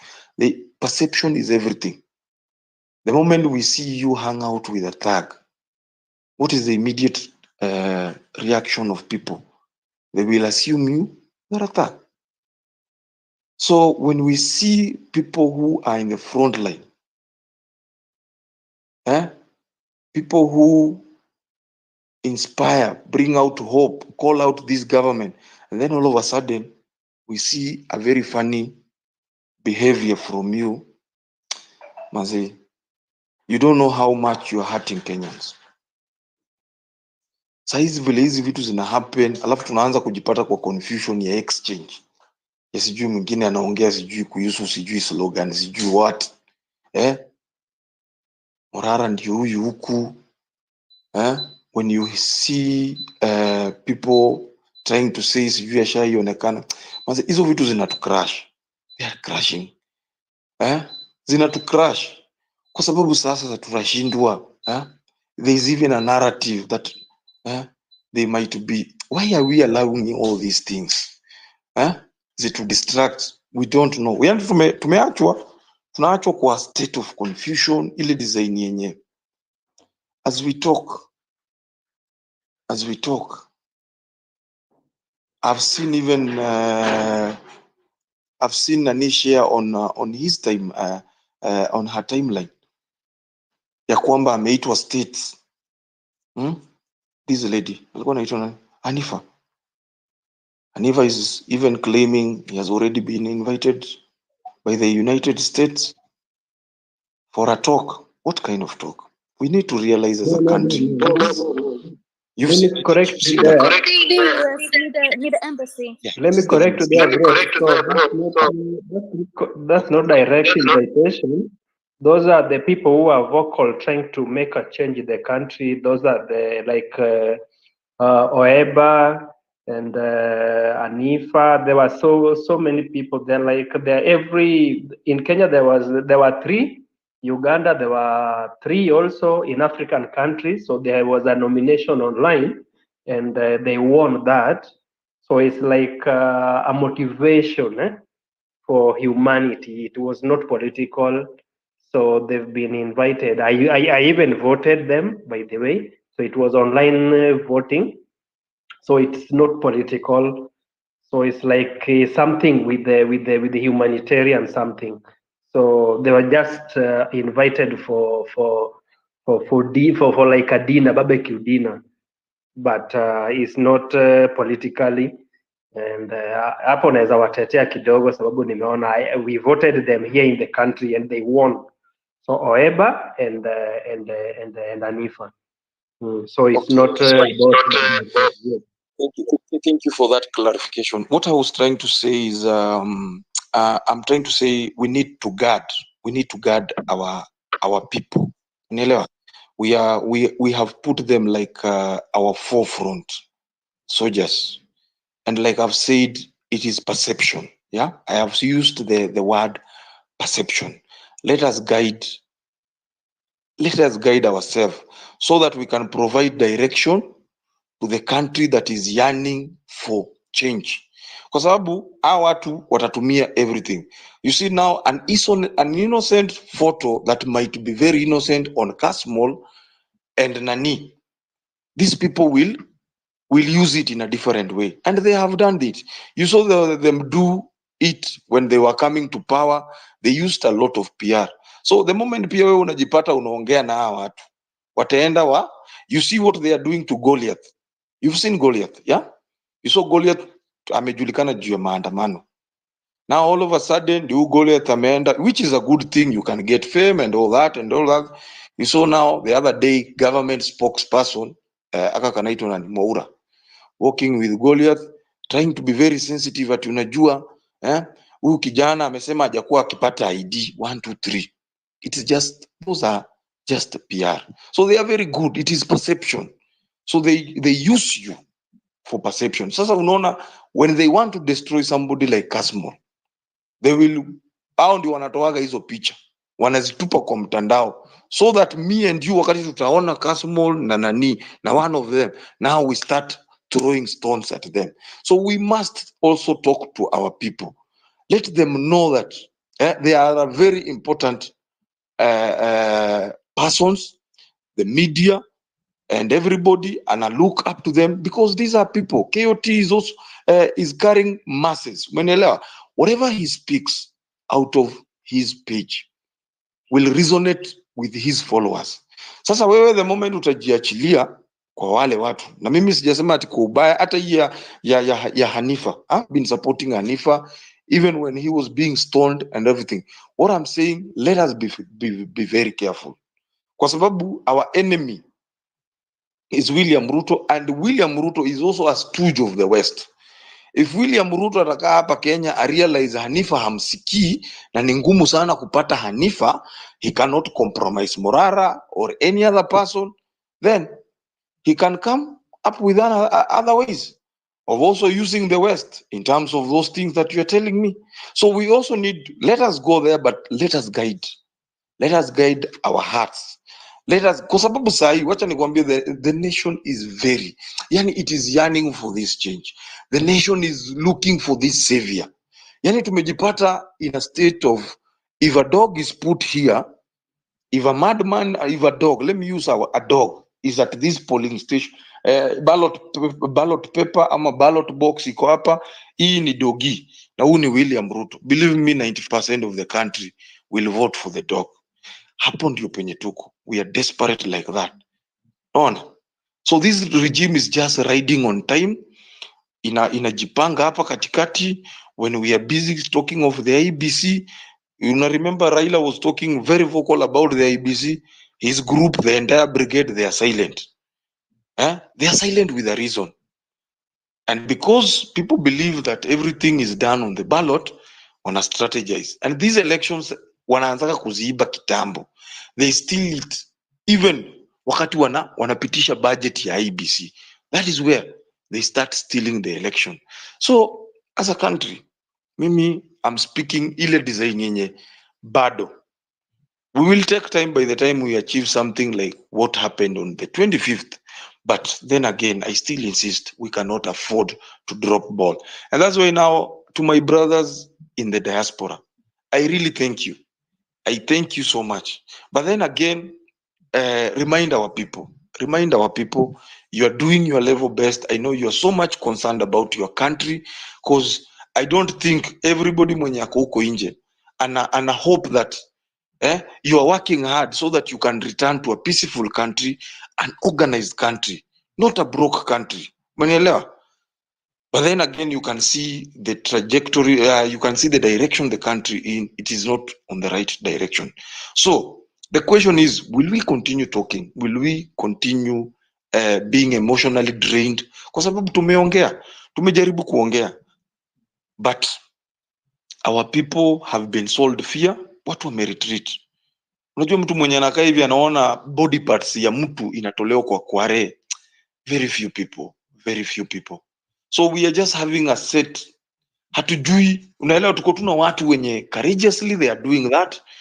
And even from my sources, the way I'm speaking right now, mimi I'm just praying God that whatever nimeambiwa na mtu ama whatever nimeambiwa na mwenye amesema, it's not a good picture. Even vile unasikia hizo story, I'm just praying that it is not Bob Njagi. It is not Bob Njagi. Kwa sababu ile story tunakaa kusikia, those guys are butchering. They are literally giving you a death. Leave alone ile ati inaweza kuwa slow death yenye doctor amekudunga ati. These guys, they are torturing. Yani wanakupe, and it is very intentional. Unataka kuniambia kwa nini tulikuwa tumepanga maandamano ya jana and then wana announce sasa we are getting news ya Bob Njagi. Very intentional. The day William Ruto killed people on the street through snipers, it is the same day. Ni zile siku zenye alikuwa na announce was it a cabinet ama nini? So all these things are very intentional. They are meant to sell fear, to kill our spirit. But then again, ask yourself, did this blood go in vain? Kwa sababu we cannot afford to drop the ball. Mimi hiyo ndio kitu yenye nasema. So the diaspora people, please inject more hope on us. Encourage guys, where you can also call out guys so that they can be very disciplined in terms of, because this revolution requires discipline, self-discipline yako na respect yako for the others. Kwa sababu the moment you get compromised, unaweza imagine tu leo hii na ile hope yenye watu wako nayo na morara, unaweza imagine that kind of hope, and then all of a sudden tuletewe a narrative. I'm not praying that will happen. I'm just praying that Morara will guide his values, will guide his integrity to the very end, because without that itakuwa ni hard sana. I know I've been long. I wanted to be that long so that I can take my leave. And Binti, please. Thank you very much, Ras. You know, it's very hard to follow with injection after you've spoken, but I fully agree with you. You asked for us to be calling each other out. For me personally, I'd like to call out a specific group of people. You social media influencers are very, very present on the 20th of June because this tax thing was bothering you, having to pay tax on social media. But now, where are you? People are being abducted. People have lost their lives. Why can't we see you now? Only when it mattered to you, that's when you were out in the streets. Sijui baddies want to pick on a tear gas and doing whatever. Please don't forget what we've lost so far. And that's a lot of life.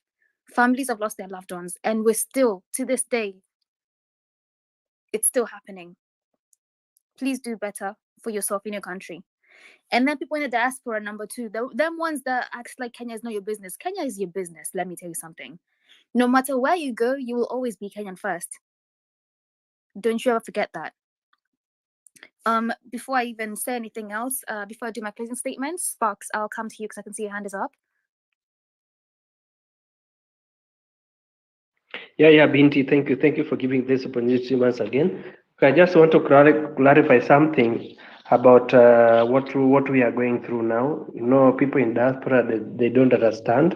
They can't feel that the same heat we are feeling now, because we are traumatized now at the moment because we've lost our comrade Njagi, and it's not easy for us, but I can affirm something. The energy we've had before, hata ile vile tulienda mpaka tukaenda tukakonka parliament na nini, it was nguvu yetu sisi na watu wa diaspora. I remember the day those people, they stood with us, they helped us.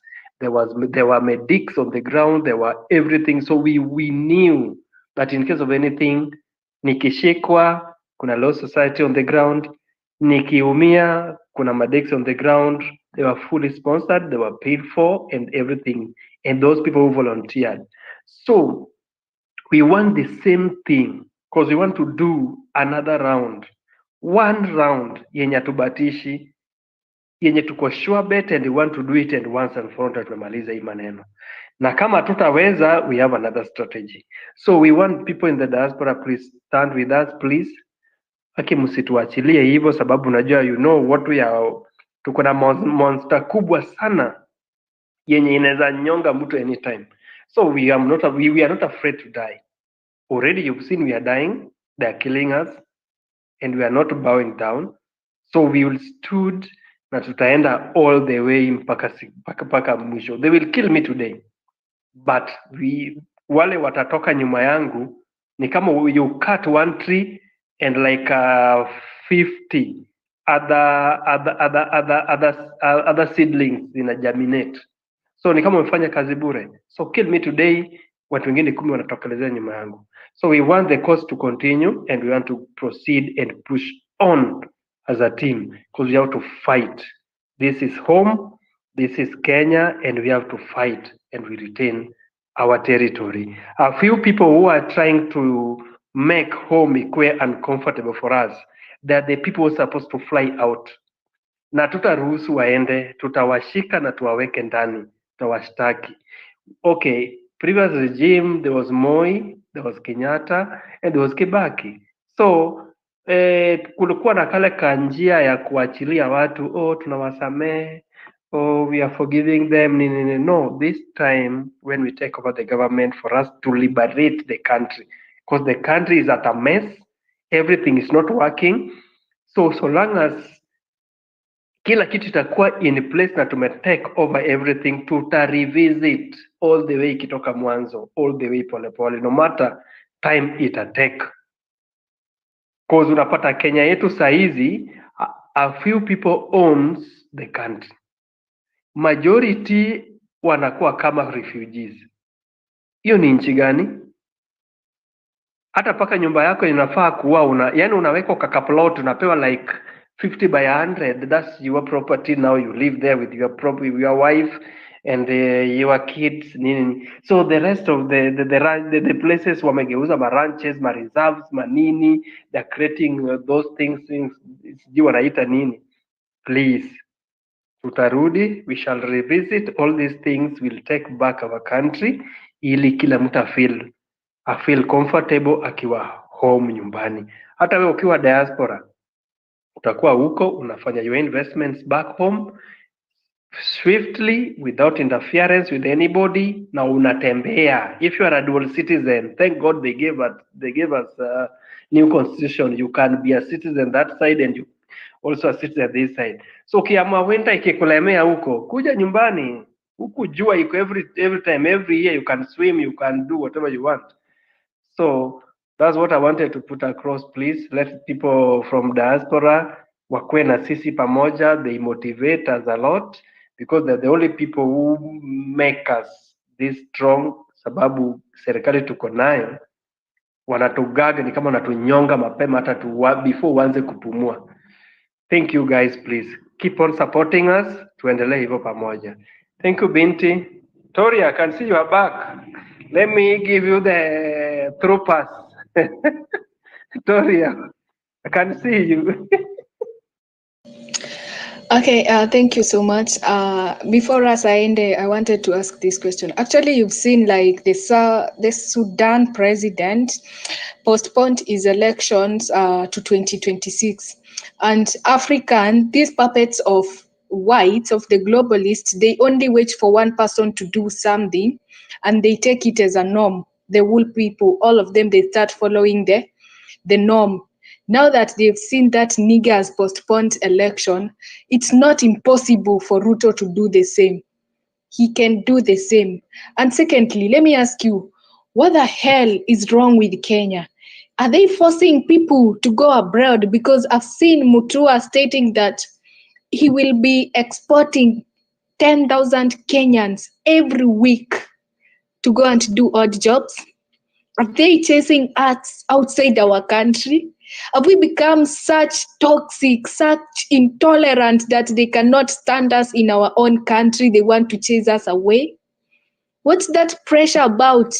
We are talking about people being abducted, children gone missing. Let me tell you now, Bob Njagi has shown us the way. Bob Njagi has passed. We've been here retweeting, free Bob Njagi. Now we held a space one day for Endarasha thing, and that is how the thing ended. When those kids die one by one, we will start saying, oh, Endarasha, let's do it now that we have time. Let's put that pressure, those kids to be checked out wherever they are. Let's put pressure. Let's not wait for bodies to be brought or for them to sell the organs so that they can dump bodies anyhowly. It's high time we put pressure on that Endarasha thing. We've seen how they are going to respond. We talked only once. Nobody talks about it. Now they are talking about exporting us to go and work abroad. Why are they chasing us from our country? We've become so toxic to an extent they can't withstand us. They are finding all means to fight us, all ways. Not food production, poisoning food, God forbid. What a hell. Kenya has turned out to be hell. Sahi Kenya si home, Kenya ni hell. Kenya si home tena, Kenya ni hell wase. Let's get ourselves out of this hell. Let's liberate ourselves. Manze, it's so disgusting to call, like, I regret why I was born a Kenyan, honestly. Because much has been happening day in, day out. Can you imagine? It's not only those who are in ground who are going through the torture, mental health issues. Even people in diaspora, they are going through the same. You can't sleep with peace. You can't be in peace when your family, you at least, even if you have a friend in Kenya, hata kama familia yako yote iko majuu. Actually, I was talking with my dad. I told my dad, nitafutie connection ni join jeshi. I want to join jeshi sasa. Hii regime ya Ruto is too much. And then my dad went off. Hadi dad alizima simu. I don't know what he's planning ama nini. I feel like nimefika mwisho. I'm so desperate that I can do anything to get rid of Ruto. He's too much with his regime. Is really too much. We are suffering a lot as a country from all corners. See agriculture, see wapi, God forbid. Are we cast? Like, hey, akinya muoni. Why? Ebu mnijibu hiyo swali. Juu mimi inanitorment. Sai, let me tell you guys. People here outside hizo jobs tunalazimishwa kuenda. They are dying like shit.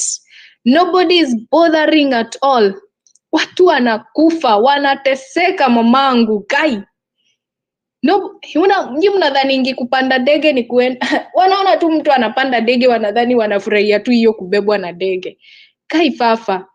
Mnda kupatana na shida. You die there, nobody thinks about you, nobody responds. The embassy doesn't work at all. Ni wewe na wewe pambana na hali yako. Kikufa ukisurvive, it's you alone. They don't care. They just waiting to deport your dead body home. It's that the life we want as Kenyans? Say hatuwezi panda begu zime. Wanatuletea, hey, kai. Me, Aki, I can't withstand it any longer. Mind you, sasa tusipofight. Mtoto wa Bob, mtoto amezaliwa, babake amekufa kama freedom fighter. Sai education is unaffordable. That mother is a single mother, anafaa atackle hizo vitu zote ye peke yake. Chakula sahi ni pesa imepanda bei, sijui tunalazimishwa kushift kutoka kwa NHIF tuende kwa SHIF. I'm just fixing myself in the shoes of that lady sahi. Pressure yenye anapata kwa maisha yake bana, hata mtu atakufa na pressure jo. It's too much to withstand. Let's wake up guys. Mimi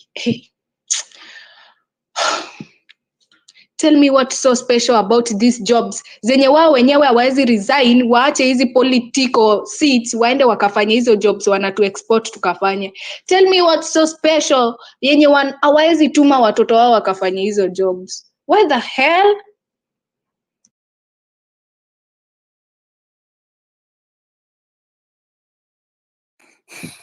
Joy M. By the way, sorry, I'm not even replying to you. It's the well, you know how to inject for yourself. Joy, hi. Hi. How are you, Binti? Antoria, KUT, Ras, everybody. Mimi, what I was suggesting, because this is too much. Can you hear me? Okay, can I give you breaking Yes, news? we Can I can. give you breaking news? There's a news here now. Can I give you breaking news now, please? Yeah, go ahead. Joy, just give me 30 seconds. Sparks, go ahead just for a Okay, second. I'll come so back to you. the brothers from Mombasa, Aslam and somebody Jamil Longton, they were found dumped at Gashie border of Kiambu County, Nairobi, na by the abductors hii usiku ya leo. That is Faith Odhiambo, yule madamu wetu wa yule wa sheria wetu. So she's just updating now. I think hata ukiendelea utaona. So they've just been dumped in Kiambu around Gashie area. So they are alive and they're safe. Wow. Oh my Thank you. goodness. Jesus. Thank Unaona sasa you. kitu yenye what is helping, it is this speaking. Let me tell you, this government fears, na pia kwa sababu it's a government that has its puppets outside. Unaona kama sasa hii call ya Njagi, and that's why whether Njagi is alive or dead, let us continue talking about Njagi. This government fears perception, na kwa sababu they operate with the West does not want that. The moment William Ruto government is threatened by negative publicity, they will always. Why do you think now they have produced those guys? Sahi usiku. Ni kukuambia now sasa, because all of them in the system, remember wakiwa in the system, they don't all agree. Utapata their quotas, wanasema hapana, tuwaue. That's why unaona before watu wakuue inakuwaga ni masimu. There are those who think no, na tukimua kutaenda aje nini. So there must be some calls that have been made this night to produce them and get them dumped somewhere. So you want to tell me that is not the government? And it is simply because people are very angry. They don't know how people would have woken up kesho asubuhi with the news of Njagi. So let us continue pushing. Let us continue being angry mpaka kama watatoa Njagi akiwa alive ama kama watamtoa akiwa dead, at least kukuwe na mwili. So otherwise this is a state game. That's how they operate. And I'm glad my brother has confirmed that. I think I'll go to Faith page. I think niko na namba. Bas, it's on the check the Jumbotron. I've just put it there right now for everybody to see. Just easy access. Alafu, let me tell you, me, whether it's state or not state, I don't care. They should never have been taken in the first place. That's my problem. This should not be happening in the first place. Joy M, I'll come to you first. Thank you very much, Sparks, for the update, by the way. But Joy, I'll come to you first just because you were speaking. Please go ahead. Yeah, oh, that's good news. So I had this suggestion because of Bob and US hawatakangi story kabisa. So can we organize protests zipelekwa huko ninio, huko US embassy, because huko there is no way they're gonna throw those tear gas. Ndio watu, there's nothing, hawezi fanya anything huko. Na Ruto hataki hiyo story, hawezi taka hiyo story. So watu waende. Just a minute, Daddy, I'm talking. Kick me out of the car. Poleni, poleni. You, Yeah. you can check. You can check. Future comrades, it's okay. Future comrades. I just shared the picture of the two guys who've just been dropped in Kiambu. So check my wall. You'll find them. They are just there. Wawili vile walivyo. I've just shared. So he's trending now. So utaizipata kila mahali. Yeah, so wacha tu nimalizia. Yeah, twende watu wapange vile watu wataenda huko US Embassy. There is no way those guys au mapolisi they'll throw tear gas huko. No. They can't do that shit. So I guess that's maybe finally watamtoa mali huko, because I was just going through his profile on Ninio on TikTok and I saw like just a day before, I think he was abducted on the 19th of August, and a day he was supposed to be doing something like collecting signatures, like 1 million of them, and there was supposed to be a protest. So I think that's why they took him. I'm not so sure, but I think that's why. Watu waende huko US Embassy. They can't do shit there. Okay, Joy. So meaning, when it comes to this embassy thing, see, I nauzia woga, but I'm not a lawyer, but I think that's a protected land, not for us, but like only US. It might be physically in Kenya, like in here too. So we have to be very, very careful when we're saying anything about not just the US, any embassy in Kenya, I'm pretty sure is their land. But I could be wrong and I'm ready to be corrected. US hawananga hiyo ujinga. They don't treat people like how the mapolisi wa nyumbani, they treat people like trash. They can't do that. Ni kusimama tu hapo na nini na hizo, you're not doing nothing bad. What people don't have guns, Ni kusimama tu hapo na nini. Binti, what Joy is talking about is absolutely welcome, because with the US, first and foremost, US is known for protecting their constitution, foreign and domestic. That is the swearing. Even me, there was a time I swore to that I will help the United States protect its constitutions, foreign and outside. Now, what does that mean? That means that US, part of their constitution is to help the people who are suffering from outside and inside. If you go to the US embassy to protest without causing any damage or anything, that is welcome. We did it here in Washington and nothing. They won't do anything. So long as you don't do something that is damaging the US embassy, its property, and the people there, that is no threat. You can even go there and just carry a placard, and that is okay. They won't do anything, and they don't find that unconstitutional, because it is your right to ask for what belongs to you. Now, that was not what I really wanted to talk about. I wanted to say one thing here. Somebody talked about the diaspora guys. We cannot afford to start bashing diaspora. We may not be there. I mean, diaspora may not just be there, but they are there with you spiritually. They are there with you sitting down and doing all these things. We are there with you when we are working. I'm always with my phone, everything, and I'm in the diaspora too. And I think we support in any way that we can. So please, let's just work together. Don't bring in like, hey, diaspora, what and what.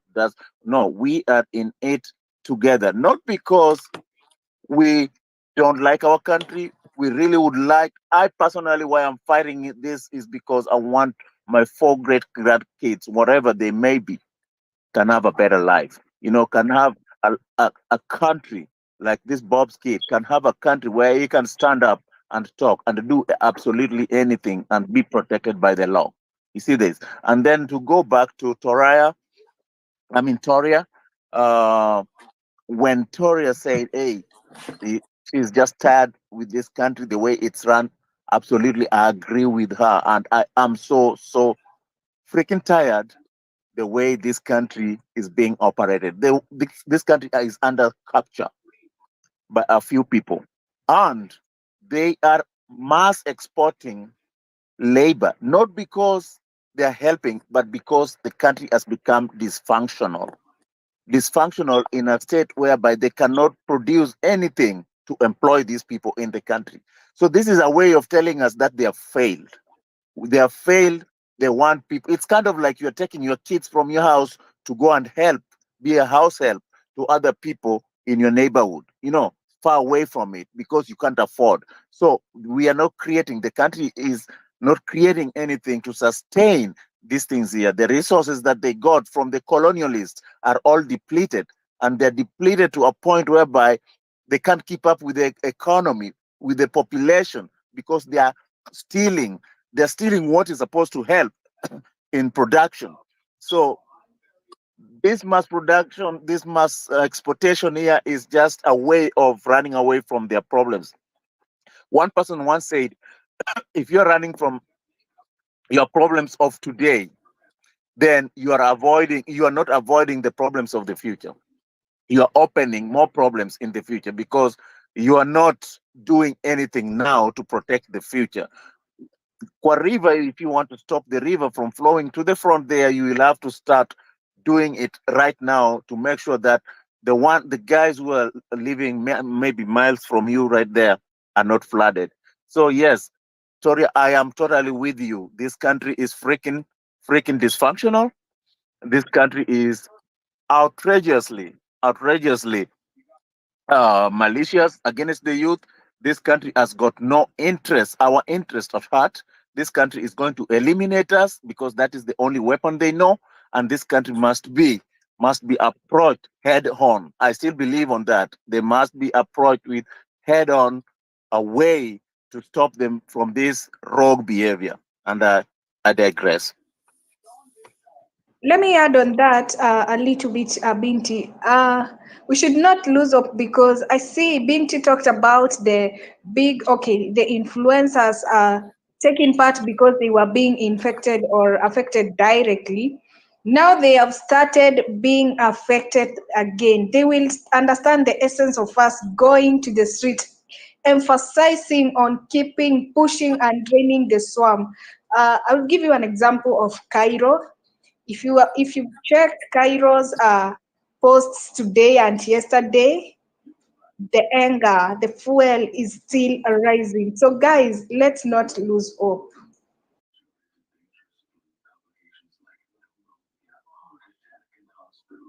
Thank you very much. And by the way, I'm not praying for any badness or negativity on them. But I hope something happens to push people to just act again. Like we need the unity that we had on the 25th of June.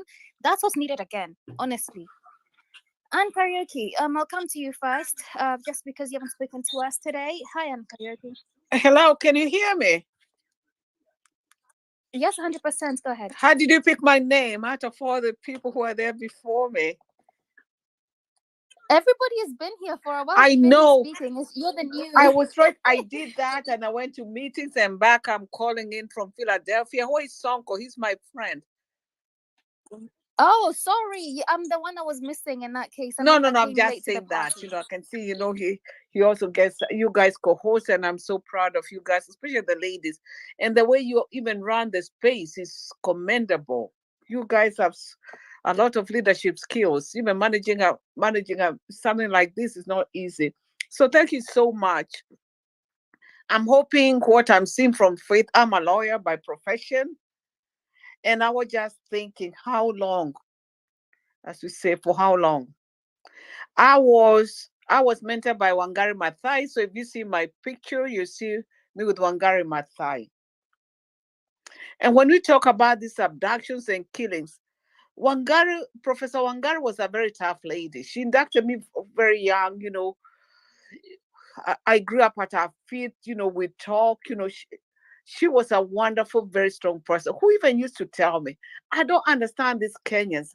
All these things is happening and they're just like so inactive. You feel like hitting them and telling, wake up, what's wrong with you? The same thing you're talking, people are being abducted in buses and in a matatu and people are just sitting back.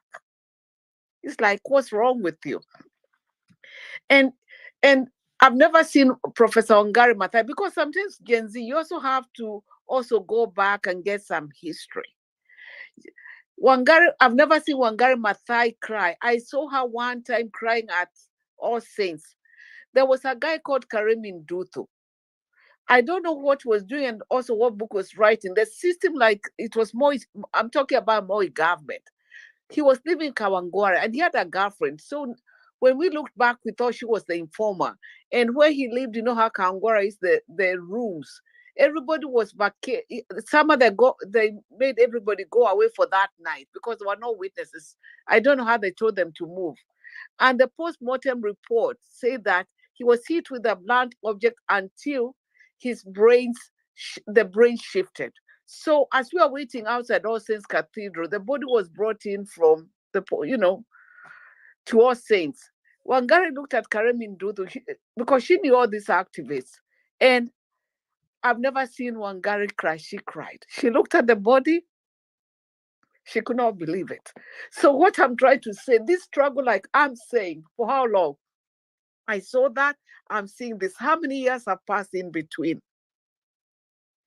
For how long are we going to see people being killed? People we know, people I've known, even in my days. And now the youth, they seems to be so targeted because even someone said, like, let me just digress. Quarry. Why did they dump the women there? Because Kenyans now have gotten used to the youth being killed.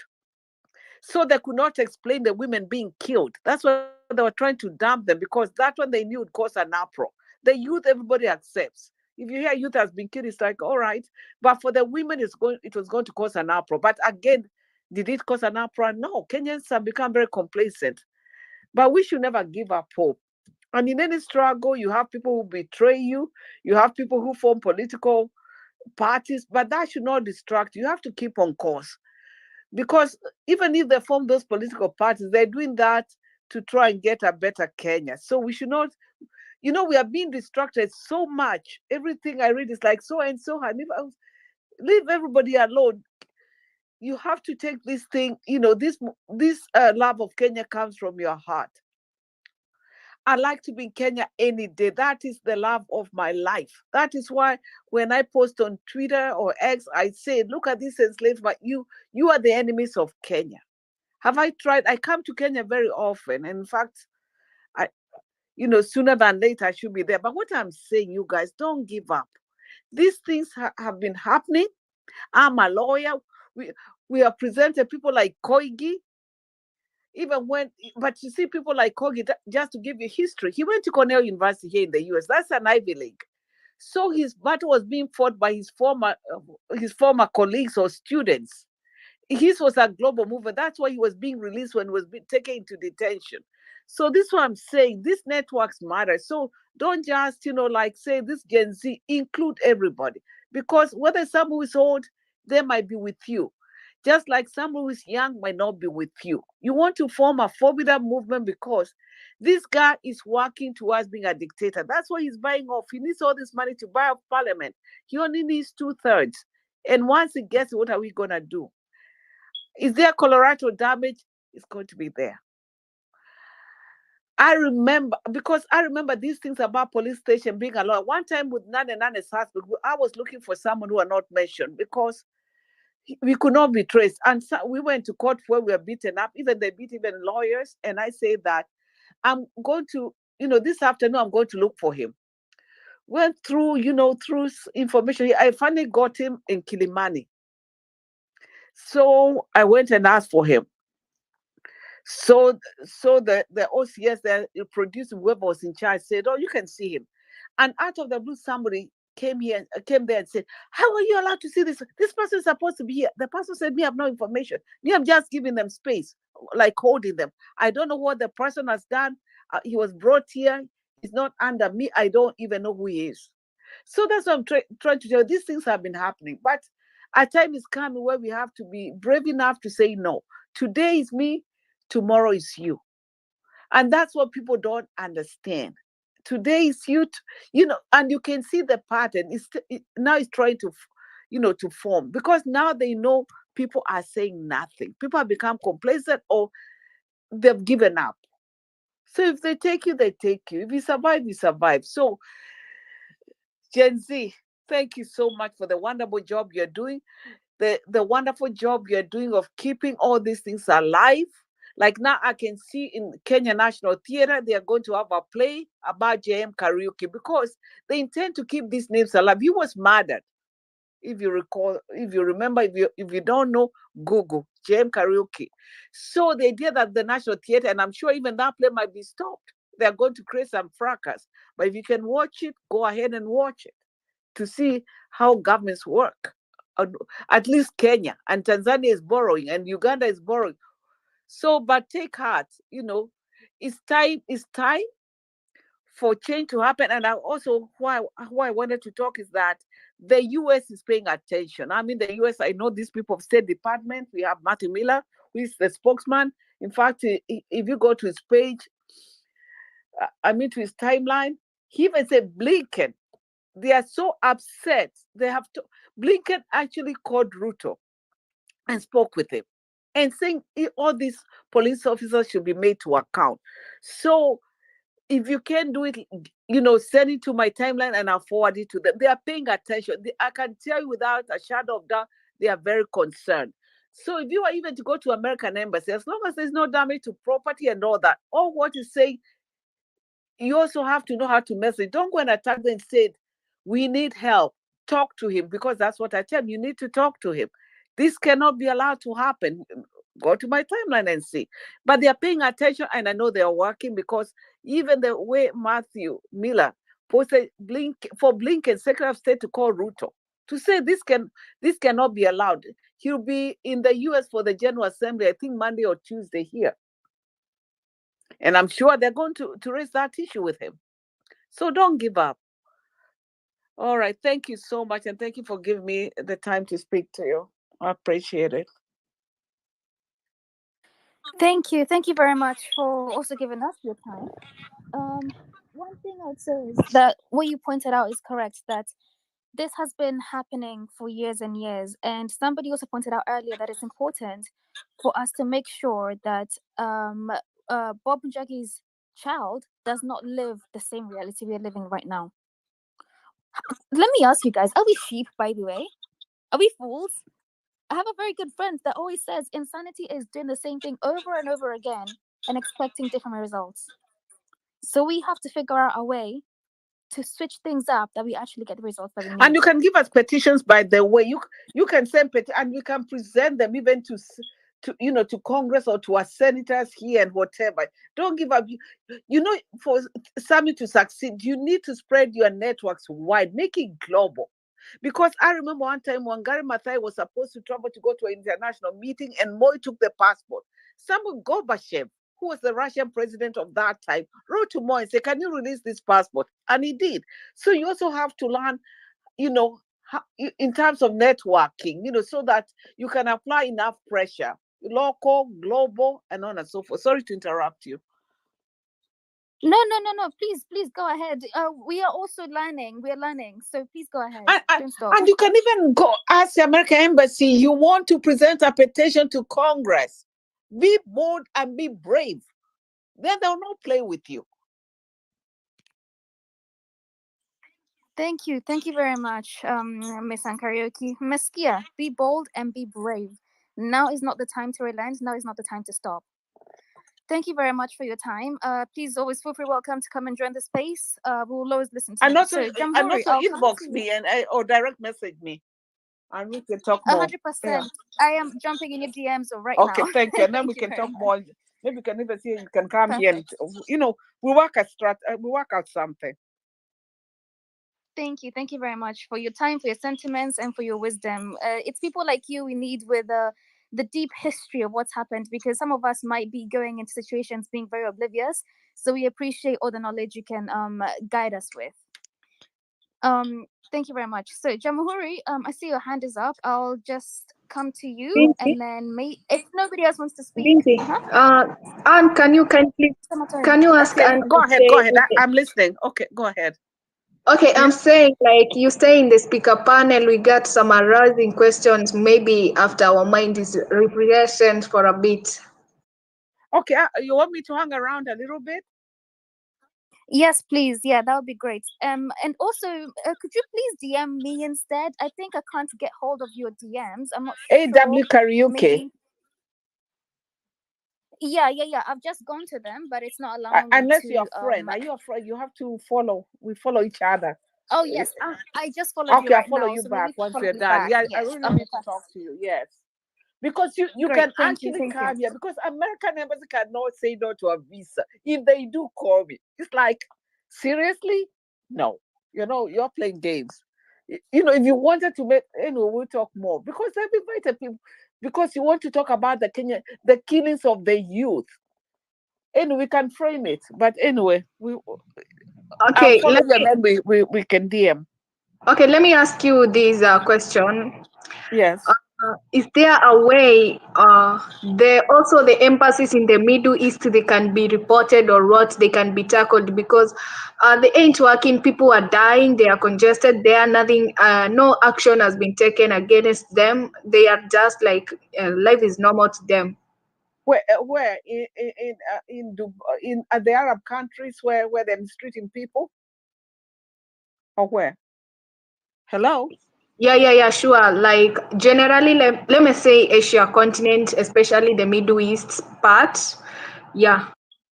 Middle East, it's good to be honest. Middle East is not my area of expertise. America is my area. I've been here for a long time. I'm a lawyer. I got my master's here in the US. I even sit in some of the commissions here in the US in my county. So that's why I know I can pull things like, even like the governor of my county was supposed to be Kamala Harris. In the short list is my governor and a close friend of mine. So the US I can pull. I Middle East, but I can also show you a point person to deal with Middle East. They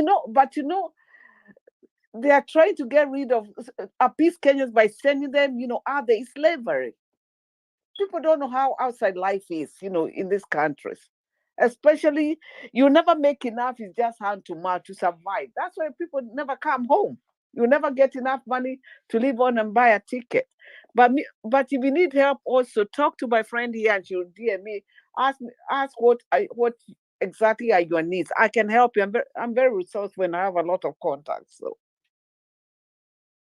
Okay, thank you so much. I was asking that because I've seen videos of people circulating how they are being mistreated, and they I are. have a friend who had to run away from where she was for some security issues, and no action has been taken against. And yeah, Yeah, so but also something you need to understand is that when people send people to the Middle East, or these agents, you forget that is an Islamic country, and the culture and the beliefs are very different. It's Islamic. That is why you see them throwing somebody out through the window. Maybe the person later serves a juice was poor or something, you know. So people don't educate you. They just send you there without telling. This is an Arab country. This is what they do. This is the culture. So you go there and you do the wrong thing. I'm not saying they are perfect. In any case, the Arabs don't like black people. They think they are slaves. People don't like this black skin, the way people think. So when you go there, of course, there are people who get good employers, like everybody. There are good people and there are bad people. But people forget about that culture, the Arabic culture. People are not educated enough, to tell you this is how it's going to be. Because sometimes you're trying your very best, but you're doing it wrong. You don't realize this is an Arabic country. Maybe you walk somewhere with shoes. Can I add to that just a little bit? Sure, of course. Go ahead. I think there's a part of it that is an education issue where people don't know what they're getting into. But I think some people actually do know what they are potentially getting into, but they are so desperate, right? We've created a nation and a national situation of desperation. And in that desperation, people are thinking, if I stay here, I'm just going to die of hunger. If I go there, I might find a good person, even though they take my passport, whatever. I might also die, but here I am almost guaranteed to die. So there is a national situation of desperation, and I think it is part of the overall thing that we are fighting in this movement. Yeah. And then just to add to that, like just giving a little background for people who don't know me, like my first job, I was with Hamilton Harrison Matthews. That was very white during my time. So even to get there, it shows how white I was, dynasty kind of. Then from there, I went to KK. I was the deputy company secretary. So I also know, you travel all these countries. So you go there, you find people have issues. And after that, after more became so difficult, I left to become the deputy director of Public Law Institute. We were taking public interest litigation, what now people like Faith are doing. So you can see how I've transformed myself to fight for Kenya. You leave all this now to go and now join NGO. People thought I was crazy. It's like, no. That's why, we had Wangari Matthias, our clients, and we were doing all these people being arrested. Even that Karanja, when he was killed and buried in Nakuru and on and so forth. So that's where I'm coming from. But as you say, there's the education and also there's desperation. And which country? Kenya is not overpopulated, that someone is selling people to other countries for labor, doing brain drain. Who does that? Who does that? Well, you should be trying to retain the people so that the country grows and develops. Who does that? They want all the educated people, everybody to leave so that they can become dictators without anybody fighting them. They're getting rid of everybody. Someone talk. Okay, let me ask you this. Do you think like Ruto is involved with oh my God, it's a puppet of the whites, because most of what he does, the orders come from the white.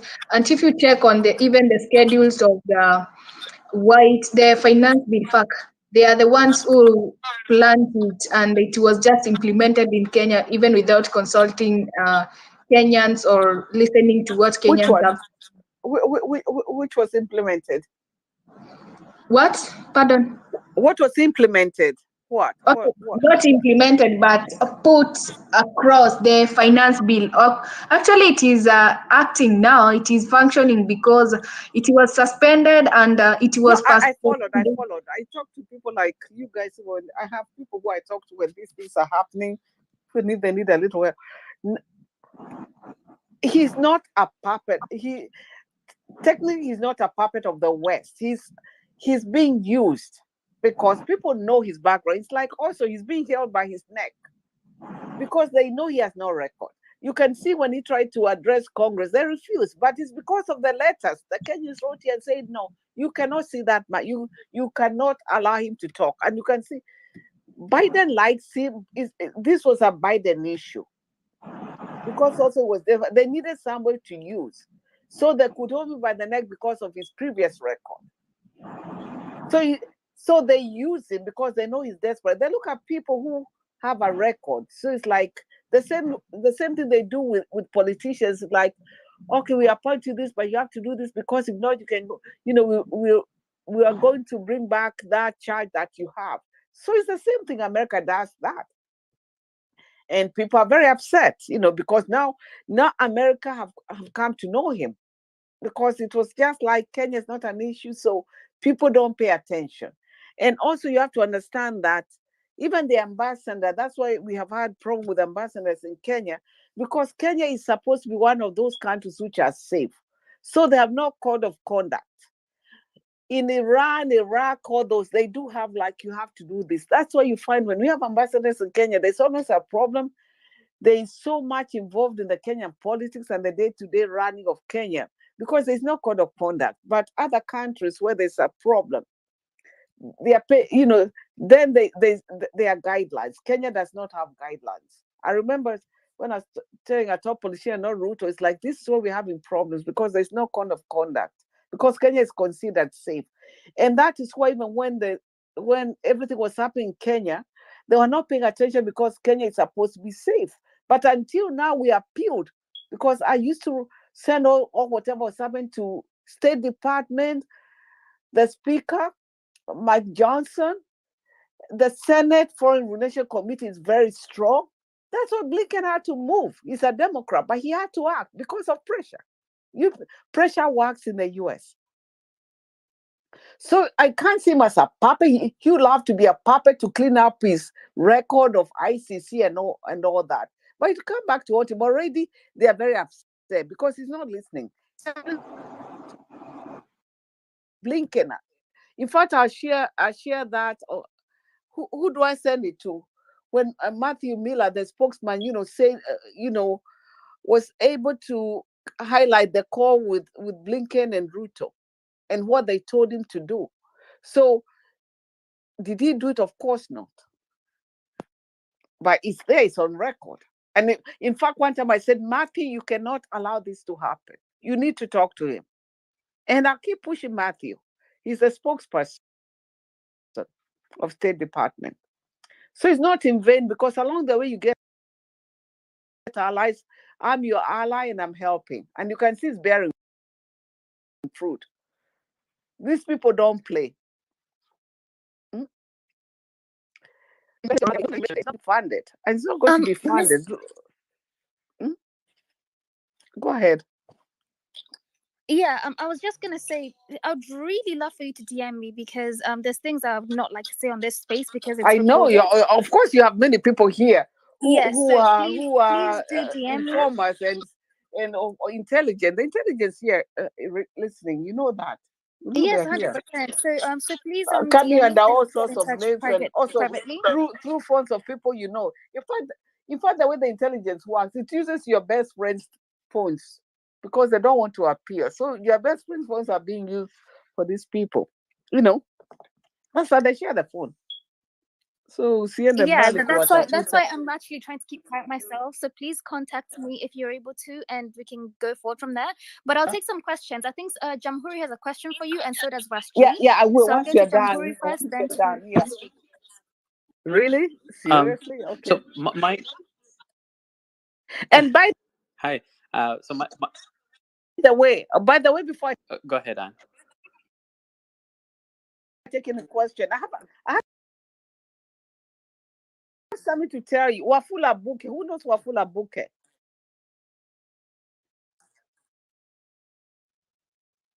Who's Wafula Buke? I talked to KOT. He was one of those student leaders who were detained and jailed, who I talked to and would have liked to talk to Space. And he's not have him. He's not on Space. So he needs somebody to help him with Space. And I think KOT posted, some of the things he had written, but that's for another day. Once we talk with you, when you DM me, we'll talk more and how to get him on board, because he's good. Because even told me, he told me, hello? Hello? Hi, we're here. Can you hear us?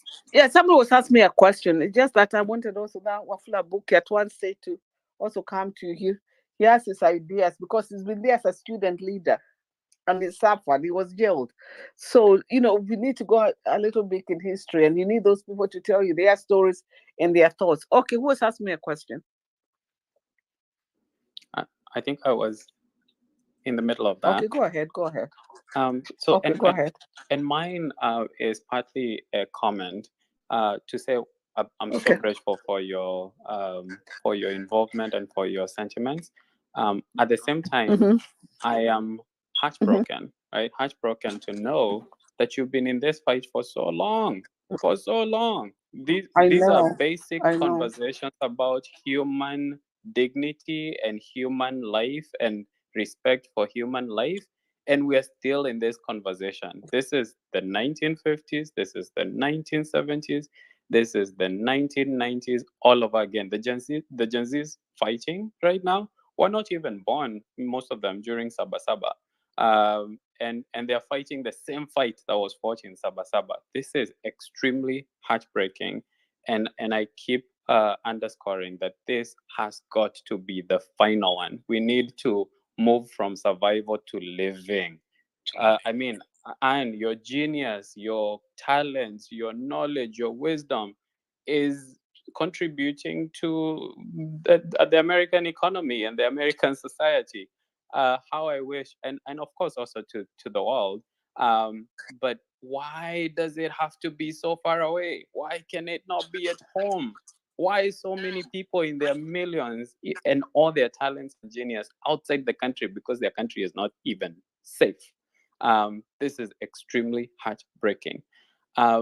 There's something else that you mentioned, which I want to appreciate also. In 2020, when George Floyd was killed in Minneapolis, and the Black Lives Matter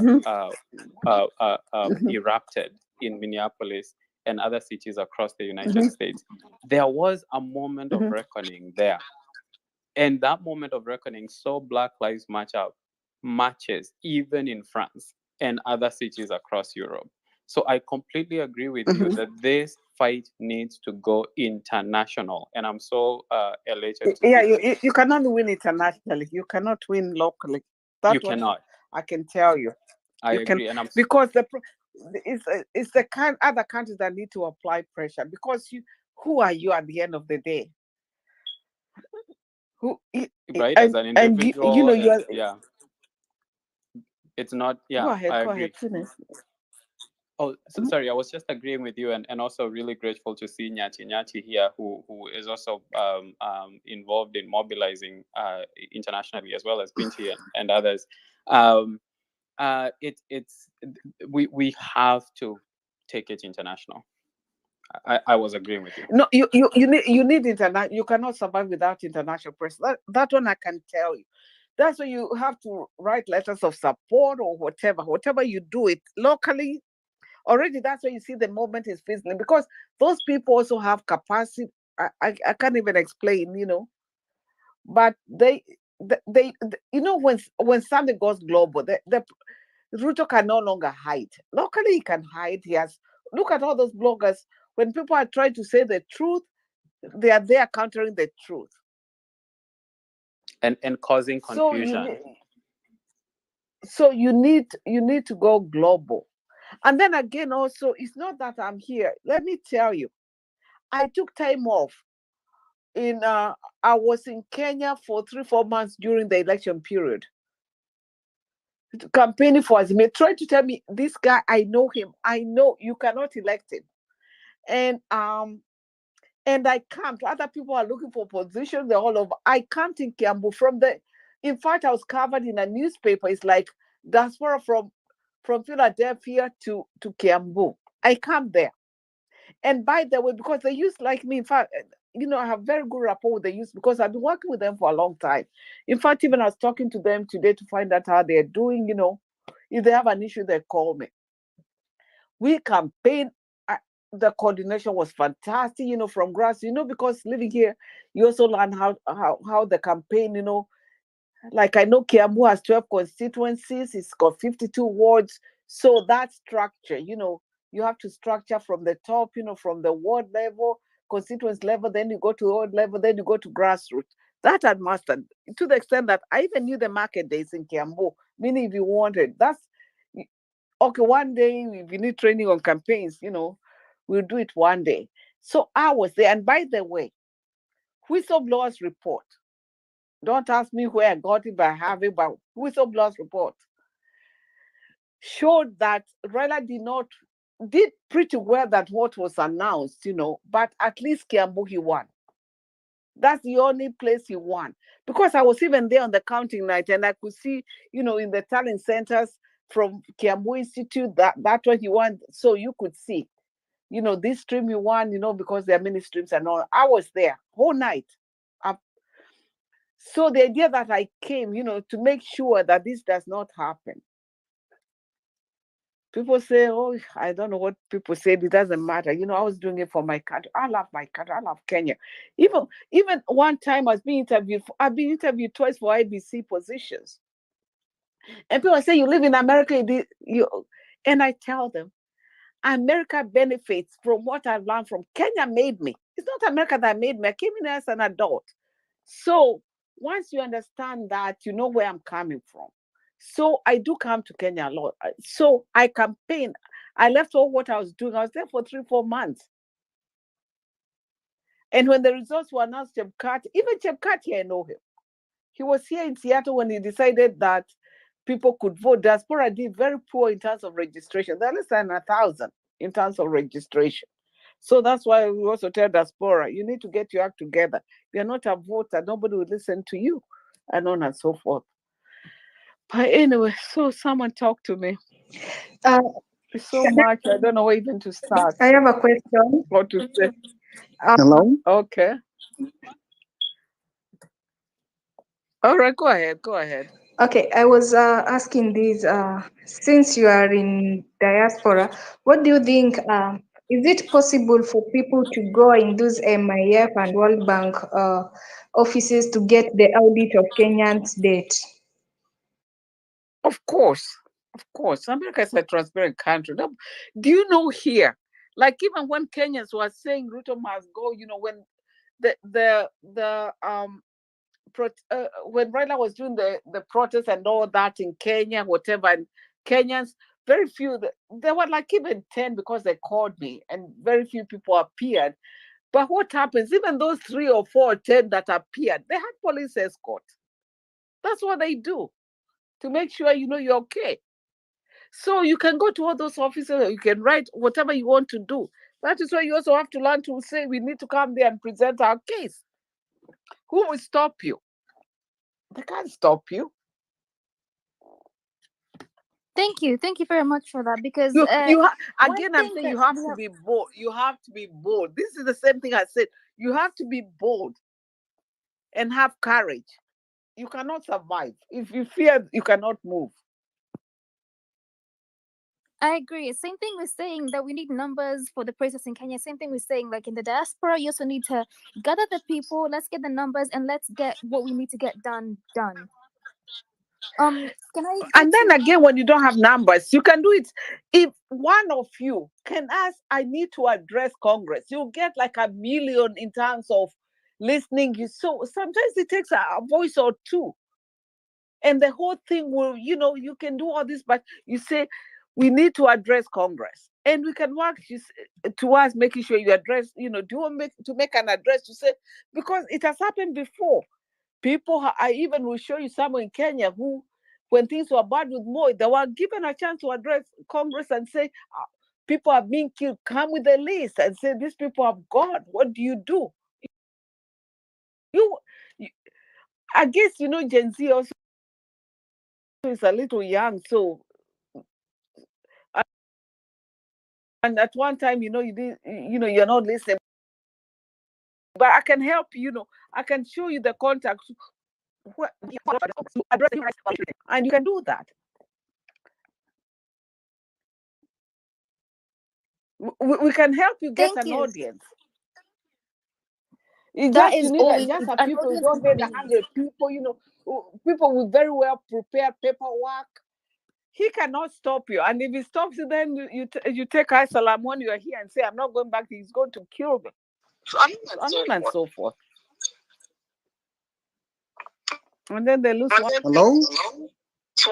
One more people who could have helped. Because the world is not aware. So it's not I was able to hide it for a long time because there are all these bloggers who lie and do all these things. So now they are realizing. I think we're having a problem in Kenya. It's like, wait a minute, what's going on in Kenya? He was able to hide for a long time because Meg Whitman also was helping. But now we're also. So what you do, you also Linda is the ambassador for the UN, and I know her. She was working in Kenya. So now they're paying attention. It's like, what is really going on? But you see, they also deal in information because the person who supplies the information is the ambassador. So she can say, oh, it's not a crisis. So we have to show it is a crisis. All right. Next person. Hello. No, Binti. not yet. We have somebody that's gonna go. Rashri, go ahead, please. And then we have Nyati and then Fabish. Okay, thank you. And then I have. By the way, what name am I looking for in terms of the DM? Tori? I've texted you on the DM. You Binti. can reply Binti pia. Alafu juu nimeongea, let me just Okay, ask. fine. Okay, I have it. I noted it. I've just written it down. Okay, let me ask this Good. one question ndo ninyamaze kabisa. Okay. Since William Ruto came out of ICC, and now we have a collection of evidences of crimes that he has crimed, is it possible to send him back there? Yes, because they said he was not allowed off the hook. They said they don't have evidence, but if they get evidence, he can go back. Yes, he can go back. Yes, and that's why he's doing what he's doing, because he knows he can go back. He's not a fool. His case was not closed. That was the problem. Uhuru's case was closed. His was not closed. So you know why he's doing all these things. So you know why. Binti, can I go? Can I ask Madam? Yes, please. Yeah, Rashri, go ahead. Then go to Nyati, then Fabish, then KD. If that's okay. I'm so sorry, Miss Anne. You know you've brought in so much injection into this space. We might keep you for 10 minutes if that's okay. That's okay. That's okay. Okay. Thank you so much for your time. Rashri, go ahead. Okay. Some of us were asleep already, but since you've come in and the United States is okay. Can some of the mics be muted? And I was saying that some of us were asleep, but since you've come in and the United States is a very important player, so many Kenyans believe that the United States is a very important player, both in our current mess. You can get me. Go on. I think I'm getting you. There's a speaker, but I don't know whose mic is on. I wanted to finish. Our current mess, the United States, the perception back here at home played a very important role during the election. There are those who believe that William Ruto is a stooge of the West, something that I think Toria has answered. Some also believe that the United States also played a very important role in drafting of our finance bill that brought everybody in the street. The allegation that some uniforms also of some there are people who donned United States military uniforms. So much at home, and the white Meg, the ambassador back here, is not having an easy time with Kenyans. And another question. I know the United States is almost going to an election, and we recently William Ruto was in the United States, and there was an uproar here at home, especially on how he used a private jet, went to the United States using a private jet that he alleges it was given to him by friends. Akatumia more than just use of that money. What we want to know is there were deals that were signed there. Nona. Sasa, in case Kamala Harris, that was the DP, that is now the contesting for presidency. In case Kamala Harris does not win, Trump's coming. Unanielewa? Will Trump do away with all the deals that were signed? And if that will be the case, then will we as a country have wasted that trip? Because to us as a country, we are feeling there is a lot that William Ruto is doing outside there. So many foreign trips that are not of any beneficial to us as a country. When he comes back home, we are not feeling the impact of those trips. Any other question I can ask? Can I ask you a question? Can I ask you a question before I answer you? You're saying Yes, go Ruto ahead. has been signed a lot of agreements right here, and you're also saying that, if I get you right, is that if Trump becomes the president, with all those agreements, like die. So what agreements are you talking about that he has signed? I'm not aware. I'm talking, like what agreements every president. are you interested in that Ruto has signed and you would like them to continue? Okay, I'm talking of the trade agreements. I'm Go talking ahead, of go ahead. I'm listening. yeah, I'm talking of the trade agreements, the signing of those agreements that are signed. I'm talking of what if Trump's comes into office. All the presidents will come into office with different ideas. Like now in the United States, Trump is talking about this regarding the immigrants. Kamala is talking about this regarding the immigrants. Everybody akona njia yake. Now I'm assuming Trump comes into office and feels that the agreement signed between Biden and William Ruto, like for example, there is the Haiti issue. You understand? There is the Haiti issue. What if now Trump comes and does away with something like that, and also more the trade deals? Because here back at home, William Ruto will come to us and tell us he has signed this with the Biden administration, these trade deals, these trade deals. What if they don't materialize when Trump comes in?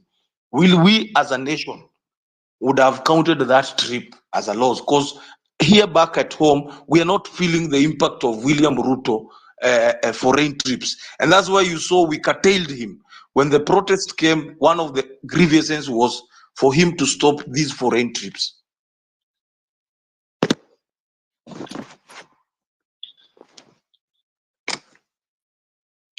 And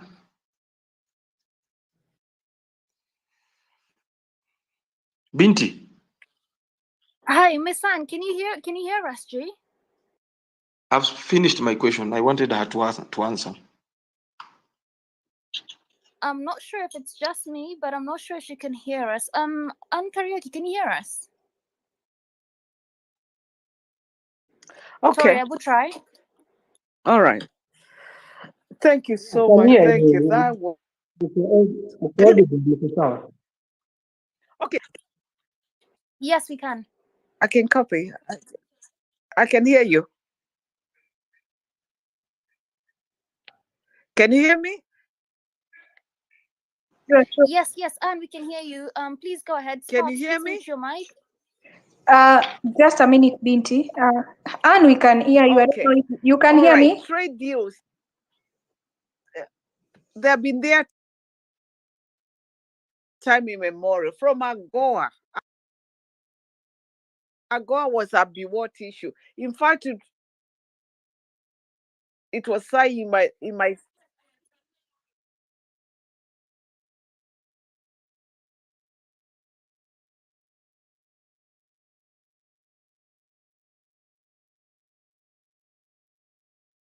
what is happening? Can you Hello, what am I doing wrong? um Anne, I think maybe if you just leave the speakers panel for a second, and I'll send you the mic directly. So just leave, refresh your Twitter, and then come back, because I'm having issues with you. I think we're all having issues with your speaker. So So I if you just leave. drop and then come back, and I'll add you back. Yeah, so leave and then come back. Leave and then come back, and I'll send you the mic. Binti, can I speak? Yeah, Binti, can I ask you a question? Just a minute before you ask the question. Guys, we can see if you want to keep the space running, like for us to keep the space running, we need to support the host with data. Kindly, there is a data support number there. Let's support kindly. 07 10 45 2543. You can buy the data direct or send something for him to buy. We can continue. Binti. Yes. Thank you. I'm just gonna send the mic to you, Miss Anne Karaoke. I don't know if you can see it. Yes. Hi Anne, can you hear me now? Can you hear us properly?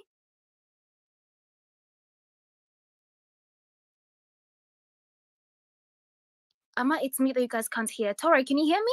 I can hear you, Benji. Yeah, I can hear you very good. Okay, and I think your mic is still muted. So on the bottom left of the screen that you have, there should be a mic. Yes, exactly. Are Thank we you. good? Are we good right now? Yes. Perfect. Yes, perfect. Okay. So what I was trying to say with Meg Whitman, she's a businesswoman. She came from one of the computer companies. So what is happening because of the China threat? America is also under threat. So the only place left to invest is Africa. So because everything is taken, because Africa is where to be, in terms. This is why we should even be you even now that you can be in your little room wherever you are, and you could be communicating with America, getting jobs. Because like being a lawyer at one time is like when we're doing transcript, we should send them to Africa, Kenya, because of the time difference. By the time I wake up in the morning, they have transcribed and on and so forth. Once I was in a play with an accountant from India. He said, I did not believe accountant, being an accountant, that it could be, in terms of sending the jobs to India and on and so forth. So Kenya has a lot of potential. If Ruto was serious, but he does not want to empower the people and on and so forth. So what I'm saying, Africa is the only place left to invest. We have a lot of business people here in America, billionaires, whatever you want to call them, but they have nowhere to invest in terms of growth. So it's only Africa which is left. So Meg Whitman has to promote those businesses in Kenya. So she's doing that and ignoring human rights because it's so important these American businessmen invest in Kenya. So that is the biggest issue that we're having. It's like, are we overriding investment over human rights? Are you going to keep quiet? And these are the questions. If some of you ever go to Congress, like, so you've decided investment is more important than human rights. Because this is the issue. This is why when we write to the Congress, the speakers, and everybody, we also copy her. It's like, it's about time, you also recognize people don't have to die so that Americans can invest here. So this is where also Ruto comes in as looking like he's a puppet of the West. They're just using him to invest because what are you going to do with these Americans and the investment? They need growth in their companies. They cannot. China is becoming a big threat because they're even cheaper. Okay, their goods are sub whatever. I'm not saying even American goods are better, but you can see the issue. It's about trade and investment. It's got nothing to do with human rights. Before we tied human rights and investment together. It's like if we want to invest, because at one time I remember when I was at the law school, we were talking about Nike doing a lot of human rights abuses and then producing those Nike. And it's like, Nike, no, you cannot continue doing this way if you're violating human rights. I can't remember what they were doing. Then I have a few cases here and there. So, but the one which is important is Nike. Nike was violating a lot of human rights. I can't remember. You have to Google to find out, It's been a long time, when I was in law school, But you understand. So now what Meg Whitman is doing, because I don't think, and Biden being desperate, I don't know, or Biden being convinced, because I don't think it's a bad man. It's like, I'm going to get all this investment, because Meg Whitman talks about investment. Every time he says about investing, she never talks about human rights. And you also have to tell her, Meg, it's about time we thought about human rights. But I think she's also worried about the person she supported. She's the one who's been selling Ruto to Biden. Biden didn't know Ruto. All right, thank you. Next. Sasa, thank you very much. I want to bring in Nyati, and I want to just redirect this conversation slightly because I don't want to talk about politicians from America in this space currently. We can have that for sure, but I want us to remember the reason why we're having this conversation in the first place is because we have a country that is not working for us, for the people. We have people that have been killed, people that have been abducted. The value of life in our country right now is very bad. And one of the people that I know is fighting very hard against this is Nyati. So Nyati, I would like Before to bring Nyati talks, next. I also have to, to say something. You cannot separate the two. They go hand in hand. And what you people should be doing is collecting signatures and taking them to the American embassy, or you don't even have to do that anymore because you have Twitter, or X, and sending them. If you need the address where to send them, to say we are grieved. So many of these people have died. Give the list. If you can't, give it to me and I send it to them. You cannot say you can separate the two. The two go hand in hand. Produce a list of the people you think are missing or dead or whatever, a list. Because also these people need data and they need, correct information. So if you believe, because they already know people are missing and been abducted, but they have no idea. Their job is not to investigate. They deal on information. They tell you, because let me tell you what happens. What happens? No foreign government or nationality will help you. What they tell you, you have to start and then we can help you. But they'll never be the one at the forefront. So that's the secret. Talk to me when you have my number. They will never be the ones at the forefront because they cannot be seen to be interfering with a country, because each country is sovereign. So you cannot separate the two. Even Thank you. Yes. Yeah. Yeah, thank you. Thank you for that redirection as well. I'd like to go to Nyati. Do you mind if we take I'll take Nyati first and then Fabish quickly as well, and then you respond to them both at the same time, if that's okay? Yeah, because it's also late in Nairobi. So Nyati, please go ahead, and then we'll have Fabish afterwards. Hey, Anne Kariuki, thank you so much for your submission. Your words have been very encouraging, especially with the new ideas that you've got forward. This thing you've just said about people signing signatures is very forward and very, very revealing, in fact. And I will do my best to see if we can actually follow through and action on your words. I lost you.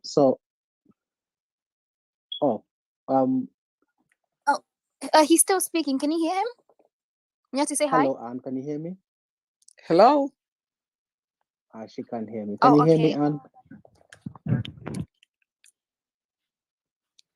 And I think you are not able to hear Nyati right now. I don't know if it's you that's a problem or Nyati that's a problem. Can you guys hear Nyati? I can hear Nyati. Hello, what happened? There's a miscommunication between you and Nyati. Nyati, just try again. Just say hi once again. Anne? The problem is Anne mic is on at the same time he's waiting for the question. So the moment Nyati speaks, Anne try and Hello. end. The moment Nyati speaks, Oh. unmute your mic. Yeah. The moment Nyati starts speaking, mute your mic. That's how it works. Yeah. Hello. Hello. Hi. If you just mute your mic for a second and then try and see if you Hello? hear Nyati then. Hi, Anne, can you hear us? Hello. Okay. The problem I don't think is us. Anne, if you can hear me, can somebody just try to relay the message to drop and then come back? Okay, Anne, are you there? Anne. Oh my God, I think Binti, she can't hear. Yeah. Anne, can you hear me? She can I'm hear. just gonna Okay, write good. I'm We're just gonna write back. a comment Okay. to her. Oh, All right, go ahead. Okay. Anne. Hello, Anne. Hello. Hello, Anne. Can you hear me? Hello. Oh, I think she has some connection Just issues. drop her, the co-host. Just drop her, then she will come back.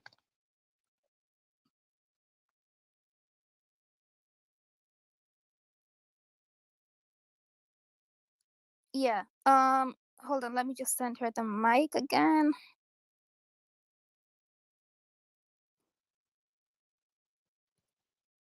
In the meanwhile, can I continue with my submission? I think my submission doesn't have any question about Anne. Okay, so Binti, Fabish, go ahead Binti, then. And how then when Nyati about comes how back. about you ask him to wave? You ask her to wave if she can hear what you're talking, because Yeah, maybe. Ken, sorry. You also have to understand. These things are sabotaged. You also have to understand. All right. Okay, go ahead. 100%. Okay, But so Binti, Fabish, I really then would like allow to me to get engage to with Nyati you. first, and then KD. I know it's late here now. But I'll make sure we get in touch somehow. Okay. I'm very impressed with your skills. Okay, go ahead. Nyati, please ask your question, and then Fabish, I'll come to you after KD because it's not related to Miss Anne. So Nyati first, then KD, then Fabish. Anne, I really wanted to make more of an appeal because we've been working together with a lot of my colleagues in the US and some people in the UK. And we've realized that we can actually mobilize and form a community and support the people of Kenya.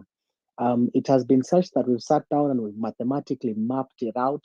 We've recognized that even if a single UK Kenyan, people who are living in the UK, can actually contribute, even if it's £10 each, even if it's £1 each, it's about 198 million Kenyan shillings in 6 months, and you can quadruple that for a year. We've actually managed to mobilize and form an ad hoc committee here in the UK, and we are still building to make it meaningful. So my speech here today is really to appeal and see if you can connect with Binti, and hopefully I'll try and see if I can reach out to you, and we can map out a way forward. I wouldn't want to say what our initiative is in this space because clearly we know that they're sabotaging us and they're doing many things, and we would really like to be very incognito with what we are doing. I really appreciate you. Fabish, I'm sorry I cut short, and you should have had a chance to speak before me. But Anne, again, I say I really appreciate you. Let's make contact and take it on from here. Thank you. For me, when you're under attack, when you're being killed, because they'll keep abducting, they'll do all those things. What do you do? So,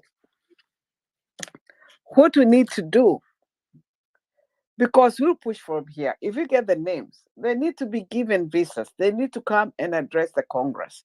And once they do that, the killings are going to stop. The abductions are going to stop because they put a strong case, and America will fight. Because I also know they are desperate for many other things. They know them also make mistakes. Because you can collect money, you can fight, you can do all this. After that, then whatever money you're collecting, then you can. Once the government is under attack from international level, then it's easy. So we need to actually have people, work with people to come here as soon as possible to address Congress. We'll talk with Congress and tell them we're having an issue. Of course, at the same time, what are you going to say? Do you have the person? They need to have the person. And I know I work with someone in Nairobi who's addressed the Congress before during Moi's time. We need a few, with proper facts and figures to come and present with pictures, with things, prepare. There's no Meg Whitman will stop anybody coming. We will fight. These people need to be given visa to come and address Congress. We arrange the Congress. I know some of these lobbyists here in DC. I'll talk to them and say, at least now I don't have money. Can you talk to these people, to make sure they appear? And after that, we use it for something else. That's the only way. This locally, you're not going to fight this guy. He'll kill everybody. Produce pictures, produce things. Come prepared, but to work with you to prepare. And just to interject, I know you are trying to have these people come here and talk before the Congress. No, it's not to come. It's to come for a meeting, not to come here and say. But what I'm saying is this: let's talk what is practicable. Talking to a Congress is not very easy. We all know that. Who says it's not easy? Me. So what let's for right now. I live here. I live in Philadelphia. I live here too. No, I live here too. Where do you live? I don't want to disclose. But I also sit in some of the commissions. The governor. I know. We don't know what each and everyone does. I know but how let's to do talk it. on what is practicable. I'm a lawyer first and foremost. I know how to do it. Yeah, so and you don't know what I am too. No, and you don't know what other people here are. Are you a police officer? No, I'm not going to disclose anything. This. We are having a good conversation. What is happening? Yeah, but but the thing is, just let someone talk. If we want to listen, you're ruining everything. Okay, ladies and gentlemen, I would just like to bring some order to this space currently. I think that it's important to let's let somebody speak, and then if you disagree, you can come and disagree afterwards. And whichever way people want to move forward with in the end is how that's an individual choice, may I say. So let's listen to our experts that we have here. listen to each other, and then we can come to a conclusion. And I'm sorry for muting you all. I don't like doing that. Please, I'm very sorry, but just allowed I had to do that for this second. So I will hand it back to Miss Anne to just finish what you were saying. Then we can come back to a rebuttal from Nyolamo.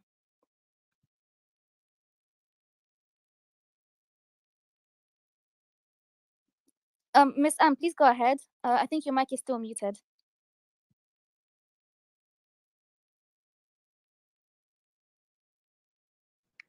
All right, thank you.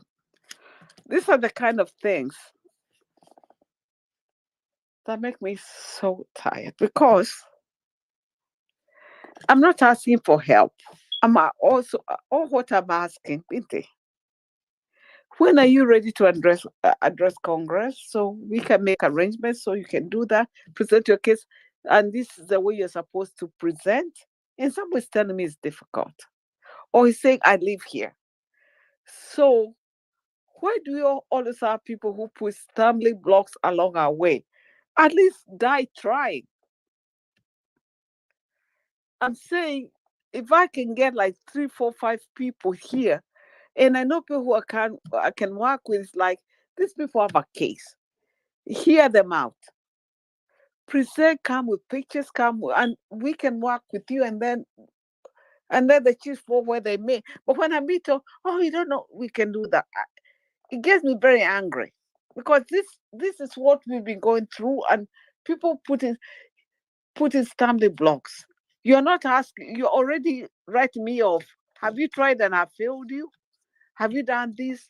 Do I know lobbyists? Do I know? You don't even know. And then you ask me, you don't even know who I am. Okay. But you know, if you are who you are, you are saying, then help Kenya. These Gen Zs need help. Every time I walk somewhere and I talk, I'm from Kenya, it's like, oh, Gen Z. And then you're saying they have no power. They have a lot of power. If this Gen Z young, the kind of impact they can make in Congress, young people saying, we need our life back, we need our future, we need that. Do you know that kind of impact? Do you know that it will be covered on all the TV stations? And because I'm even saying that, I'm even going to get you a slot in Voice of America for Gen Z to talk. And we talk more to see who you're going to get. And I will arrange an interview for you on Voice of America. So why are people saying all this? Me, I don't understand it. Anyway, it's late and I'm tired and I need to go to bed. Just before you go, madam. Because I get frustrated. It's like, how do you help these people? No. I will give you coverage. I'll get Voice of Binti. I can get you an interview with Voice of America in Washington, D.C. Just before you go, madam. I've told them then people were supposed to be running. They go there and they find no one. You don't know how people have embarrassed me in my life. Okay, go ahead. Thank you very much. Binti, I want thank you to very work much, with Miss you, know, and build you up. Yes, because I have to mentor a few people. Thank you, and I would love that. Like I said, my DMs are And we open, have to prepare a memorandum, because you have to prepare a memorandum with graphic pictures and things what is happening in Kenya. I work with somebody. I talk to a few people, and I help you. You know, there's no way McGuickman can stop a visa for you to present in Congress. That she cannot do. She can stop other things, but for you to present in Parliament, in Congress, she cannot do that. I know. Go ahead. Thank you. I'd like to say thank you very much for your time. And it's important to understand that we're all in this fight together. We're all trying to achieve the same thing. We might have different methods, but let's not shut down anybody for their method.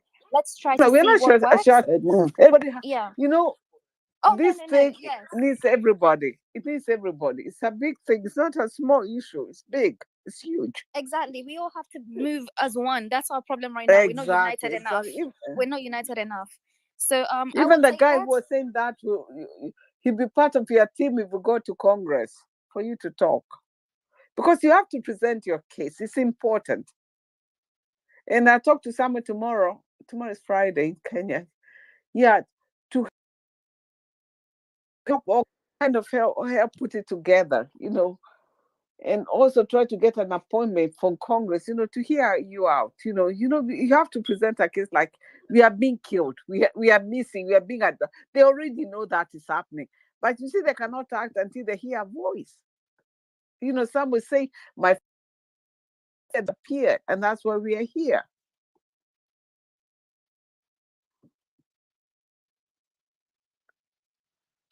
Thank you. Thank you very much, Miss San, for your time, and sorry for the distress. Okay, so I can see some hands up right now. So Really? Sorry? Okay. All right, go ahead. You're fantastic. I And I'm didn't even glad know we what are I've done. producing this others who are coming after us. Oh, you are fantastic. No, Fantastic. the thing is, I think it's very important to hear other perspectives so that we're able to tackle them early on. We don't want to hear these voices later on in the movement. But if that happens, I want you to be part of the team. I'll meet you in DC. That one, you have to be there. Work it. We are going to work it out. And welcome. Go ahead. Yes. Who's next? I even lost my train of thought. I can see some hands up. Sorry, So I've been doing that a lot. Binti, you said it was me. Binti, you said it was me. Who is on? Who is on? Oh, sorry. That's Nyolamo. Nyolamo, that's fine. Please go ahead. But let's just keep the space respectful, if that's okay. Thank you. Okay, thank you. Hey, look, I apologize if anybody thought like I was fighting them in any way. I didn't mean to. And what I said was very clear. I said that let's make it more practical. I'm not interjecting or refusing that we cannot talk to Congress. It is not easy to talk to Congress. We all know that. All these countries that are there do that. I personally, the way I talked to Congress was to write to a congressman. My letter is there with my congressman about Kenyan situation from day one. So all they do is they just inquire and send you what they found out. But hey, you are a lawyer, you say so in DC, and you say you lobby for I'm not in most of DC. these people. No, can I just finish, please? I'm not attacking anybody, and I don't want to be leaving this place feeling like I'm attacking anyone. We are supposed to work together. If we are working against each other, we will not achieve anything. So let's just work together. So if there's a way you think it will happen, then go for it, and we are ready to support you. But what I just said is that it's not practicable for right now, because even Ruto tried to talk to the Congress, there was a whole lot of problems that came up that he could not even talk to the Congress. So from my past experience, those people that have talked to the Congress are well-known people, like the president of Israel, the president of, they know what it is. So we can start, all people who are in the diaspora here, especially in the United States, you can write to your specific congressman. They will answer you immediately. Like you write an email now to them, tomorrow you're getting some kind of address about them and what they're doing towards that. So that's what I've done before, and I can produce all the responses that I've gotten from all that. So it's not about, to me, I feel like it's not about how long I've been here, what I'm doing here, all that kind of stuff. Practically, we don't want to disclose everything about ourselves, because this is part of the strategy. So concealment is very, very important. But, psychological operations is also very, very important. So I'm not going to say what I'm doing, all that kind of stuff, until that time it's really essential for me to mention what I'm doing. So it's not that I was saying, Binti, that I'm sorry, not Binti, but Anne, that I am not here, you're not here. No. That's not what I said. And if it came out in that manner, then I totally apologize that I didn't mean to, and let's work together. But if there's a way that I would love to know also, so that we can mobilize more to talk to the Congress. But what I said was, it is not a practicable thing right now to achieve, especially when we are fighting for what this Bob and Njagi have done. They are very much aware of what is going on in Kenya. So, Binti, that's what I was saying, and I apologize if you guys thought like I'm fighting one of your people. I don't want to. I'd never want to.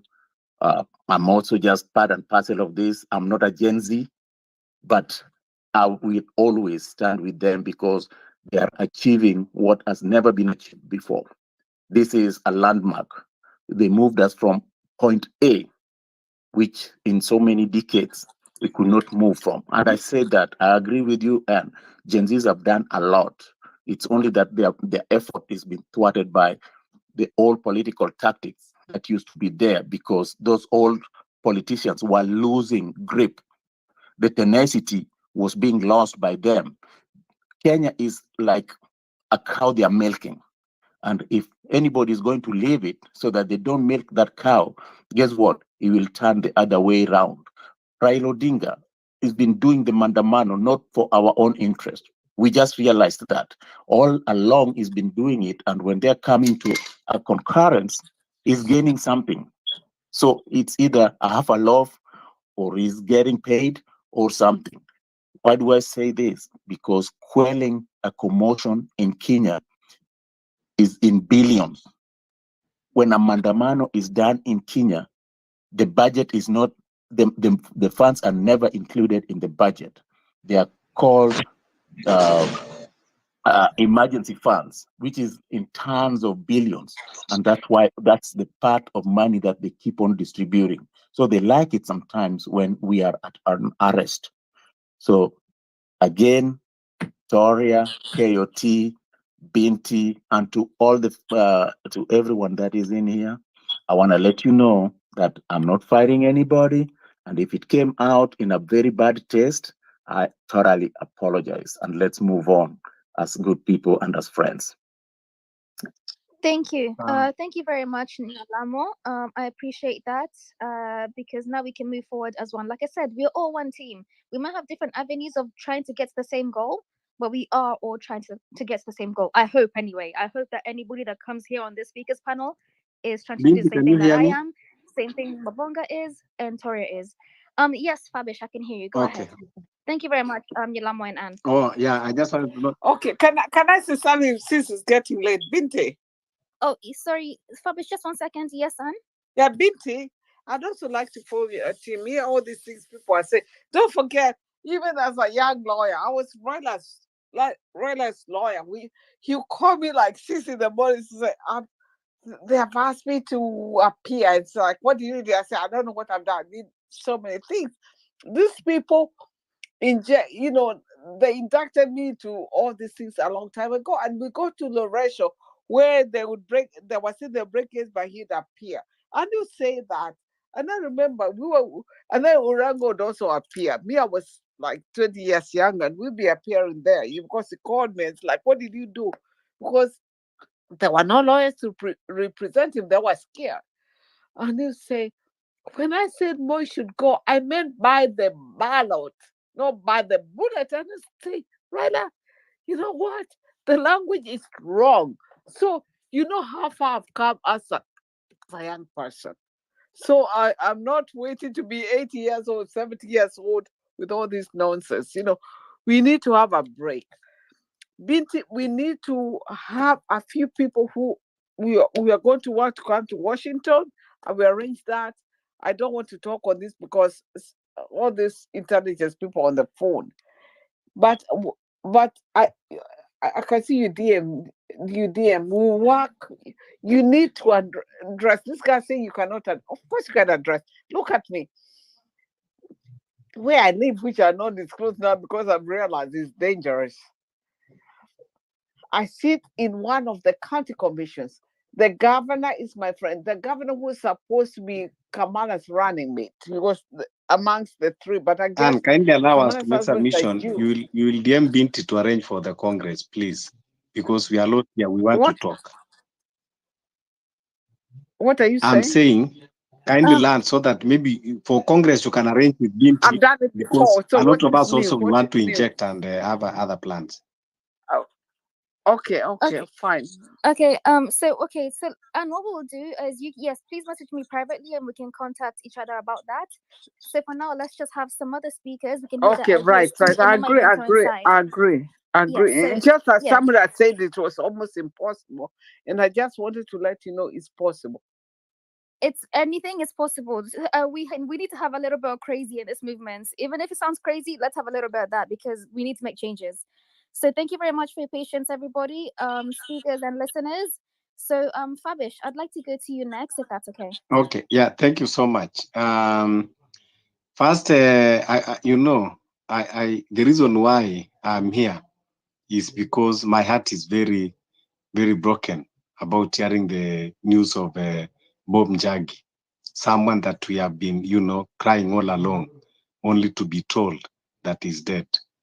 So please, even before I make my submission, can we all take, 60 seconds, in his respect and for all our departed heroes.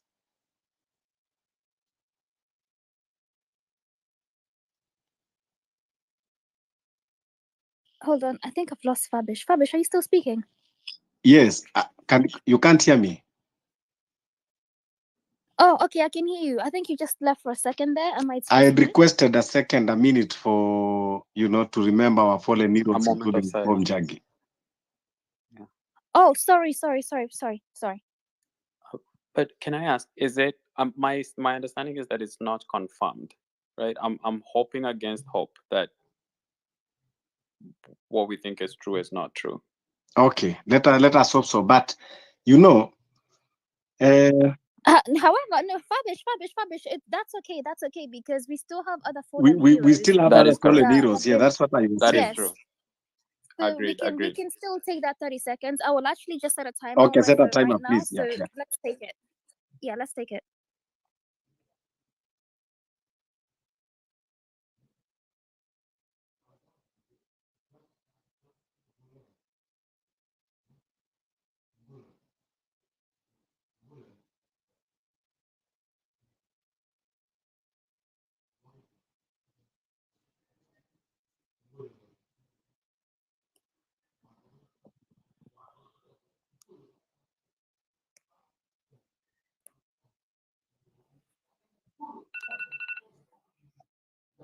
There you are, Fabish. Okay. Please go ahead. Thank you. A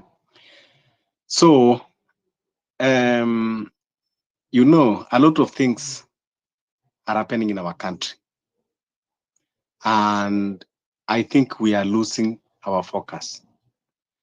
Now, yesterday, when we are talking of IG that has, blatantly disobeyed a court order 7 times, and yesterday the president himself just affirmed him to be the IG, and he was approved by the parliament.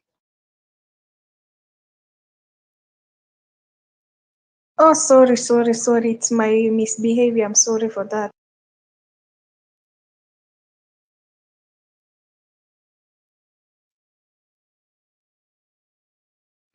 Fabish, I think you're still muted. Please go ahead. Yeah. We had some Okay. fat fingers on here. Sorry. Then we have the IG that has disobeyed the court order, and he was approved by the parliament and subsequently confirmed by the president to become the IG, and was given the same constitution that is disrespecting to take an oath under it.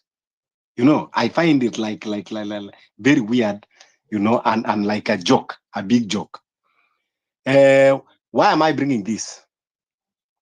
We have a government that does not respect constitution, but they want us to respect constitution. We have a government that does not operate under the law, but they want us, and they demand that we operate under the law. They kill us, they abduct us, they gagged our media, they suppress our voices against the constitution, which it is the supreme law of the land. Watu wanaongea sijui tufanye hii, sijui tuandike barua wapi. Folks, I want to tell you, problem of Kenya will be solved here in Kenya. Hata mukaandika barua House of Commons, muandika House of Congress, the same of those foreign countries, they are actually contributing in our problems. The problem that we are facing today emanated when Ruto went to US. You cannot tell me you cannot separate US government from the Congress. So personally, I believe kwamba Kenyans tusikae tu tukasema oh, sasa tufanye diplomatic. There is nothing diplomatic with a tyrant. Congress will hear our news. They will see it on the TV. Wakati tukijitokeza in millions on the street. Lakini mukisema twende diplomatic, hakuna diplomatic itafanyika. Just like yesterday, watu analia tunatafuta Bob Njagi, tunatafuta nini? Then someone anakuja kwa space na kusema kwamba is forming a political party. Where are we heading? Kama anakuja kusema is forming. Tuko hapa mahali tuko not because we lack political parties. We have more than 100 political parties. We don't have deficiency of political parties. We don't have deficiency of politicians. In fact, political parties and politicians are part of the problems, the reason why you are here today. I keep on saying kwamba if unaweza kukaa leo atungoje umtoe Ruto in a ballot paper in 2027, you are doomed. Forget about it. If utakaa hapo ufikirie kwamba kuna mahali utaandika barua in another country, uandike Iran, uandike US, uandike UK, ati alafu watakuja kukusaidia. 2007, 2008, we lost over 1,000 people. The Kiambaa massacre. The wound is still fresh in our hearts and in our minds. Victims have never been compensated until now. You cannot tell me that Congress was not aware. You cannot tell me that the whole world was not aware. You cannot tell me until now even they are not aware that those victims have not been compensated. The justice have not yet been met. Watu walipelekwa ICC only to be released one after the other. Mwingine sijui lack of evidence, mwingine nini. The victims, watu walichomwa, watoto wadogo, they were choked by smoke to death. Alafu munasema kwamba ati tutapata msaada kutoka kwingine. The problem of Kenyans can only be resolved here in Kenya. If you are in diaspora, let us channel our thoughts, our contribution to Kenya, not to somewhere else. Ile kitu mimi nataka tuongee mambo ambayo ni practical hapa Kenya. Tunahitaji funds ya movement. Tunahitaji strategy. Ile kitu ambayo tunataka tufanye saizi, tunahitaji nyumbani. Tukue na vigilant groups kwanza to protect ourselves against the evil government. Tunahitaji kukua na groups in every community, in every estate, in every ghetto. Youth in numbers. Zile magari ambazo zinakuja kukidnap watu, if they are numberless, if those people that are kidnapping are civilians, treat them as criminals.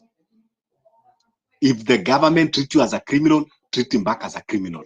If kweli they want to arrest you, let them follow the law. If they don't follow the law, choma hiyo gari, choma nao watu ambao wamekuja nao. That is it, aura for aura. They go criminal way, we go criminal way. Ile mambo ya kujidanganya kwamba tunatumia tu maji na bendera cannot work in this system. Yes, tunatumia maji na bendera tukiwa kwa street, lakini kama wanakuja kututafuta kwa manyumba zetu na kwa village zetu, hatuwezi kutumia maji na bendera. If they are coming as criminals, we will deal them as criminals. So, hatuwezi kukaa na kuhawa kama kondoo. So that is the first thing that we need to do. We need to protect ourselves and protect our brothers and sisters and our community. Sisi wenyewe, because the government has failed to protect us. If the IG of police and the head of DCI wanaweza kuja in a glaring cameras na kusema kwamba oh, we are not responsible for the I don't know Kitengela 3. Can you imagine? You are a police officer ambao your job is only one, to provide security for the lives and the properties of Kenyans. Alafu wakati unaulizwa watu ambao wameabductiwa kwa wapi, unasema no, it's not me, I'm not the one, I'm not responsible. Are you crazy? Wewe saizi umepatiwa ng'ombe uende uchunge, alafu narudi jioni na ng'ombe na kuuliza ng'ombe mbili ziko wapi, unaniambia ati hapana, si mimi ndio nimeiba, ziko wapi? I gave you that work to be a shepherd.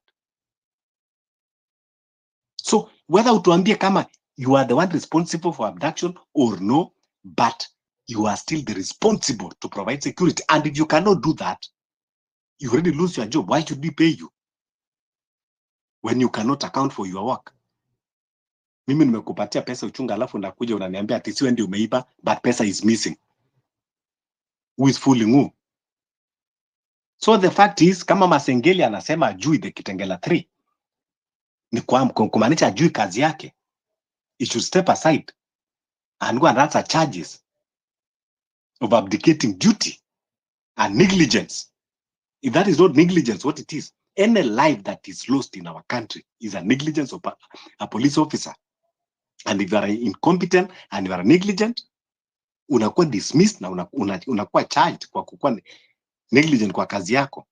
So ile kitu ningeomba Kenyans, wala ambao tuko diaspora, wala ambao yuko US, let us forget please about sijui kuandikia barua wapi. Let us channel our contribution, our funds, strengthen. Wacha tufanye mambo yetu hapa nyumbani. Sri Lanka hawakusaidiwa na Congress, walijitokeza in numbers. Bangladesh hawakusaidiwa in Congress. Congress tutakuja kufanya mambo ya transition maybe huko later. Maybe kama sasa later tushaondoa Ruto, hatuna sasa wote, then maybe tunaweza kusema okay, but even we don't need them. The problem that we are facing is they are part and parcel of the problem that we are facing today. So problem ya Kenyans ni lazima sisi wenyewe tujue, we have to fight for ourselves. No one will fight for us. Lazima tujikakamue sisi wenyewe. Now we need funding, and now we need to know how to keep the distractors. Mtu kwanza, let us not go for personalities. I want to say here clearly, tusikae tukasema we are supporting Morara. Morara is just a personality. We are supporting our movement but not personality. And tunajua kwamba dynamics za Ruto can do anything. Unaweza kushangaa baadaye kwamba Morara amelipwa. Morara alikuwa anamfanyia kazi all along. What are we going to do? So we need to keep our course straight and clear. Be objective. Our eyes on the ball. Let us not be distracted. Let us not be distracted. Ile kitu ambayo tunahitaji. Jana tunapanga mambo ya maandamano hapa. Watu wengine wanaenda kupanga mambo ya kuform political party. Watu wengine wanapanga mambo ya sijui I don't know, the constitutional amendment. What are we talking about? We have to be objective of one thing. And the problem that we're having now is not constitution. The problem that we're having is not politician. The problem that we're having now is William Ruto in that office, the occupant of that president. Tukishamwondoa huyo, other things itajipa yenyewe. Kwa hivyo tusikuwe distracted na mjue kwamba problems ya sisi wa Kenya, sisi wenyewe ndio tutasolve. Let us not relax na ukasema kwamba tukiandikia barua nani. Meg Whiteman, she's part of our problem. And you cannot tell me that Meg Whiteman is not informing the US what is happening in our country. She know everything, but she's evil. So mimi nikisikia kwamba kwanza ati our problem tunataka kuhusisha tena the West, I get so mad. So ningeomba wale wa Kenya, kina Nyalamo, kina Ann, wale ambao uko US, what we need now is to strengthen the movement, give the movement funds. Jisanyeni huko US, jisanyeni huko UK, kina Nyati na wale wengine. Tupatieni funds kwa movement ya Kenya ndio italeta that changes. Thank you. Thank you very much, Fabish. I agree. These solutions have to come from Kenyans, but Kenyans in diaspora are still Kenyans, right? So we have to inject from all sides. Whether we're on the ground, whether we're in the diaspora, we need all hands on deck. We need to be. Have you ever seen like a puffer fish? The way when it blows up, it's just full of those porcupines, the spikes or whatever. Like we need to inject from all areas, which means this government will not get rest. Regardless of however they turn, they will not have rest. So I'm saying I agree with you 100%, but I say that we also inject in every direction we can. Okay, so I'll go to guys. I know you've been here for a very long time, Sparks and Jamahuri. Do you mind if I just get some new speakers and then I'll come back to you afterwards? So I'd like to go to Drew Jungle 01 boy first, just because you have a hand up, and then We'll go to some new speakers and then come back to you. But thank you very much, Fabish. Okay, thank you so much for each and everyone in this space. It's a long time since I was in this space, but thank God that I'm back.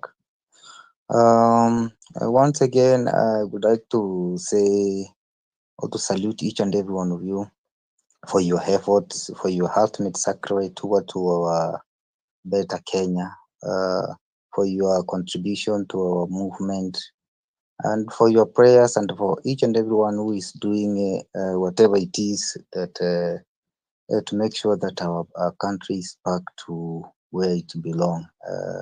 I want to salute each and every one of you and encourage you for those who are about to give up. And thank each and every one of you for those who are in the diaspora and those who are in Kenya. Thank you so much for your contribution in each and every way and in each and every aspect. May God bless you so much.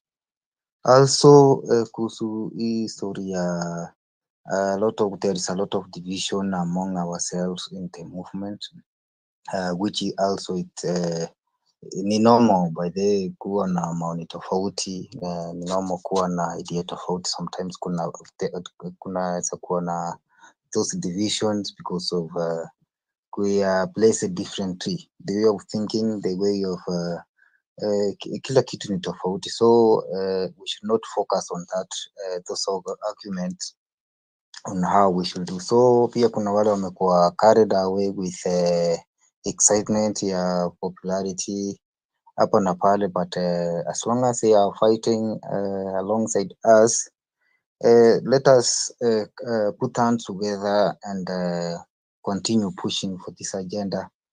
Najua there is a lot of things happening in our country. Kuna a lot of disappointment, especially from the government, in each and every ministry, in each and every department, in each and every in institutions.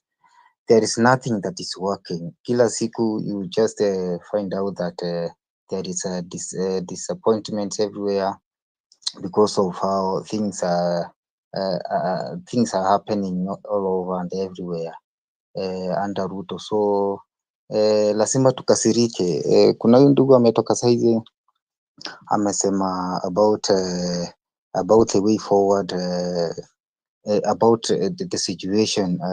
We must wake up all and join hands and we fight sisi ndio tuko na solution nchi yetu. We must fight. Kama jana kumekuwa na kama wale wameona news ama wanafuatilia local news, there is a lot of confusion including who disobey the court orders. Kila kitu, kila place, kama kuna corruption kila place. Kama jana tumeambiwa kuna si mafuta ilikuwa iko substandard yenye iko kwa watu wanafaa kutumia, but walienda waka import, alafu sasa wakapea ikaingia Kenya, and that was done by the government itself. So mimi kitu naweza sema to make sure that tuko pamoja, we should not be carried away with hizo challenges msukumana hapo na pale. We should focus for those who are contributing. Tunashukuru sana, but also tunafaa united for those who are in Kenya. So far there is civic education imekuwa ikiendelea, which is very important to make sure kwamba watu wanakuwa enlightened in each and everything that is happening in matters law and in matters development, na the rights people wako na, yani watu wanaanza sasa kujielewa, watu wanajitolea locally, even the content creators at least wana make content yenye ni ya revolution. There is a lot of kuna wale wako kwa ground, watu kama kina Morara. Pia kumekuwa na hizo changamoto hapa na pale, but we should focus on what we can do at least kupunguza huyu jamaa makali. Alafu pia hiyo a lot of killings, a lot of police brutality. Sijui how can go about it, but we should go back to street again. Lazima tukusanye hasira yetu, alafu sasa tuanze tena kuinject we have been doing well in civic education now, at least hasira imekusanywa ya kutosha. we can plan now to go back to the street, how to protect ourselves. Wenye ndugu yetu wamesema hapo, we must do something beyond unaona sasa kama saizi jamaa tena amerudi masafari manzi, tena ameanza kutumia pesa. Yani unaona saizi ashapepa wabunge wote, anajua there is nothing we can do. He is back in lying again, he is back in flying again, he is back in everything because anajua he is protected by the MPs who are the rubber stamp, yani wao ndio na rubber stamp kila kitu. So people of diaspora, people of Kenya manze, we have to wake up again and go back to street, lakini lazima to strategize. So ile kitu anajaribu na karibu kufaulu ni ku divide, unaona. Alafu the media, they are not even helping us for this revolution because they are the one spreading propagandas na outdated politics of regional kingpin and so on. So hapo hivyo ndio wao ndio wametuangusha, but we should focus on what we are doing, and we are doing very well because the king now is naked. You can see kila kitu, kila place amekuwa na nini, kuna hiyo aibu, hana confidence. Alikuwa ameanza kuzunguka Kenya all over, saizi at least sasa sana hata confidence ya kusoma. So to continue, na nashukuru sana kwa kila mtu mwenye Kenya unafanya. Unaona, this is very early in the morning, but you can see people, they are so much passionate about their country. They are too patriotic to our country. I salute you so much. As we continue, let us support each other na to encourage each other. Kuna maybe wale wanataka karibu ku give up, don't give up on this cause. We are about to, we can, and we are winning. So thank you so much for giving an opportunity to speak, and I'm happy and proud of each and every one of you. And I'm so sorry for the heroes that already has died in the course of duty, lakini inaomba kwamba wale tuendelee kupush, not because this it's not about us today only, but about our future and our future generations. If we don't fight for them now, there is no one who will do. So whatever Ruto is doing to us is not just to us, but for generation to come. They might suffer more if we can't stand up and fight for their rights, fight for their freedom, fight for their future. Thank you so much for an opportunity to speak. We shall continue engaging. Thank you so much. Someone else can speak. Asante. Thank you. Thank you very much. Hey, is it Jungle Boy or Dream Boy? Jungle Boy. Thank you very much. You're right. We need to continue as one. Mimi, I'm struggling today with just trying to help people understand that your way, yes, is right, but that doesn't mean that the other way is wrong. We can literally finger this thing from all sides, leave nothing to chance. So thank you very much, Jungle Boy. And let me just remind us, Binti, like, yes, I Tori. don't know if Yes, KOT yes, is yes. there. The space is about to fall. KOT. KOT space in a drop. Wait, Abu, let me call him. Kindly, Give me 1 second. ebu angalia data. Wase ebu tuwekeni data space isianguke. Guy fa. Let me Tori, shikilia for 1 second. Let me call him. So, guys, ebu we have a data support number there. Hey, mnataka space ianguke, ebu tuchangamke tuweke data hapo hivyo. Victoria, can I just Yes. speak a filler for this moment before the next speaker comes in? I want to just to appeal to all of us, please. Even if the space falls off as I speak. Ebu tazama, Morara hajaungana na Caswell hajaungana na these other guys who are on the ground. Just recognize that we are not united. Our leaders are fighting each other. Just recognize that. I'm appealing to us, my brothers. Tafadhali, mkikutana na hawa watu kule nyumbani, and when they come into these spaces, ask them direct questions. Why